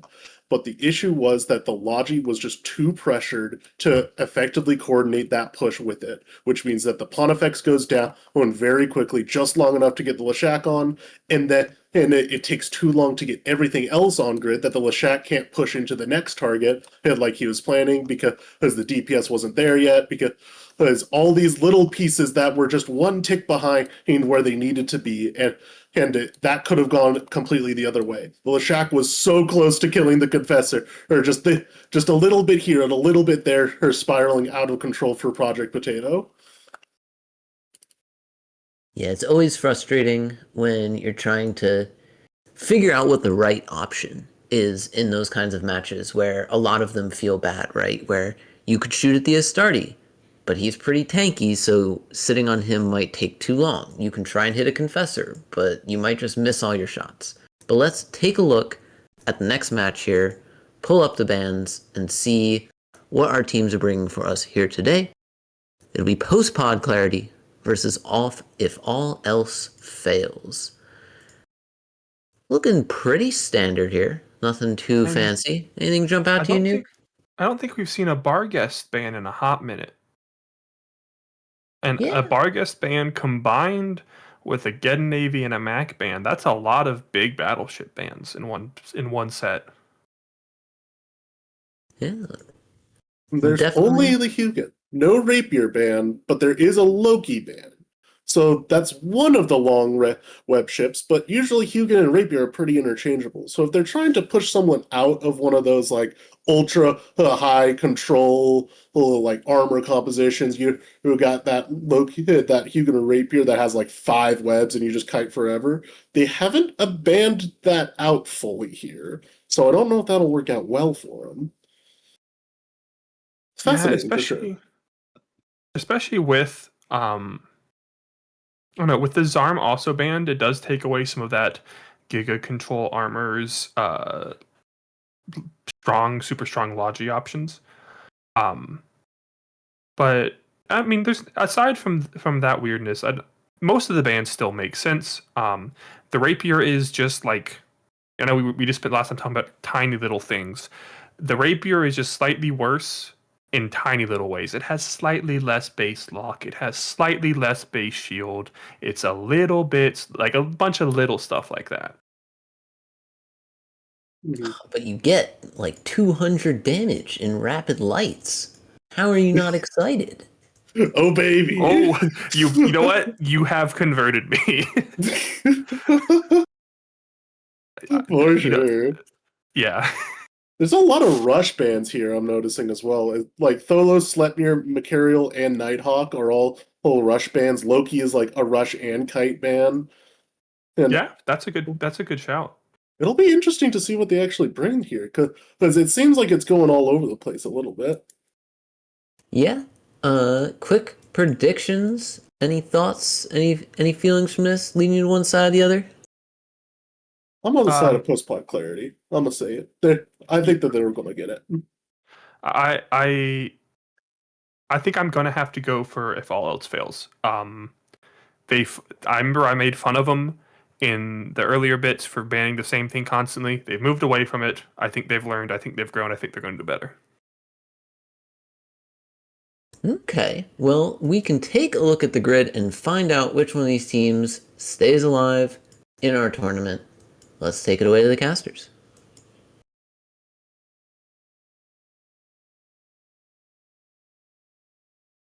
Hello, I am Moderator, joined by the Basilisk, and we have Postpod Clarity flying a Triglavian roleplay composition with an Oneros and Sentinel for support. But will they be able to spool against this Armageddon and Arbitrator support? Just quick thoughts, like what would you do if you're both teams? Like what are your ways to win this match? If I'm post-pod clarity, I'm thinking I want to pull back and get away from those Geddon newts, because as soon as those Geddon newts start applying to all of your small hulls, of course, nothing larger than battlecruiser on the PPC side, as soon as those Geddon newts start applying, you're going to be out of cap very, very quickly, and once you're out of cap, you are basically dead in the water, so they need to be trying to keep distance and maybe navigate around the Armageddon. But of course, they're also struggling with playing at range due to the Arbitrator on grid there, who's going to be TDing a couple of ships as well, so maybe just try and pull away from the Geddon to start with, and then sort of use your superior speed and agility to get into the backline where the Geddon is sort of still pushing forward and get separated a little bit. And on the other side, I think if all else fails, obviously need to just be pushing forward with the Geddon to try and get those newts applied. And I think that's going to be really key in how this match goes, whether those newts are able to be effectively applied or not. Yeah, and just looking at the Navy Dominix, it is going to be a blaster boat, not a damage boat. Already off the rip, we're seeing the Oneros and the Vedmak are pushing around the backside towards where the Augur of Alatine had spawned in at range. Maybe they could have gone for a bit of an MJD play off the rip, but we're seeing long-range spools go onto the Augur, which he will now break as we see some guidance disruption land onto the Ikatursa, one of the primary damage dealers of the all else fails comp. Again, like just you were saying, the Armageddon of Deebs is pushing in pretty aggressively, getting newt spread across the side onto the Ikatursa, onto the Vedmak, onto all the most vulnerable capacitor ships, and now the Draugr getting heavy grappled, getting rid of links off the rip here could be pretty valuable. But it looks like Automan here is surviving for the time being.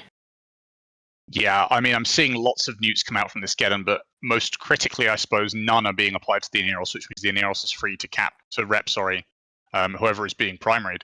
And of course, against a drone comp, not the huge amount of damage coming from just Geddon, Dominavy, and Arbitrator until that Dominavy gets on top of someone, but I believe he was just screened a second ago by the Draugr of Ottoman, who is now pulled away again. But this Dominavy is still just kind of lingering. Maybe catching up to Moonrock in this Dracovac here. The Geddon is still kind of in the middle here, spamming newts on pretty much every target he can, but in this situation as well, in the Geddon, you need to be thoughtful as to where you put your newts, because if you apply too many newts to the same target, you're basically just wasting cap. It's not doing anything. But if you spread them too thin, then the ships you're targeting can just cap boost and keep on their merry way. So the Dracovac of Moonrock seems to be kind of stationary here. Yeah, he's been pretty much capacitor drive from DBs, and now the Domi Navy of Savard finally does catch up. He's been approaching on here, and that's just the Dracovacs getting pounded with those blasters. Meanwhile, the Oneros has been playing keep away, doing a good job at staying out of rid of new range. Davies is now tagging off now that his buddy of Savard is tapped in, getting newts onto the Ikatursa. I really like that, getting rid of like the capacitor of the most powerful ships here, playing perfectly into the wing conditions here for all else fails. And it seems like all else failing is definitely not failing, forcing a lot of stress onto the Oneros as the Dracovac is having to spool up pretty aggressively. Pulling range, yeah, again, like the Oneros is now just totally out of range of Moonrock. All team here has finally been, it looks like, pressured into the corner. Varric and Automen have been pushing him pretty hard. The Sentinel of Pinkscope has been getting newts off, it looks like. Some drones now getting smart bombs, possibly? Yeah, this kind of circular maneuver by PPC has finally come full circle, and the Draugrs, unmuted by the Geddon, have managed to get on top of this Augur, and they are mulching through him pretty quickly. The Moonrock in the Dracovac is actually kind of holding under the reps here. Ottoman is also catching reps nicely from Hawk in this Oneros here. This Augur, however, not as lucky. He is going down pretty rapidly here. Of course, the drone damage from Deebs and Silardis in the Dominic's Navy means there's no rep bots really being applied to the Augur here. So he is going through hull now, and he is going to go down. Yeah, this is it was a good start if all else fails. I thought, to be honest, the PPC were focusing too much on sort of playing not to lose, keeping the Aneros alive, which is great. Obviously, you want your Aneros to live, but you also need to be playing to win, and that means playing to your win cons, not just preventing the enemy win cons. Yeah. The Aneros now taking the damage from the drones. The Vexor here has been holding down the Ikatursa at range this entire time. So again, like well out of range of being able to spool on anything other than Vexor. So CJ Walker playing really, really well. Hawk is completely held down here by the Punisher of Lakum getting webs on top, and the Oneros will drop here. I mean, if all fails, they still have their Armageddon, they still have their Dami, and with the Oneros going down, we are now in a situation where the overall points do flip, even as the Magus drops at the same time. So if all else fails, and post-pod clarity basically nearly tied on points, CJ again getting just completely spooled on by the Ikatursa of Hulled at 0.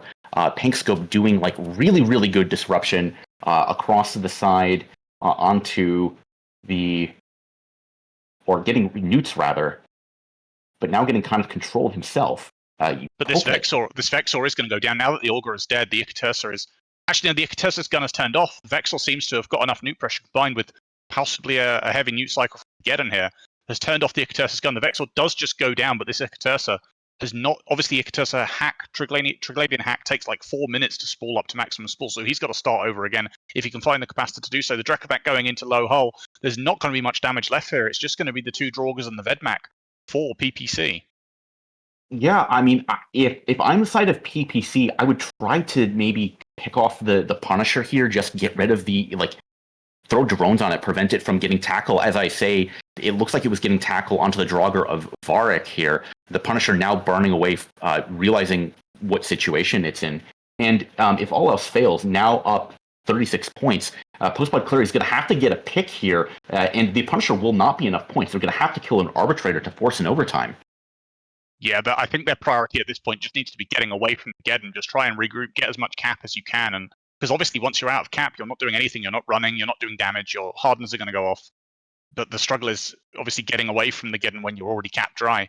They are the Sentinel is kind of repping here. I'm not sure how the Sentinel. There's lots of rep bots on them. I guess it's the rep bots on the Sentinel. But at the same time, the Ikatersa of Halb is going into low armor here. He is fully and completely caught by this Domi Navy.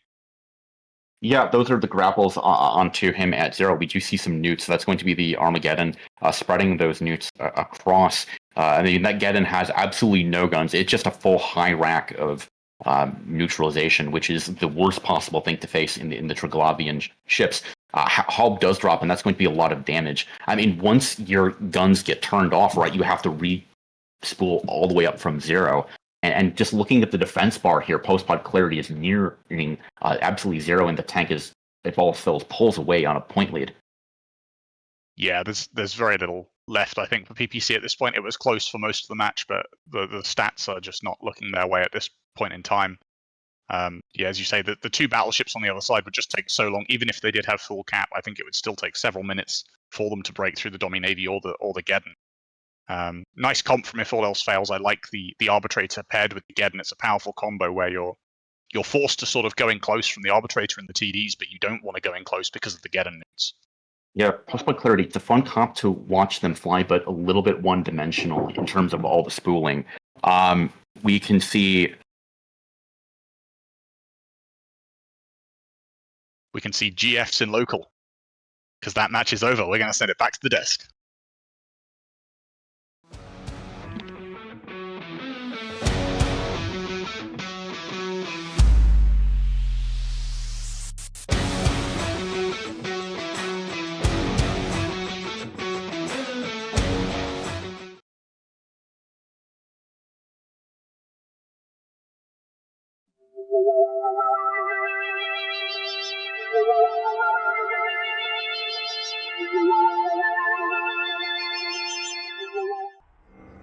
I'm Nalio V, and Test Alliance, please ignore, is recruiting.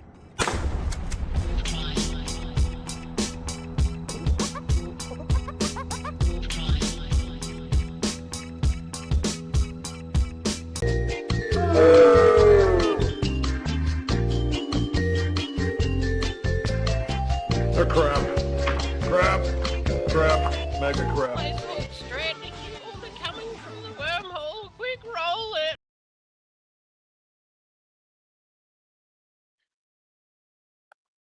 All right, and we see, let's say, a relatively clean dismantling of triangles by their most feared enemy shape, the cylindrical neutralizer.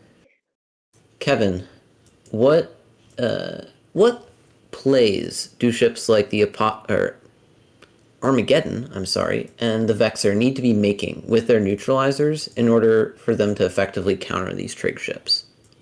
So it was mentioned fairly frequently in the arena there, where using their newts, because trig guns require capacitor to run, like lasers, right? Because they need their capacitor to run, and they can be neuted off. And because trig guns spool up as they shoot the same thing over and over and over continuously, they get more damage every single cycle. Well, they want to keep that spool running as long as possible so they can get tons of damage at the end. But if they get neuted out, that shuts off the gun, breaks the spool. We saw a lot of breaking spool in that match. The Arbitrator are making excellent use of tracking disruption as well to break the spools on anything that they wanted to not die yet. And we saw that save the Augur. We saw that save the Punisher. We saw that save a ton of ships as the fight went on. Yeah, I think especially with the Vexor, it always feels good when you're sitting on a ship that costs, 2-3 times as many points as you, and you've basically neutralized each other, right? You say, well, that's 20 points out of your comp now that is completely wasted. Jotun. Yes, hello. If I am a team filled with triangle spooling ships, what kind of options do I have for fighting back against these newts or trying to, make use of my spooling damage? mean, the biggest thing is you got to screen off newts. You have to there are some options obviously that are a little bit more dangerous for you. Long range newts are always kind of a problem. The Armageddon is particularly dangerous for this reason. Long range newts are a problem. If you can keep the worst of the newts away from your comps, because one of the things that the triangle ships kind of all have in common is they have great range. If you load Mystic or Maison, you can do pretty good damage for your ship class out to the middle of goddamn nowhere. You can absolutely just be blasting. So if you can keep damage or keep things screened off and then zoot yourself all the way over here. By the same token, obviously you need to be aware of your positioning all the time. That is sort of the critical factor as well, because while you do have a ton of great range, the moment something pulls in and out of that range, you'll break spool too. So that's why movement is always so critical for trig ships. I mean, you need to be able to stay in a range where you're dangerous, and then there's a hard line where you're suddenly not dangerous at all anymore. So there are a lot of, I mean, again, it is the fine balancing line of being a triangle is that you are super, super dangerous as long as you're doing it correctly. And the moment you're not doing it correctly, you cease to be a problem at all. That makes sense to me. And with that, let's take a look at our next match, progressing through the upper stage of the secondary bracket. We've got Test versus Shrimply. Yes. See what they've got ready for some bans. Interesting. Huh. Well, despite the misery of trig ships in the past couple matches, apparently they saw the Sentinel and the Curse ban, or they banned the Sentinel and the Curse, and then they said, well, we banned all the TDs and GDs, guess we also now have to ban the Wishak. Otherwise, they might beat us up with it. What else you guys see sticking out here? I'm seeing a lot of the Jackdaw Orthrus makes me think they're going to have a squishy low and they don't want to die. And then Tholo Sleipnir makes from Shrimply delightful. And then Slolo Sleipnir makes me think they don't want to get rushed. So I'm thinking they might be doing like a double battleship with Inquisitor Logi is going to be my hard guess. Okay. I do enjoy a nice Nurgle ban. I think, unlike some of the other spooling ships, that one is interesting in that it can often draw a lot more pressure by virtue of its tankiness and ability to annoy something that it's holding down, compared to ships like the Draugr or the Vedmak that have a better chime of just exploding. Any other thoughts here on these bans? I love the Deacon ban, because so you might say, oh, Deacon ban, that doesn't do much, they just bring Thalias instead. The problem is that if you ban the Deacon, that means they need to bring both Thalias, which means they need to take stacking point penalties on it, which means they need to draw points out of the rest of the composition to still run double T2 Logi Armor Frigate. I like Deacon bans. There's certainly some things that can do quite well there. Now, I don't want to spoil too much. It's a battleship mirror, and if you correctly guess the battleships in chat, I'll be shook. But we're going to kick it to the arena and see what these teams have brought to throw down.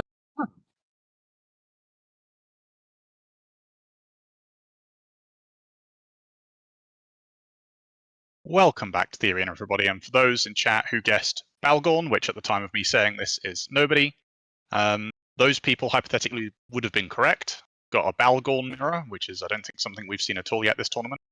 Maud, how are you liking these two different comps? Very different apart from the two Balgorns.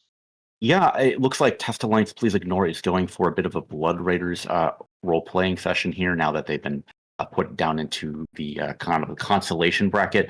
Double Cruor is a lot of, Webs being the baby frigate version of the Balgorn here, but they just don't have a ton of damage, right? If you look at the Test Alliance Please Ignore bar, they have a lot of control, but their attack just isn't that high.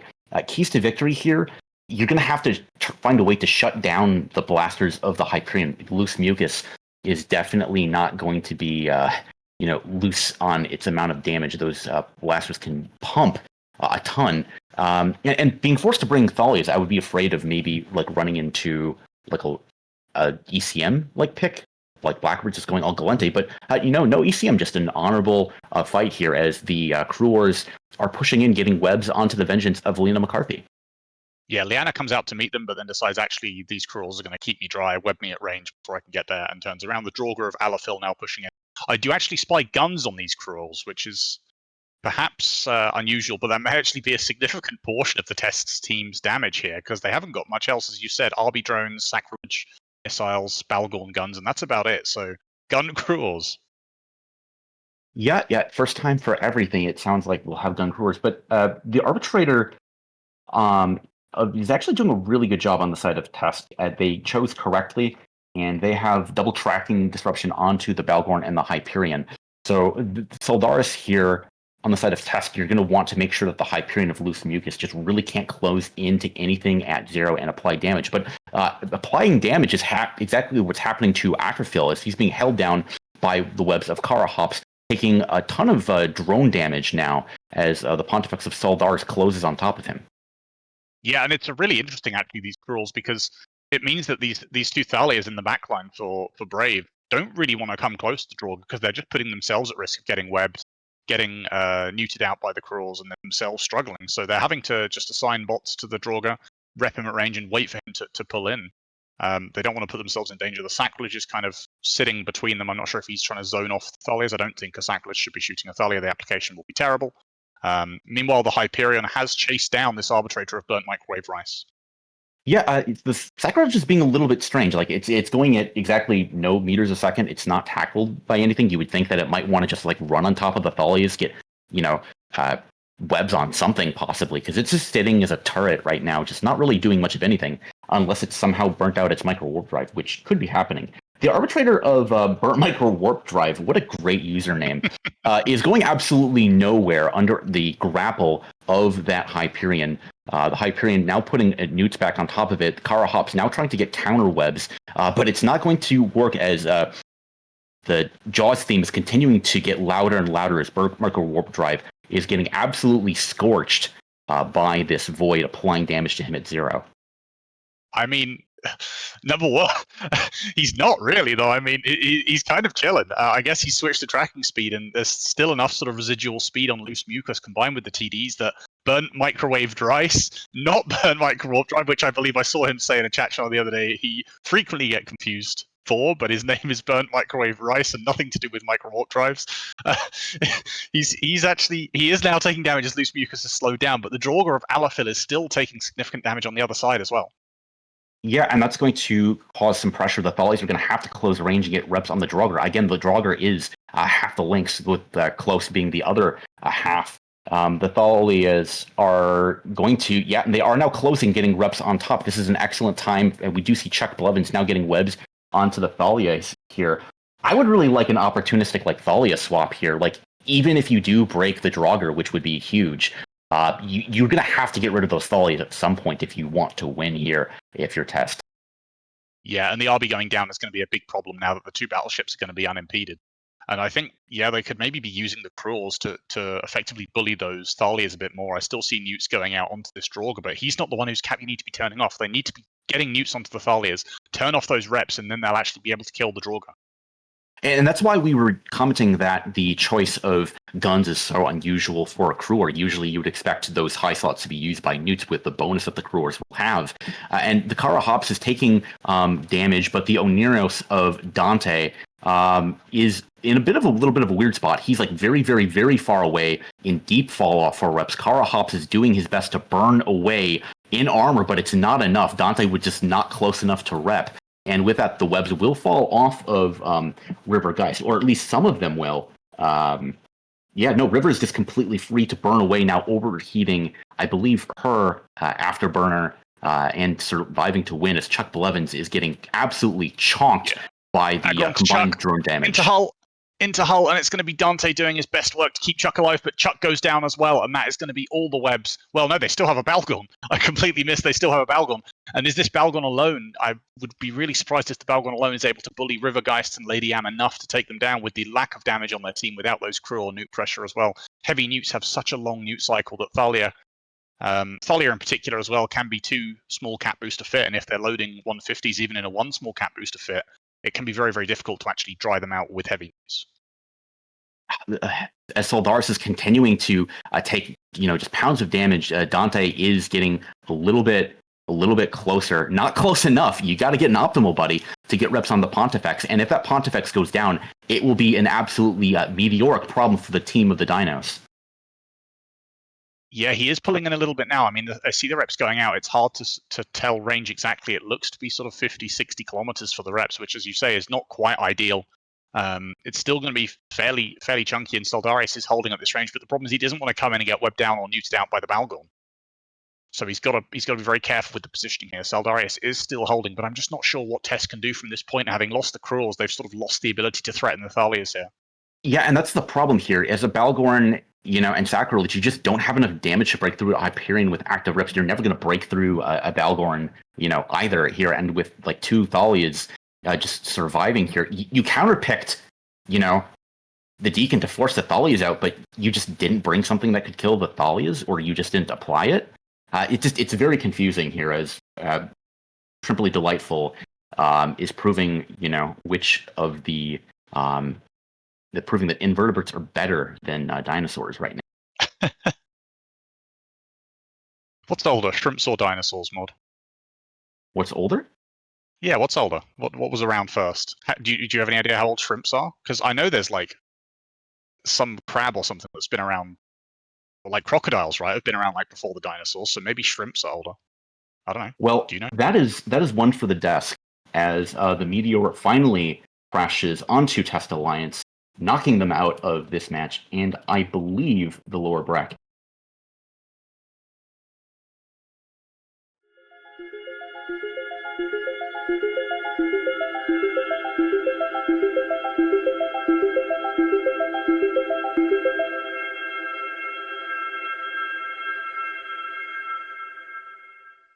Yeah, look at the MJD from Vargas of Tofu Hunter. Where is he going? Yeah, good beat. That looks... Hold on. No way. Inside or outside? Oh, he just got bumped. Is that going to send him off? Yep. See you later, buddy. Dude, King Pop, I love you.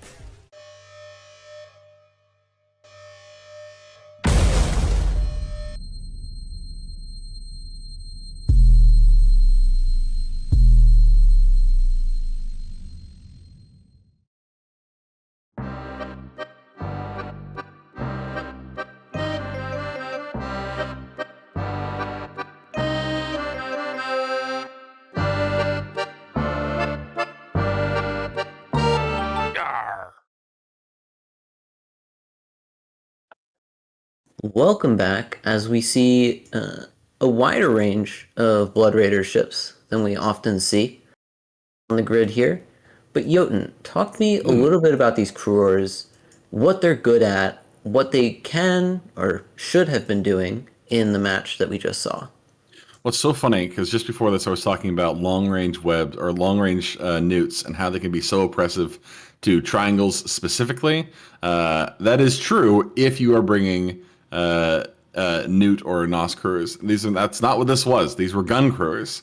So the thing is, when you have, you mentioned this just moments ago to steal the exact talking point that you mentioned as if it was my own. You have this comp is not super damage heavy, obviously.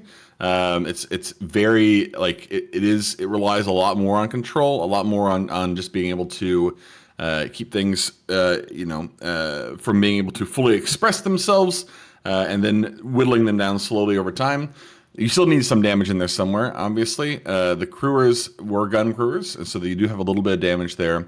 And the crewers, notably, are about the only thing really that can go down and really apply a lot of damage to these Thalias, because they also have bonus webs. So you send the crewers after the Thalias immediately, straight out the gate. They have to be able, because you have to be able to get rid of the Thalias every time you leave the Thalias up, especially when you have a Hyperion on grid. The Hyperion has so much rep power anyway. Like those Thalias are just multiplying that rep power over a period of time. So you have to get rid of them as soon as possible if you ever want a chance of getting rid of the Hyperion. The Hyperion is not a great matchup for the Balgorn specifically because of how cap heavy it is. They waited way too long to go after the Thalias early on, and I think it probably made the difference in the long run. Yeah, and Kevin, so we saw the Logi on both sides at various points playing very cagey, and perhaps for good reason. But at what points do you think were critical for folks choosing to go in versus perhaps staying back a little too long? I think that the Oniros did fine on test side. It did what it needed to do. It hung back. It never got targeted. That's what you want as an Oniros. You want to just sit back, throw out your long reps because you got tons of range for them, and just rep all match long. The Thalias don't get his luxury. They need to be within like 30 kilometers to get anything done and 10 kilometers to get everything done. They need to be on top of stuff.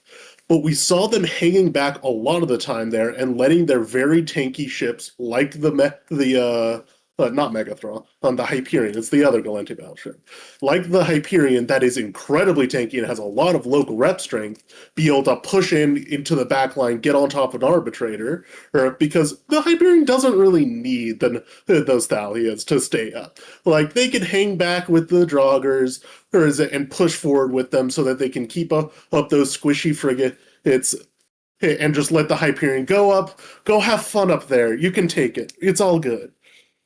Excellent play by the Thalias. All right.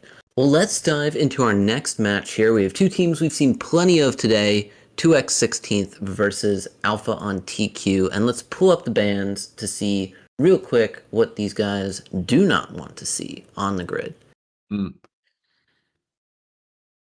Another nightmare ban. They hate it. They've had enough. Anything else jump out to you here? Seems pretty standard. Yeah, get rid of all the webs. Long range webs, visual hyena, Loki. Get rid of all of them. Don't want them. Cease to be. Blackbird, obviously, I actually love that Blackbird ban too. It's like Blackbird is so powerful in control comps, and saying no, we would prefer you not do that. If you want jams, you have to bring a more expensive option. Is I think a really good pick, and actually very interesting pick, very interesting pick. There's no Rapier Hugin ban, so that long webs are on the table. We'll see if they actually do it this time, but no Rapier Hugin ban's interesting. It is, yeah. I'm cheating a little bit. I can see what's on grid. It is interesting. I guess we'll see what happens. Yeah. Any predictions? Quick thoughts? Word. What team? Just the team. Just give me the team. 2x16. I think I'd go for Hydra. I feel silly not going for Hydra. I'll go for Hydra. I'm an underdog lover. We'll see if 2x16 can pull off a little upset of their own, because when it comes to the betting, not many people believe in them. But we shall kick it over to the casters and see if they can upset one of the strongest teams that we have in the tournament.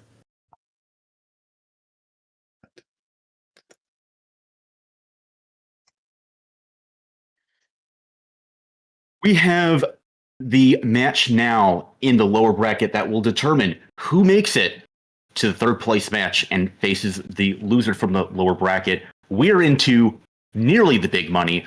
We see that we have Team China, former Team Fraternity, previous AT winner against another previous AT winner, bringing triple Manticores and an ECM Widow supported by a Link Ham Nighthawk. They're running a bomber core that they ran the exact previous match, and they're running it into a mobile drone comp. ECM against drones, Basil. This has got to be rough for them. Yeah, I think it's going to be tricky that the Sentinel of Nithinken's not going to have a huge amount to do here with the TDs and the GDs at least. But on the other side, I feel like the Armageddon will be able to really threaten the local rep of that Scimitar. Between matches, or earlier anyway, when Avdot were playing, I tried to cook up some sort of approximation of what a local rep Scimitar might look like, and I found it pretty tricky. So I don't know how that Scimitar fit is cooked, assuming it is going to be the same local rep Scimitar fit that we saw before. But if that Geddon can start landing newts on it, it will be able to cap it out very quickly. So it's going to be very critical for the Widow to be landing jams on the Geddon, or indeed for the Widow plus the Manticores to be able to actually kill the Geddon through reps, because that is what those Torp bombers are able to do. I don't even know if the Geddon is going to need to get on the Scimitar. I think that Nith here in the Sentinel can play very free. Like, there's nothing that can really do meaningful damage to him. If that Sentinel can just sit on the Scimitar and just completely cap out LW's tank, he may be pretty much dead and unable to support the Manticores. But again, the Manticore is already off the rip, applying torpedo damage with Javelin at range to Dexter Exio. Makes perfect sense. It's going to be the most powerful ship here in terms of its overall tank. Brainstorm in the EOS is rushing it down mid into get tackle onto Sailor and the Widow, but burning a little bit past here. Again, the EOS is a very interesting counter pick just because of the damage typing against Manticores here, Brain. Yeah, we're not actually seeing Nith push in super aggressively. He is starting to move in a little bit more aggressively now, but he played it fairly slow at the start. But as you say, yeah, I think the only way that they can control the Sentinel and Mageddon from neuting out the Scimitar is going to be the ECM of the Widow here. We do see a lot of damage going into the Stratios of Warpout. Below half armor, he's really not holding here under these reps from the Deacon and Thalia. No, and that's not too surprising. Again, we've got like the Nighthawk on him at 0, the Stork on him at 0, and I mean the Manticore is just applying damage. The Stratios here is just completely going absolutely nowhere under Web Scram, and it will eventually break here. The Sailor and LW in the Scimitar both taking damage. The Stratios is going to pop here, but if they can trade with the EOS of Brainstorm now landing on top of LW at 0 just to apply newts to it, that combined newt pressure will shut down that tank, kill the Scimitar, kill the Nighthawk, and I think you coast the win. The Sentinel's on him as well, so I think the local tank of that Scimitar is not going to be as long-lived as it was in that previous match. The capacitor pressure is going to be immense here, and the bombers are pumping into the EOS to try and clear the EOS off the Scimitar, but he's going into armor already. No long-term tanking for the Scimitar in this match. He wishes he has an Axel ASB for this matchup, but unfortunately not. The capacitor is empty, and this Scimitar is going to go down and leave this 2x16 squad logiless for the remainder of the match. Yeah, and the EOS has been hit this entire time with the Deacons now just coming in range to rep him. That just goes to show you the immense Galente tank that you're going to have against like the Manticores, who would have to swap off to like EM to explosive to some other damage type because those excursion missiles are just never going to break an EOS. And now the Manticores are just free fodder for the drone swarm with no reps coming in. The first Manticore dies rapidly. Sailor in the Nighthawk is also completely eating shit. He's low shield. I don't even know what's shooting him, but he's dying from psychic damage or something. And they're just not really making progress on this EOS anymore. And as you say, especially with triple kin-locked Manticores, I think that the damage of bombers when you do off-racial torpedoes is really not good. No. The kin resist of the EOS is going to be huge. So, and with a reactive fit, he's just going to be so spooled here. Yeah, we're seeing combined Praetors from the EOS and the Armageddon go right into the Nighthawk, and with no Scimitar to support it, Sailor is just going to have no tank here. Hoshi Matt is going to be a Torpedo applying, really solid damage, but the problem is that you have to hold down something, and you just can't. We already see good fights in local as a really decisive win here for Alpha on Tranquility. Even with jams across to the Thalian Deacon, I mean, Brainstraw and Dexter were just never in that much danger of breaking to begin with. Yeah, it was a really nice read, I think, by Alpha on TQ to end up in such a favourable matchup here, predicting that 2x16th would again bring the comp they brought last time with this Widow and Triple Bomber, and bringing something that's very, very hard to deal with for that comp with so much newt control here. Logi frigates that are obviously not particularly weak to the bombers. You've got so much newts coming out from the Ged and the Sentinel. And it's obviously not particularly weak to the ECM either, with the drones being able to be remotely assigned. So a good read from Alpha on TQ, and as you say, a very convincing victory.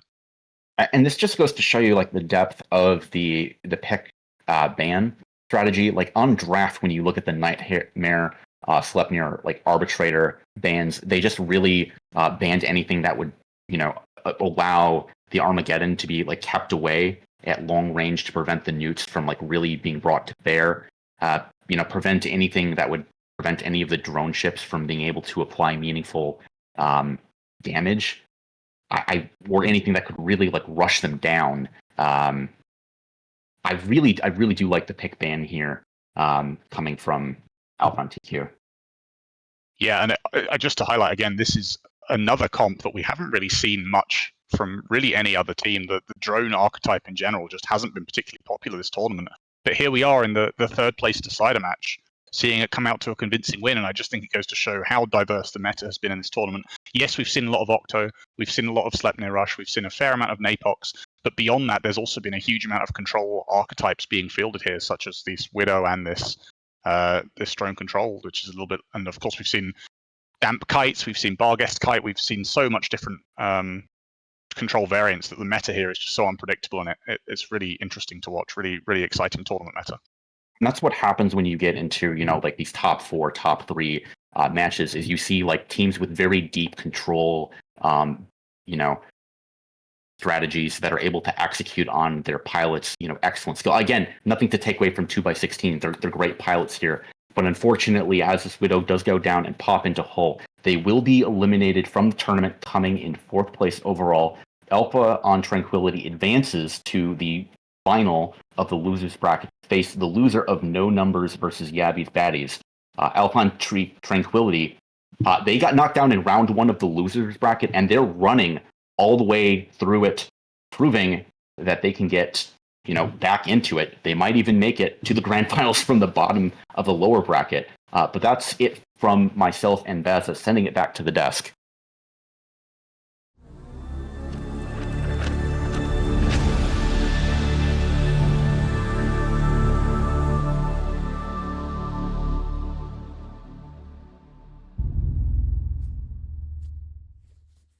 The pythographs. Like Jordy says, dude, the comps might seem bad, but they work. But it doesn't. It only works in Pytha. Yeah, what about it? Stop shooting our Logi.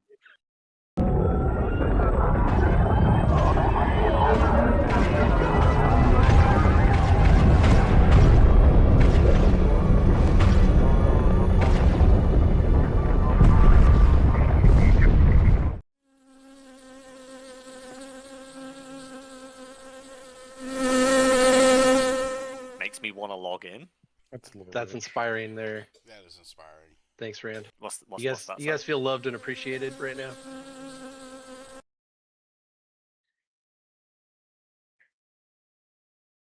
And welcome back to the desk.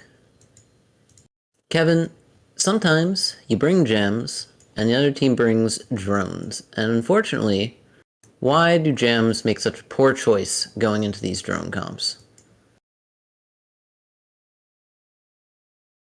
Oh no. He's Hasn't happened. mutilated.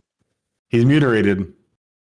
Once a drone has been assigned onto a target, it doesn't care what happens to its ship anymore.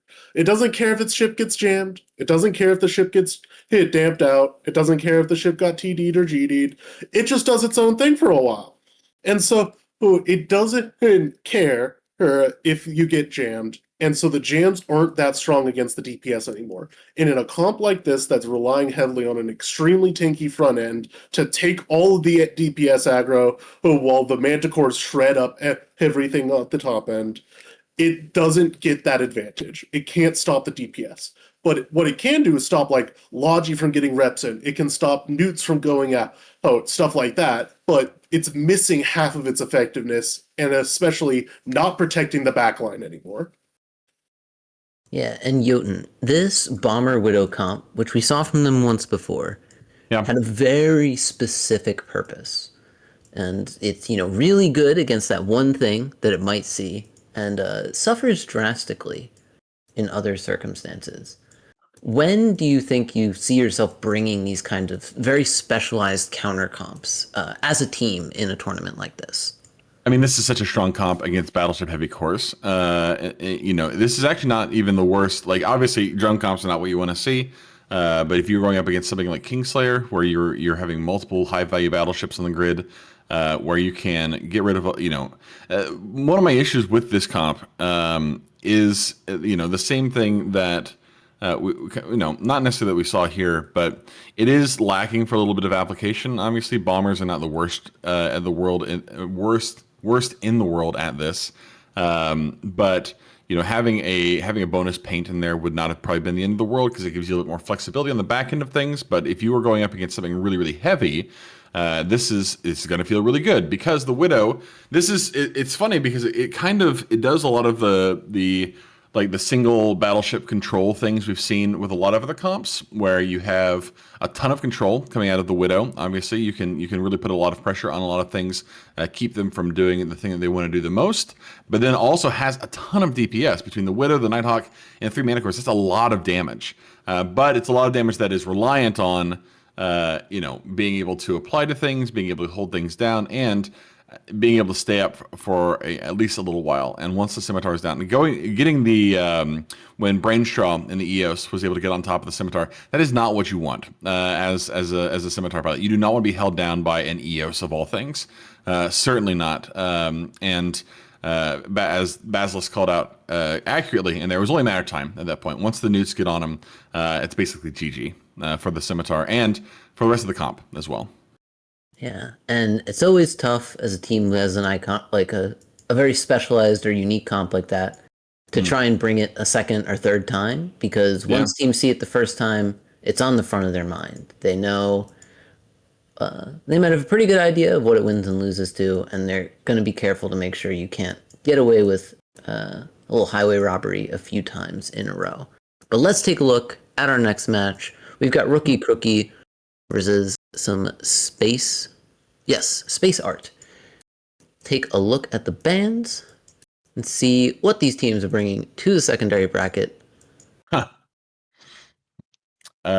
Just neither one of these teams want to see the full list. Not even a little bit. It's so illegal. Extra illegal. It's very illegal. Extra. Yeah. So I will add that the last band they give simultaneously blind, so that this is why normally the other ones are sequentially, and once the other side bans it, you don't need to ban it yourself. This is not the case for the last ones, which is why we see double Photos banned here. Yep. Here's that you can rape your band we were talking about before. Yeah, it's always there. We do have an attack on the medium guns with the Absolution Astarte knocked out. Think that'll stop anyone from medium guns? If you want to bring medium guns, you'll bring medium guns. Like, you can't ban it out. Kevin's right. I mean, you absolutely have the hardest time in the world. I mean, that's why one of the reasons why gun spam is so good is because there's just so many options. That being said, killing the Astarte and the Absolution in bans removes perhaps the two most apex options from medium gun spam. So you would have to make a lot of alterations to that comp if you use either of these, because they are so fundamental in so many different versions of it. But yeah, I mean, if you want to bring it, you're going to bring it, and two bans ain't gonna stop that. Yeah, absolutely. Especially, it may be a little more effective in the 7v7, whereas 10v10, a lot more of the cheaper cruisers and battle cruisers can still be very effective. But I think the Armageddon ban is an interesting one.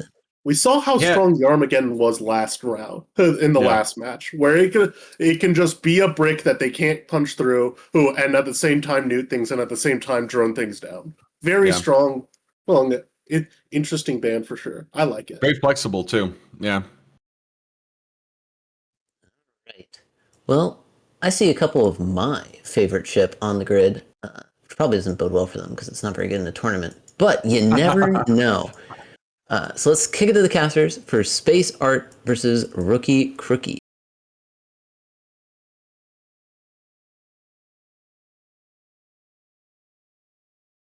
Welcome back to the arena. I am still the Basilisk, joined now by Tian Zaharin. We've got Space Art versus Rookie Crookie. I'm not sure which of these ships is Murray's favorite ship. Maybe it's the Sacrilege. Maybe it's the Maulus. I would guess it's the Sacrilege, as he said it's not great in tournament setting, but we're seeing two of them from Space Art. And on the other side, Rookie Crookie bringing a control comp, which I think we've seen them bring before. Slight variations on it this time with Falcon, a couple of Mauluses and a Heretic. How are you feeling, Tian, about this matchup? Yeah, I see that Vindicator and I'm thinking that's going to be pain and suffering, because that's definitely just going to get onto something, probably the Armageddon Navy issue, and just hit it very hard. There is no real way that they can prevent it because they're sacrilegious. I mean, they might be able to use it as screening, but against the 90% reps, it's going to be hard to get anything under the guns to just keep the Vindicator in place. And supported with the Guardian, it's also going to be hard to kill the Vindicator. I think Space Art will have to rely on the heavy news from the Navy Armageddon to maybe shut something off. Maybe shut off the Guardian to kill the Vindicator, or try to do the Vindicator, but that's also going to be a tough task. So this is going to be an uphill battle for Space Art, in my opinion. Yeah, I think they're going to be on a timer here because, as you say, the Vindicator should be able to get on the Armageddon Navy. And when they start landing jams and damps onto that Augurer on the Space Art side, that Armageddon Navy is going to slowly die. So I think they need to use these sacrifices here to try and have a real impact, whether it's screening the Vindy to free up the Armageddon Navy or using the sacrifice to go sort of independently into the backline, kill off Pontifex, sort of trying to pressure the Guardian. Just do something different and leverage the strength of the two sacrileges here. They are, reasonable DPS, fairly tanky. They do get a utility newt in the high slot, so they're sort of self-sufficient in terms of they have everything they need to act independently and go and do some damage in the backline. They're just utilizing that strength. Yeah, and they got the Vindicator pinned down by that Nurgle, and he looks to be tanking right now. Whereas the Nurgle is very, very tanky. It also has the ADC to pop in an emergency, and it is supported by the Augurer. I see the Armageddon Navy very close, and I think that might have been a bit of a misplay because he got close enough to get webbed by the Vindicator. But he doesn't seem to be webbed anymore now, so he might break free here. And get maybe on the Guardian, which would be an optimal call, but at the moment it looks like they're just shooting the Vindicator. I'm not sure about that call, because I don't think they can break the Vindicator and the Guardian reps. And especially with the E-War support of the Falcon and the double Maulers, that's really going to make it hard on them. Because they're and I think losing one of the on problems. the Vindicator. One of the problems here with using the Nurgle to tackle the Vindy is, compared to other battleships, usually taking a frigate and sticking it on a short-range battleship is great. But when it comes to the Vindy, obviously the Vindy can just web your frigate and blap it, and we're seeing Dragon is taking significant chunks of armor here. And like I said, when this Falcon and Mauler start to apply E-War pressure to the Augurer, all it takes is one jam to land or the Augurer to be out of range for a couple seconds, and that Nurgle can get vaporized just like that, down in one shot, down to 40% armor. Yeah. Another huge hit comes in every time these blasters cycle. It's going huge chunks of armor into this Nurgle. It also confuses me a bit here. We see the Armageddon obviously hitting the Vindicator, and the Vindicator seems to be tanking just fine right now. I don't see any newts going out from the... Oh yes, there they are. Okay, they are going onto the Vindicator. I'm not sure about that call. It's going to be hard to newt out the Vindicator because the Armageddon will only have 2 newts in his high slot because the rest is filled with missiles, probably. And yeah, the Nurgle goes down. Oh yeah, now it's just a sacrilegious to pin down the Vindicator. But even if they have the Vindicator pinned down like they have at the moment, they're not making good use of it. The Armageddon Navy is now trying to break free, but it is Windy webbed now, so it will slow down significantly.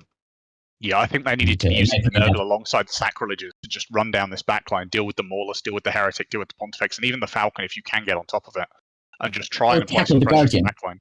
Or just tackle the Guardian, get the Armageddon Navy on there and kill the Guardian. Yeah, that's another option, but I think trying to face brawl into the Vindy with the Nurgle is not the right play there. You're just going to get blapped as he did, and now Ricky Ducati in this first sacrilege is taking large chunks of armor as well. We'll also have an ADC because that is a heavy assault cruiser, but that's not going to be that big of a difference against the 1600 DPS punching out from the Vindicator, hitting 100% of the time. So yeah, I see that sacrilege dying here soon as well. We see some damage onto the Maulers now, but the Guardian is obviously going to be able to easily keep the Maulers alive here. So yeah, this is basically just wasted flip. And the Armageddon Navy is now was chasing, but he now seems to be held down by this Heretic. Yeah, and the all falling apart. Armageddon Navy is now not in range of the Guardian and also not in range of the Vindicator anymore because he's now scrammed down by the Pontifex. Really good use of the mid-slots on the booster there to just have a scram and be able to pin something down. Yeah, this is really nicely controlled by Rookie Crew, the allocation of the E-War. Yeah. And also the Maulers is doing a good job just staying near their Guardian, making sure that there can't be any snafus, there can't be any mistakes. Just hug the Guardian. Where he is where you want to be. But you're not at risk of getting out of lock range and focus on doing what you need to do, which is cycling the damps, getting your damps on the right targets, extending jams, and not worry so much about positioning. Now we just see the big chunker, the Vindicator coming in, approaching to that Armageddon Navy issue. In a second, he's just going to control space and start blasting the Armageddon Navy, and I don't see it surviving that. The Augurer is still alive, but it doesn't matter. It doesn't matter at all. The Augurer is not doing a lot. It's trying its best, but it's just not going to make that big of a difference. We see some damage on the Falcon now, but yeah, it's going to be armor tank. There's not going to be much more movement in a second. And the Guardian is definitely going to be able to keep that alive. The only thing they could break is the Guardian, but they need to tackle it, and they can't. It's just the drones, I think, the fleet of Warriors and Vespers that are on the Falcon. But yeah, as you say, the Guardian should be able to keep him up just fine. He's no problems with range, no problem with positioning. And yeah, there's not much damage going elsewhere, so the Guardian's untroubled. The Arbitrator is trying to nuke the Falcon. I'm guessing that the Augurer will, on top of its armor reps, also have some remote couch transfer, so the Falcon is going to be absolutely fine. But yeah, the Arbitrator can really just not do a lot. Even tracking disrupting the Vindicator is completely pointless here because it's just sitting at 0 on that Armageddon Navy. Funnily enough, he is still moving. He should just control space, stop his ship, and blast into the Armageddon Navy. He does not need to move. He just needs a bit of patience, but I guess he's moving over to the Sacrilege, which is tackled, to just delete that off the field. We see damage on the Guardian, finally. As soon as you said it, he's just shooting the Armageddon Navy. As soon as you said that, he started moving, and now he's thought, well, Sir Thurbag, this is just going to take too long. Let's just go and kill the Sacrilege. They're not going to take nearly as long. Starts pumping into Etane, and of course, it's going to die a lot quicker. It's a Sacrilege. It doesn't have the base HP of an Armageddon Navy, and sure, even with the ADC, he gets 10 seconds of surviving, but after that, he just continues to die again. Yeah, definitely. And he probably just calculated and decided, yeah, we're not going to break the Armageddon Navy into 1 minute, so at least cash in some points, kill the Sacrilege, maybe tackle like the Arbitrator stuff, it down. By the way, the damage we see on the Guardian is obviously just some Light Warriors. Now we see the same Light Warriors switching onto the Maulers, but nothing is going to die here on the Guardian. That's like, there is just no way that anything dies. And the Sacrilege does go down, so yeah, as I said, now the Arbitrator is under attack, which is probably also going to still die in the last 40 seconds. So yeah, it's just clean up, and Ruki decides to just leave the Navy Armageddon sitting there, because it's not going to do anything anyway. So they can just collect some points. Yeah, and a well-executed control comp, I think, from Rookie Kruki here. I think the combination of the Falcon, the Mauluses, and just sort of not allowing the Sacrileges and the Nurgle to actually get sort of a leverage in the game and make any progress on that backline just meant they had such a control gap over the other team. But with that said, 5 seconds remaining, match is over. Congratulations to Rookie Kruki, a convincing victory, and unfortunately for Space Art, they're on the losing side this time. I'm going to send that back to the desk. I'm getting bumped by I think I burned my prop. Insane gameplay. Dude, I'm sucking 0 gigajoules from him. Jetzt noch einmal. Hit. High octane gameplay. High octane gameplay. Go, heating. The Ghost Radius after. Can you web him? He's already running like a. Okay. One?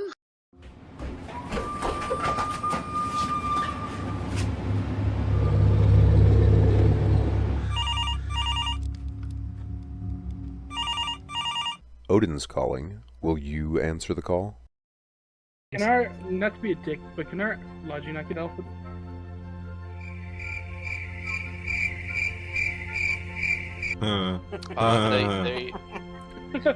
I know it's asking a lot, but please don't get alpha. Don't rush again. They get it. They will expect it. All you gotta do is roll those bad boys and then some bitches, and then Stop it. Get some help. Hello, welcome back. And we saw a Vindicator get to do what it does best and make teams pick from a list of bad choices. Jotun. Yes. How does the Vindicator achieve this? Let me tell you something, Murray. When I was young, my family used to go to a family reunion we would have, with just a bunch of distant relations, cousins, aunts, uncles, whatever. And I had this one aunt who, every time I would go there, I don't know if she was actually my aunt. I just thought she was my aunt. She was just a distant relation somewhere. And she's probably dead now, rest her soul. But she would, every time I would get there, if she could track me down and find me, she would come up to me and put me in the most aggressive hug, just face into bosom, arms all the way around, just the death grip on you. And she had the most strong perfume that was just like almost sickening. And now, as I'm an older man, I recognize that she's had a lot of love to give. But it was still a crushing embrace, and one that I desperately tried to avoid as much as possible. The Vindicator is much in the same way. It has a lot of love to give. But you do not want to be anywhere near the Vindicator. If it sees you at the family reunion, it will come up to you, and it will just absolutely take your face, just push it into its meat, and then just give you the old grip until you die. And that's what happened there. That poor Nurgle, bless its little heart, is me as an 8-year-old at a family reunion who just got too close to the Vindicator, and the Vindicator said, "Oh, just come on over here now, sweetie. Let me give you a hug." And that's what happened, and that's why I lost. You have no idea the amount of terror starting that tangent with "when I was a child" inspired in me, and I think that fear was well placed. I think I was right to be afraid. When I listen, I'm just saying this is, you talk about what you know, you cast what you know, and what I know is when I saw that poor sacrilege, when I saw the Vindicator turn around, there was a sacrilege sitting there like, oh no, I just saw, I was there again. I was there in that dusty little community center out in Brazil, Indiana, and just this sweet old woman coming up there and just face full, just they're like help, and just the perfume and the yeah, it was the whole thing. So anyway, yeah, don't get close to Vindies. Avoid them if you can. It's not fun. You don't want to be near one. They will. They're gonna ruin your day. Yeah, and unfortunately, even the relatively tanky sacrilege is no match for getting exploded by a Vindicator. But we have little time and more matches, so let's take a look at our next one. Yes, let's move on. Let's change the topic. Let's go Hobos versus Soto de la Sol. I think it's like Chateau de la Sol, but yeah, it's a. More you know. Guardian Onero's banned, so maybe they don't want to face off into that kind of like okay, Armor Lodge is just going to sit back and do whatever it likes while the Rush comp kind of just runs its face into the brick wall. So maybe it's Rush flavor. Max Drauger is very interesting to me because the Pontifex is still up. So I'm not sure what they're stopping. Why are we banning the alligator in 2026? Is the question I ask. It's just not good. It's not good. At least not in this. It's not worth a ban. Certainly, there are other things like if you don't want to see alligators, if you don't want to see like shield, drone, whatever, find another ship in that comp to ban because there are other ships that will make the alligator worse, and the alligator is already not very good. So, yeah, I guess just Monostone Chast is because it needs to be punished. Yeah, I guess just punish the alligator.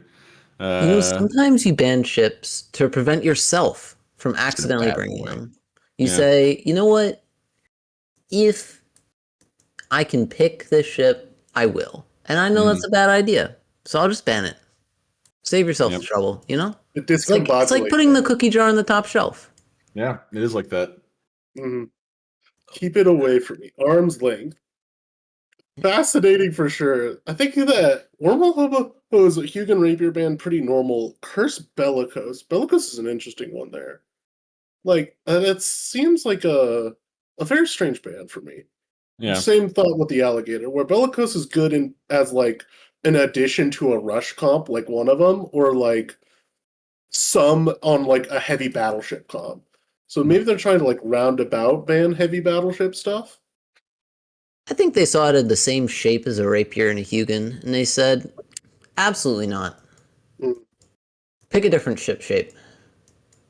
Yeah. Ooh, cat. Yeah, sorry. Just the cat won't shut up unless I give her attention every so often. He needs to be recharged. Really interesting comps on this grid. I'm telling you right now, very interesting. Does the cat know that over 2,000 people are watching it get snuggled? It's getting lots of attention. Cat knows very little, actually. Well, go ahead. Sorry, Murray. You all in chat are welcome to guess which battleship is now gracing the grid. You'll probably get it wrong again, but you know, it happens. Let's send it to the casters to show you what exactly is showing up.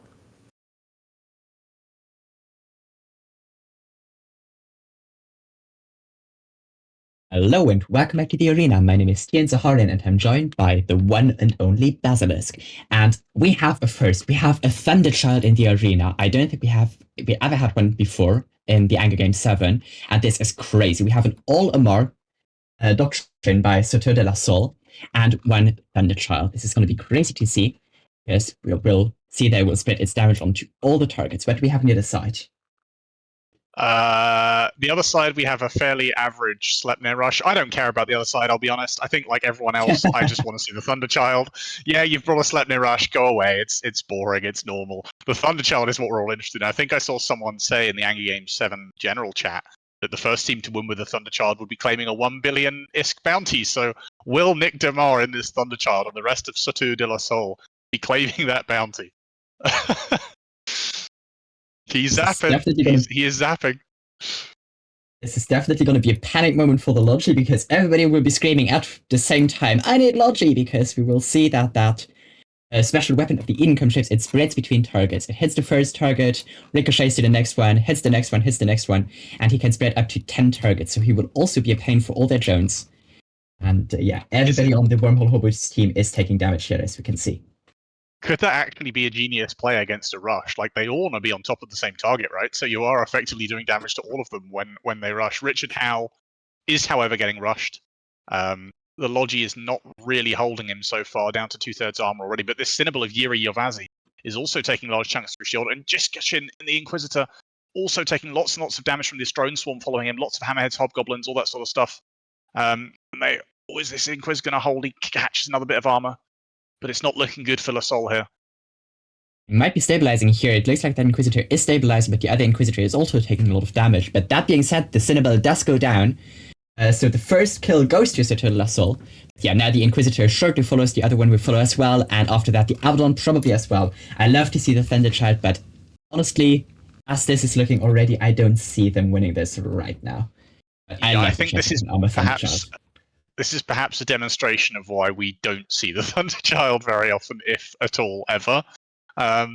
Its damage is, I mean, the beam looks cool, but I'm not really seeing it on the health bars of the Wormhole Hobos team. It's not really doing the numbers, you know. The graphics look great. It looks like a really cool effect. It's just lacking in the numbers magnitude aspect. Yeah.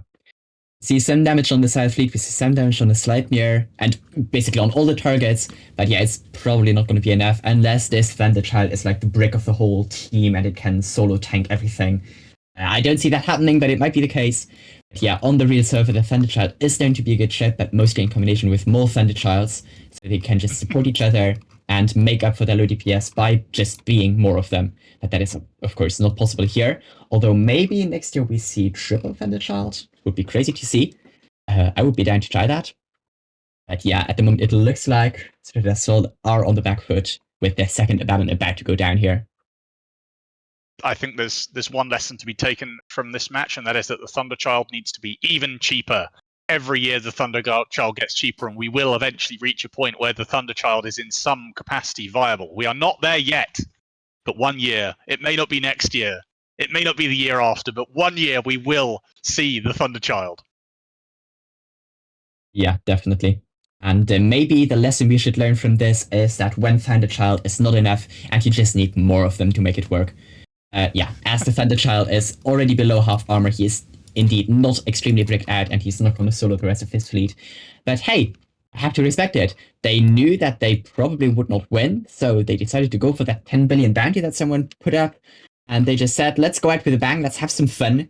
Let's try something nobody has flown before in this tournament. And they did it. But yeah, with that, the last two ships of the team go down, and we can send it back to the desk for some analysis of that crazy match.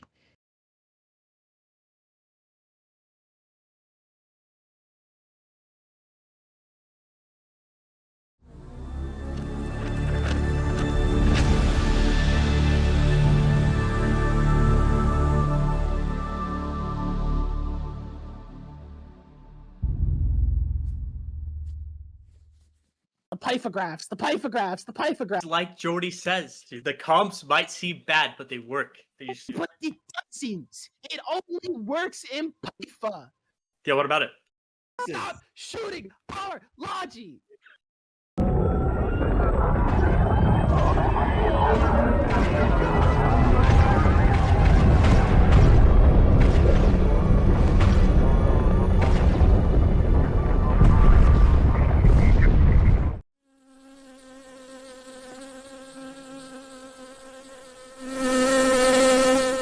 Makes me want to log in. That's inspiring there. That is inspiring. Thanks, Rand. What's you that? guys feel loved and appreciated right now?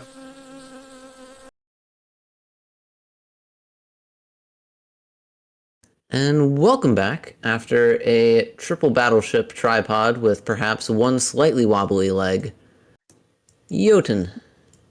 First of all, we didn't talk about that. We can talk about that last ad sometime. But before we do that, I need to tell you guys something else. So I didn't go to my like 10, 15 year, whatever it was, 10-year high school reunion. But I was invited to the Facebook group that organized it. And obviously everybody in there was talking. I didn't want to go. I didn't want to necessarily, I don't really care how fat we've all gotten. We all know what's going on here. This is just the way things, this time. But I did enjoy watching the discourse because everybody was in there talking about when it was going to be, how it was going to go. Everybody was so excited about it, the people who were going to be there. But there was one guy who we went to school with who really didn't like, wasn't like, you know, he didn't like make a splash back then, but he did talk a lot in this Facebook group when they were planning this high school reunion. And he's talked a lot about how people would not expect what they were going to see when he got there, how he had changed so much, how he was a different man now than he was back in high school. And there was a lot of discourse on the side about what was going to happen. Like none of us had seen this guy in years. Well, it turns out he shows up to the high school reunion and he was wearing a mustache, and that was it. And it wasn't a good mustache. In fact, you might even argue that it was just a very bad mustache, sort of like a bad. Like imagine if somebody had attempted to look like a firefighter or a porn star from the 1970s. It was kind of like that, but it was just not a good execution. And by the same token, this Thunderchild was like a porn star from the 1970s. A lot of substance, not a lot of success. And you know, I agree that a day may come when the Thunderchild becomes viable in a tournament format. And a day may come too when the sun swallows the earth and the seas boil and all life here has been extinguished. And if we have not left for the stars, we too, as a civilization, will have the book of time close on us and we will slip quietly into the void. All of these things may happen eventually, but they're not happening anytime soon. So shout out to the Thunderchild. You are a mustache.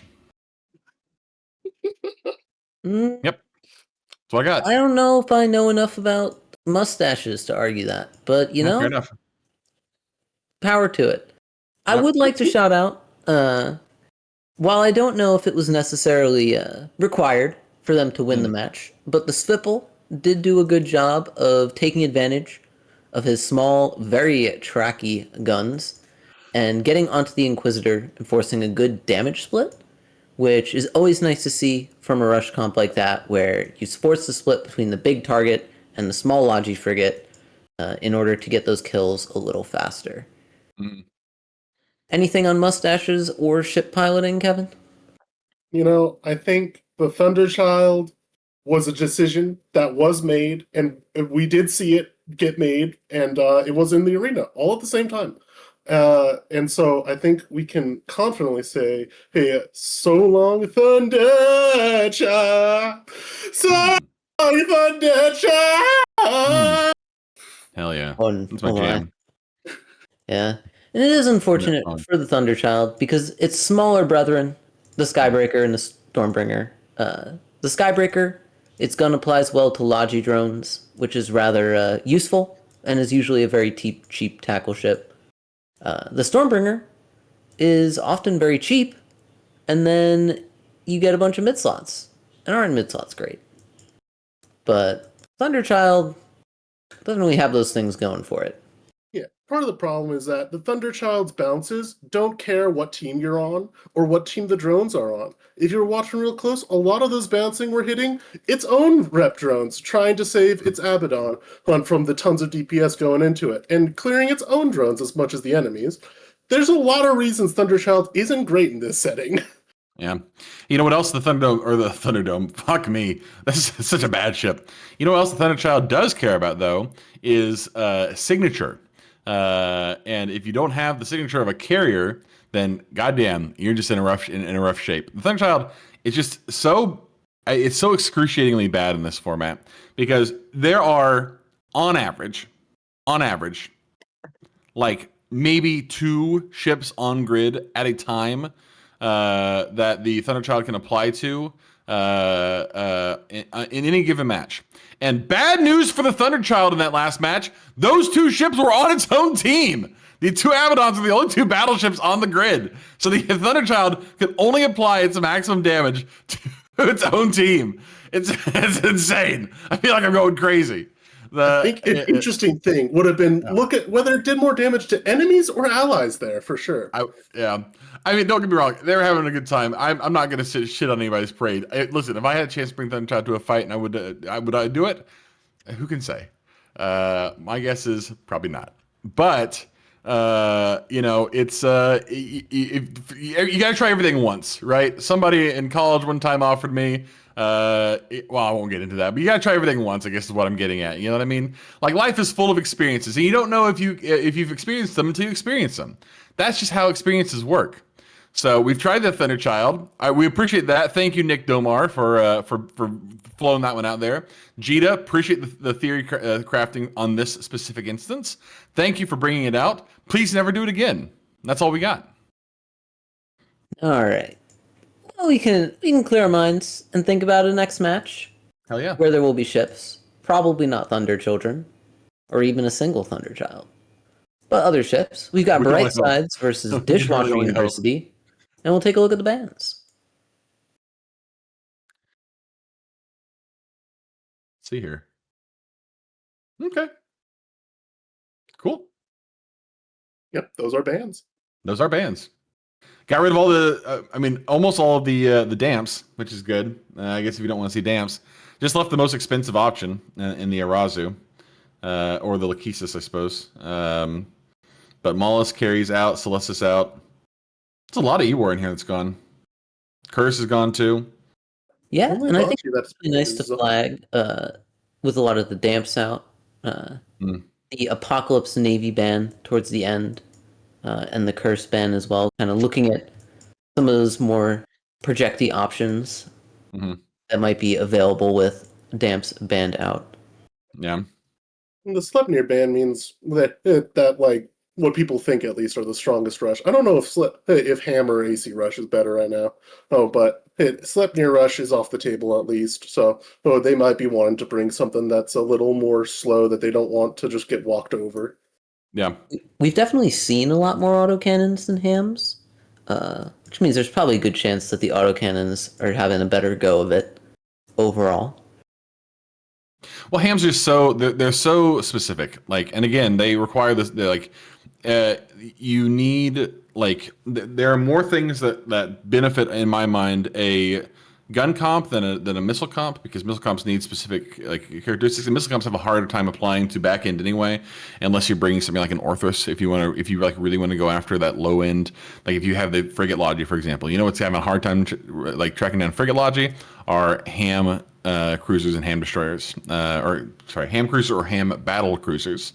Nighthawks have a hard time applying to Deacons, for example, but it is interesting. It is interesting. Yeah, and at full strength, the autocannon comps, I think the Sleipnir in particular is such a big standout over kind of its comparable ships. And I think the Svipple as well is another one where it doesn't really have an effective replacement. So sometimes if you get that full strength comp, it's much more powerful. Whereas with Hams, I think the Nighthawk is generally pretty important, but it's something that's a little easier to work around if you don't have it available. Really interesting to see how this next one goes. Just a spoiler warning. There's this is the comp the Thunderchild probably wanted to run up against. Didn't get it, unfortunately. Sorry, Thunderchild. You missed it by one match, but you did try, and hey, we appreciate that for you. That's a resident of Eve University. I am on the side of Dishwasher University. I'm going to be real here. Yeah, you can believe. I'm just on the side of dishwashers in general. Big fan of dishwashers. Thank you, dishwashers. I hate having to scrub pans, and you do a lot of good work for me. So big dishwasher. I'm there for you. Real. So real, actually. Yeah, for real. And with that, and our undying love of appliances and their utility, we will send it to the arena to check out these two teams and see what they can do.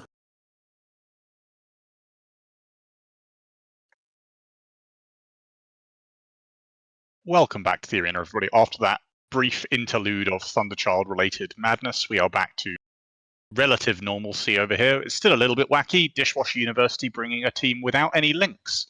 Not quite Thunderchild levels of insanity, but it's just full-on damage here. No links, no E-War, no utility, just straight up Inquiz, Navitas as little points as we can on Logi, except for 0. and then 2 purifiers and 3 foons. So this is going to be some big damage coming out on the other side of these bright side apocs. Yeah, we have pretty much the classic matchup: Minotaur versus Omar. We have the apocs versus the typhoons. The typhoons are cruise missile fit, by the way. I checked that. So yeah, they just have all the range in the world. They can just sit back, relax, and watch while Brightside have to burn into the dishwasher team. But it looks like, oh yeah, they're okay. Both teams actually putting back. I'm not sure about that call. The apocs do want to get close because the closer they get, the more damage they can deal. Whereas the typhoons have the range for the whole arena. Big hits on that purifier of Rebel Rico. He's really not good trans here. The apocs are matching somewhat here, trying to pull a little bit diagonal on the purifier, but of course doing that you're pulling away from the Logi. You're pulling away from the Logi, and that's going to weaken the reps. He is still kind of holding here in 70% hull, picking up reps now, but obviously the further he goes, the less those reps will be, but he's got good trans now against these apocs. Another big hit comes in though, back down to 20% armor. Yeah, this is tight. Come on. In half hull now. Yeah, he tried to turn around there in the end to get back to the Logi, but he just got volleyed off. So that's already a big chunk of damage gone. It was a good first target call. They might go for the second purifier right away. Yeah, there we go. Already getting some shield hits. But yeah, I think that's a defensible choice, but I'm kind of surprised at how little damage is going into this apoc here. I mean, you've got 3 cruise foons and, well, you had 2 bombers, now you've just got 1. But Fox Pure is still just about 70% armor, I guess. The MGC's, the guidance disruption, painful maybe for bomber, but we see it applied to the foons, and the foons, obviously cruise foons have really good range, so I just expected more damage to be coming out. It does seem to be landing now, but they've already lost both bombers. Yeah, it's specifically the long missile travel time that delayed the effect there a bit. But yeah, we see a lot of damage on the apoc now, but it is getting lots of reps as well, and now we also have the big difference: Navitas Inquisitor versus Thalia Deacon. Thalia and Deacon are going to do a lot more, and now that the bombers are gone, it looks like the apocs are now just focusing on the big damage, going for the Typhoon Fleet issue. I'm not sure why the Typhoon Fleet issue and the Typhoons are getting close. They're kind of pushing towards the enemy. I'm not sure about that, because the longer range they have, the better it is for them. Because they have range for pretty much the whole arena, so there is no need for them to get close. Because if they get close, those apocs can just switch from Aurora to Gleam and just hit very, very hard. And yeah, the Typhoon is losing armor, but also ripping again. It's still anyone's game, because the apoc is also in 50% armor, but slightly tanking still. Yeah, there's not much point for them to shoot anything apart from this apoc, and it's kind of a barometer of the state of the whole match, right? Because if they can kill the first apoc, they can kill the second apoc, and they are very, very slowly making their way through this first apoc. It's just a matter of if they can kill this first apoc before they lose this foon. And at the moment, it's looking like they kind of can. I think maybe pushing in is sort of allowing them to Doppler their missiles a little bit and get sort of a little bit more effective DPS applied to this apoc. Fox Pure still hovering about 30% armor here. There's a swarm of rep bots around him. The Logis are doing their best. Deacon of I'm not going to try and pronounce that. Normally I'm pretty good with names, but that is something else. The Thalia of Alex are trying their best to keep him up, but still very, very slowly whittling through this apoc health bar down to 11% armor. A huge volley there. I don't know what just happened, but that was an enormous volley onto the apoc. And also an enormous volley onto that Navitas. That Navitas is going to die in just a few seconds probably here. The Inquisitor now definitely has to switch all reps onto the Navitas, which means that the Typhoon Fleet will lose armor quicker. But the apoc of Fox Pure is now quickly dying. He's regaining some half armor. hull. He might still be stabilizing. A third hull. Yeah, in half hull, he's looking to be going down here. A quarter hull, an 8th hull. Oh, he's going down. I can see the Logi trying their damnedest to keep him up. There's so many bots. That's going to be a lot of heat going into those rappers. Can he 13% stabilize? structure. Maybe. That would be This is crazy life if we on the get edge. through this. This He's is life on barely the getting edge. some armor back. 1% structure. Oh my god, he's 1% hull. He's down to 1% hull, but he got some armor back. he surely bleeds through here. Just oh my god, this is You crazy. know, both teams are just heating so much right now. Trying to take down that apoc or keep it alive. Oh my god, it's just barely hovering at around 6% hull. Holy moly. If those bombers were still I'm alive, lost it would for be words. huge different now. I'm lost for words. How is this apoc not dying? He's still 6% armor, 7% armor, 1% structure, and of course taking damage below 25%. He's going to be bleeding into hull every single hit point. And finally he does go down. Oh my word! Is there enough? APOC lived through so long. Oh my god! Yeah, now it's just a question: can they kill this Navitas? Can they, after the Navitas, kill the Inquisitor, get rid of the Logi, and then maybe win this still on having Logi where the enemy team does not have Logi anymore? That is the only winning chance for Bright Sides now. The Inquisitor does go down, so the Navitas will follow shortly. The APOC of Midas is now also taking huge chunks, and I don't think he will tank. He will tank as well. So Fox. Yeah, the problem is losing that first APOC is half their damage, and now they're just not going to be able to kill the Foon in time. I think, especially if this APOC goes down. Midas is going down a lot faster than the first APOC did. So yeah, this is looking pretty favourable for Dishwasher University at this point. Appliances coming up strong. This is a huge W for all household appliances. Yeah, I might be thinking that it would be a good call to not keep treating the Typhoon fleet because it's obviously going to be very, very tanky, and they already tested its tank. It's very tanky. You have 1 minute 15 seconds to go. Test one of the Typhoon's tanks and see if you can actually break that, because I don't think the APOC will die here in the time, but the question is, can they kill any of the battleships in time? And at the moment, it doesn't look like it. They are going back onto this Foon, I think. So yeah, they've just got to give it everything they've got for this last minute and try and break this Foon. 1 minute they've got left. Of course, if this was an Alliance tournament match, this would be a 10-minute match. In Anger Games, it's just 7 minutes. And I think, looking at the state of the grid, you would probably say that in the long run, Bright Sides would be able to hold this grid and be able to battle it out if this APOC lives, of course. But with just the limited time that we've got here, they need to break this Foon or they're going to lose on points. I don't believe... No, it's not within the points range for overtime. Yeah, and this Typhoon fleet, either it's red bots. Oh yeah, it's not red bots. It's he actually has some form of self-repper, probably at least one Ansel, maybe a second repper. But yeah, he is still clawing back some armor. And yeah, if they just stay alive for a few more seconds, Rats has definitely lose this match, and Dishwasher will take it with 5 seconds down in the match. It looks like the APOC might still go down. Yeah, no. Nope. Oh, it did not die. Yeah, the APOC does stay alive, but it's still a win for Dishwasher. Yeah, very well played. With that, we can send it back to the desk for some analysis.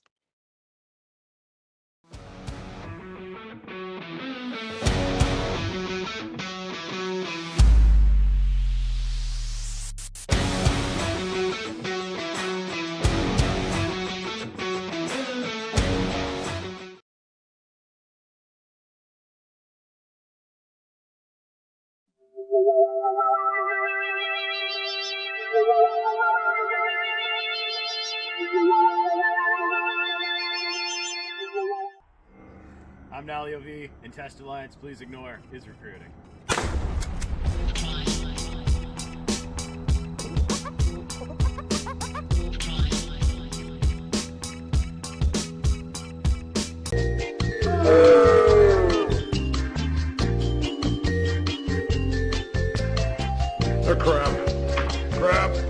Crap. Mega crap. Stranding people coming from the wormhole. Quick roll it. Welcome back. As we saw Dishwashers, it took a little while, a couple extra cycles, but they cleaned it up in the end nonetheless. It looked a little hairy Jotun at the start with the bombers going down, but do you think there was really an opportunity for Brightside to take advantage of having cleared those bombers and keep pushing their advantage? Yeah, Murray, the cruise missile launcher is really a to whom it may concern kind of weapon. When you have 3 cruise battleships in the arena, you're never in any real danger because you can apply damage out to fucking the other side of somebody, opposite end of space. It's very powerful. I love this comp. I think it's really good. And even if the purifiers fed at the beginning, it was frigates. Most of your damage are still in the battleships. Very good. The APOC was gaming. Fox Pure in the APOC. Very strong, very powerful, has a big thick chin. Thank you for taking that damage. It was very impressive. A lot to talk about.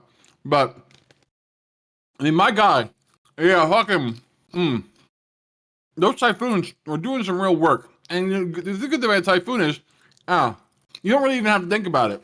You just lock a target, you can lock over the entire arena.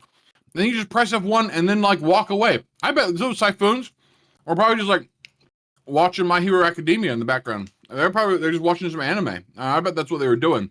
They didn't have to do anything else. They just press the button and walk away. Let the Navitas and the Inquisitor deal with the rest of it. You know what I mean? Perhaps. Certainly, the cruise missiles can get quite threatening as you can chuck them all the way across the arena. And despite the fact that they brought some GDs, that was clearly not enough. But let's take a look at our last match of the day, a quite important one for the tournament. We've got Yabby's Baddies going up against No Numbers here. Let's pull up the bands. See what's cooking for these two teams have done quite well so far. We've got Yabby's Baddies with the Crucifire Curse, Zarm, Hugin, Celestis, and then No Numbers showing up with the Scimitar, Abso Astartes again, and then Tholos Sleipnir. So we see more targets at those medium guns, and then a couple of other E-War bands Sleipnir sorted in. Anything sticking out to you from what these teams have been bringing so far? I'm looking at Curse and Crucifier. I think that's an interesting combination where it is banning out TDs, but it's also banning out the long newts that the Curse can provide. And I think that's why we see Curse bans and Curse brought a lot of the time is because it can not only do the TDing and GDing that all the other bonus ships can, but also those long newts can start putting pressure on stuff like Logi Cruiser and things of that nature, or to start getting reps off grid, even though your ship isn't putting out a lot of DPS, it's able to hurt the enemy's ability to hold grid. Yeah, I think this is interesting too. I mean, again, we remove the 2 Apex ships from gun spam, obviously straight off the board. You remove the best shield kite Logi, which is the Scimitar. You remove the best shield rush Sleipnir. This is I really the best shield rush AC shield rush ship in the Sleipnir. And it's so funny. I love when we talk about bans. Oftentimes, I've made the meme before that bans aren't like bans rarely matter, but in this case, you see they're being very surgical about this, right? You're just removing the best ship from a couple different comps, knowing that if they didn't want to bring those comps, then you're going to be seeing a worse version of it. Like, you can still bring autocannon rush, but you'll see a worse autocannon rush. You could still bring gun spam, you just might see a worse gun spam. You might still see shield kite, but you'll see a worse shield kite. And maybe they say, these are our worst matchups, we just remove the best picks from all of those comps, and now we're in a position where we're seeing the worst version of those, and we can feel more confident about it. Which I think is smart and really, really cool. And honestly, at this point in the tournament, because these teams are still playing for a chance in the finals, right? Like, this is the way you have to do this. You have to be aware of your worst matchups, and then just neuter those each a little bit. Don't try and wipe them out entirely. Just make them each slightly worse, and you'll be in a better position in the long run. Yeah, it's definitely a key thing where you take out the strongest versions, and then for people theory crafting, trying to figure out what comp to bring, it becomes that much harder to decide what beats what. And that's really where practice comes into it, right? Is getting opportunity in practice to try out the different flavors of comps and figure out how far you need to knock a comp down the scale with bans, or you can stop worrying about it in something that might traditionally not do too well against it. Anything else stand out to you, Kevin? Not too much in specific, but I think we will for sure have a good match up in front of us, looking at the grid now. Yeah, and with the ships on grid, let's send it to the arena one last time for this day of Anger Games for Yabby's Baddies versus No Numbers.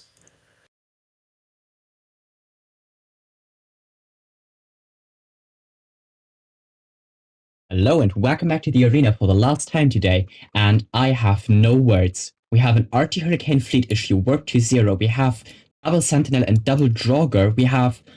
Oh my god, what is this? What can you tell me about this, Basilisk? Yeah, it looks like Yabby's Baddies have just circumvented the bans and said, fuck it, we're going to bring Octo anyway. It's not the best Octo, it's not the most appealing Octo I've ever seen, but it's still kind of an Octo. I have no idea why they warped them all to 0. Clearly very confident about not facing a rush here, but I mean, it's kind of worked, I guess. They're indeed not facing a rush. On the other side, we're looking at a Balgorn control-y kind of comp, but not in the sense of Damps and ECM, just those double Sentinels, may be a real pain in the ass for the Octo side. Yeah, definitely. And that Balgorn is also going to be a pain because those long-range webs will apply pretty much immediately. Yeah, immediately. As expected, we see the red team just going in there, no numbers, trying to tackle something down. Okay, Yabby's baddies are not moving. They are sitting in the middle and enjoying their medium guns with hitting that Sentinel, which gets immediately wrapped up by the Guardian. No Yeah, big they landed surprise some there. good hits on the Sentinel, but I think he's got up to speed now. Arwen's up to speed and is now going to catch reps from the Guardian, no problem. So I think they've missed their opportunity to kill off one of those Sentinels, and they are now being pushed pretty heavily by this Balgorn that we see them scattering away. All these BCs trying to pull away the Vexor of, again, another name that I'm not going to try and pronounce, pushing in, I believe, about to tackle Tom Harriet and the Navy Harbinger. Well, the Harbinger Navy is actually already webbed down, so the Prophecy Navy is going to be tackled next by that Vexor, which then will pretty much already eliminate 2 of the battle cruisers because they're going to die fast. We see the Harbinger Navy is already missing a quarter of his armor, and the Ogre is not going to keep him up, especially not under potential Balgorn nude pressure.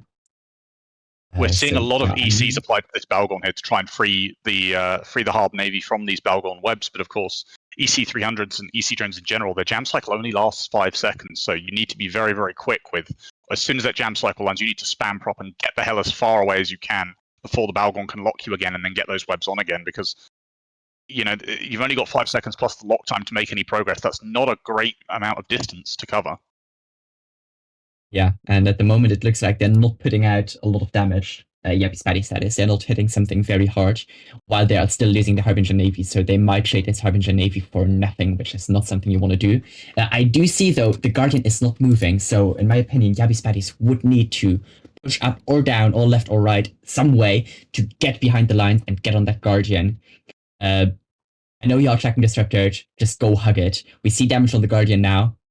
We need more of that. We need to take down the Guardian. If you want to break anything, you need to get rid of the Guardian, because at the moment you're just losing a Harbinger Navy issue for nothing. It looks like they are doing that. The core of these ships, the Mala, the Omen, all this stuff is all pushing towards the Guardian. They've realized there's not much really sort of in the way of screen outside of the Balgorn webs, but those Balgorn webs are already being used to hold down this Harb Navy. So they are pushing onto this Guardian of Young Renegade. I think that is definitely the right call here. They're really going to struggle to deal with anything until they kill off the Guardian, but is it going to be too late to come to that realization? They've basically lost the Harb Navy, and I think this second battlecruiser of the Hurricane fleet is also kind of isolated a little bit here, maybe also webbed by the Balgorn. I think he might have been tackled by the Vexor. The Vexor has now moved off to tackle something else, but you know they've lost a battlecruiser here, and the Guardian is still only just starting to take damage here, still at 90% armor. If they take down the Guardian, which at the moment it doesn't look like he can, but if they can take down the Guardian, they still have a shot. We've seen good kites work out in the past. It would still be possible. It would be definitely hard because those Balgorn long-range traps are going to hurt. But yeah, first part of that sentence is if they kill the Guardian. And at the moment, it doesn't look like Young Renegade is in a big trouble. He seems to be just chilling. And the Omen Navy issue of Kropotkin is taking a lot of damage here.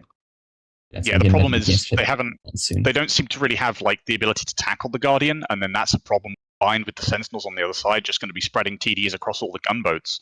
And of course the Balgorn webbing stuff down, and it's a really powerful combination if you have both range control and TDs in your comp, so the enemy can't get on top of the Guardian and they can't shoot the Guardian from range. They are trying their damnedest to get close to this Guardian and apply as much damage as they can, but it's really, really limited, and they are bleeding ships the whole time. Kropotkin, Peter in this Omen Navy goes down, and that's another DPS ship off the field. It's now just the Mala, the Omen, and the Hurricane fleet that are fairly close to the Guardian, but it's still, you know, he's still just coasting around. Young Renegade still untackled, still doing his best to live as long as possible, and all the while they're bleeding ships on the other side. Yeah, the previously tackled Prophecy Navy issue is now just going to be the next food for that Balgorn. It just enjoys a nice day of going around shooting people in the face. I think I didn't check, but the Balgorn probably has guns. Yeah, he's not fully fit. He does have some guns on there, so that is going to be not a lot of DPS, but still 1k DPS it's going to have. That is going to hurt. So yeah, the Guardian is now in half armor, but the time they took to kill the Guardian half of its armor, they already lost two of their DPS chefs, and they are about to lose another one with their Prophecy Navy because it's not going to be long for this world.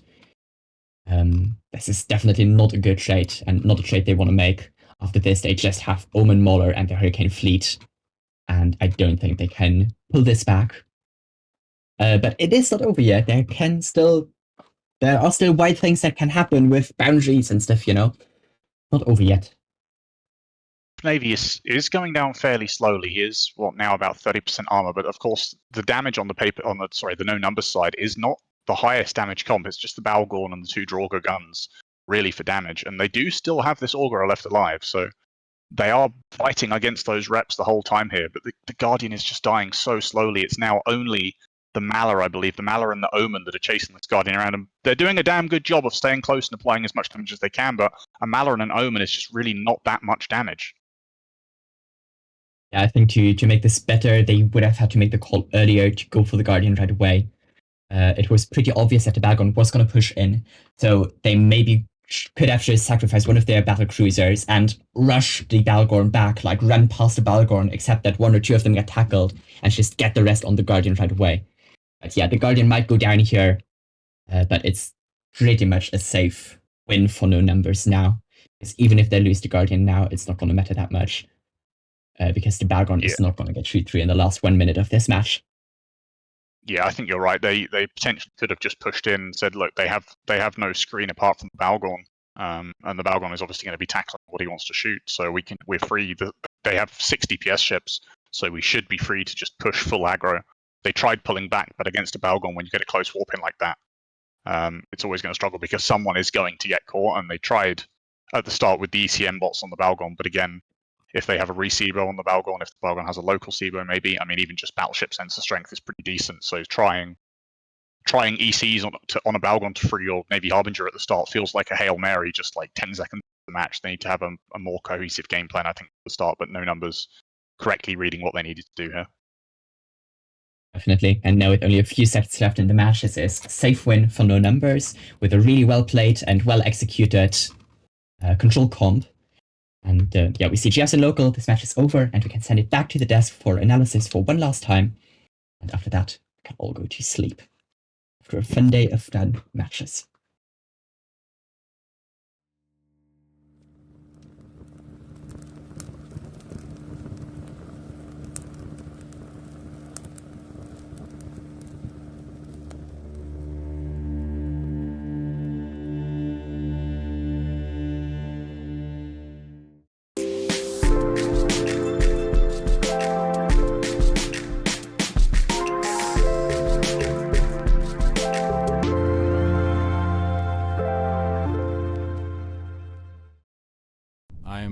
Gonna die, Cyrus. I know. Okay. I'm watching you. I'm making it exciting. Cyrus, this is not funny anymore. I think it's pretty funny. I am in Hull, Cyrus. Oh, you really are? Yes. Again. Rain, are you in an armor vagabond or something? No, I've got XLSP. And polarized guns or what?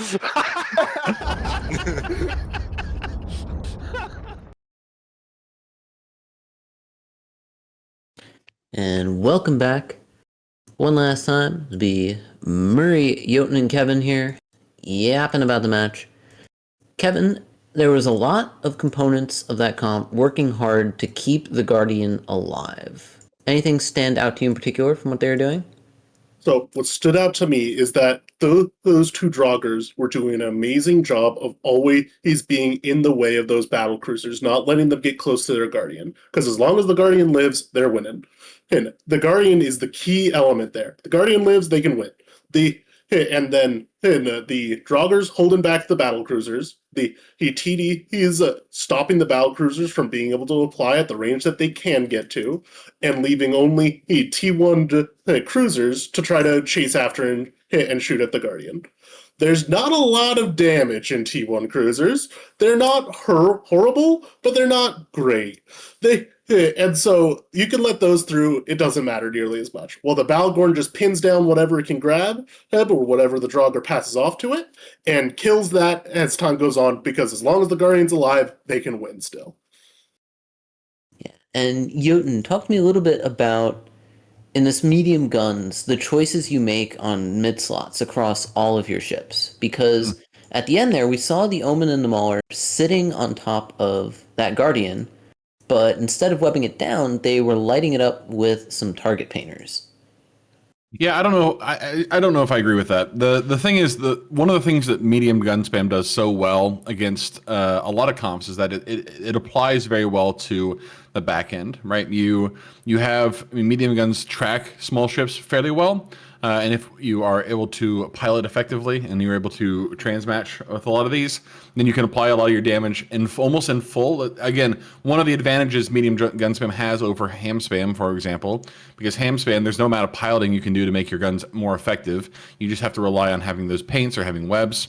By the same token, having a paint on your gun spam team has some effectiveness, but it's not the it is not nearly as effective as just having a web or any webs on the team. So you have a lot of mids. Obviously, you want to be able to use those mids as effectively as you can. But just because you have a lot of battle cruisers on the grid, you want to be able to hold things down. I think that was probably a bit of a misplay.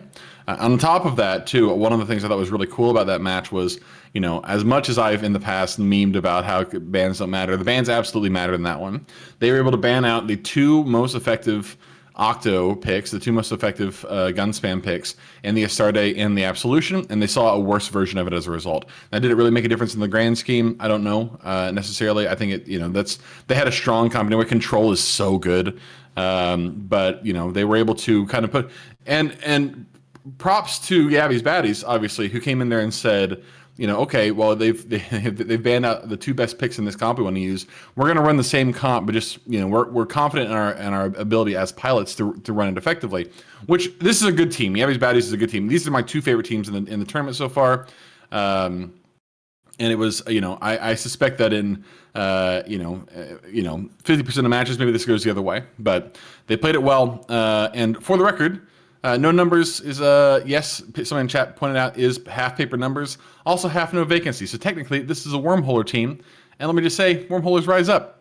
We've been shit in tournaments before, but hey, look at that. We got one in the winners finals. We're gaming, baby. We're good. So there's no problem. Easy game. Yep, we will see more of No Numbers tomorrow, where we have some matches leading up to the grand finals, as well as some extra matches in the middle for other teams that have showed up and showed out here at the tournament. But thank you all for watching today.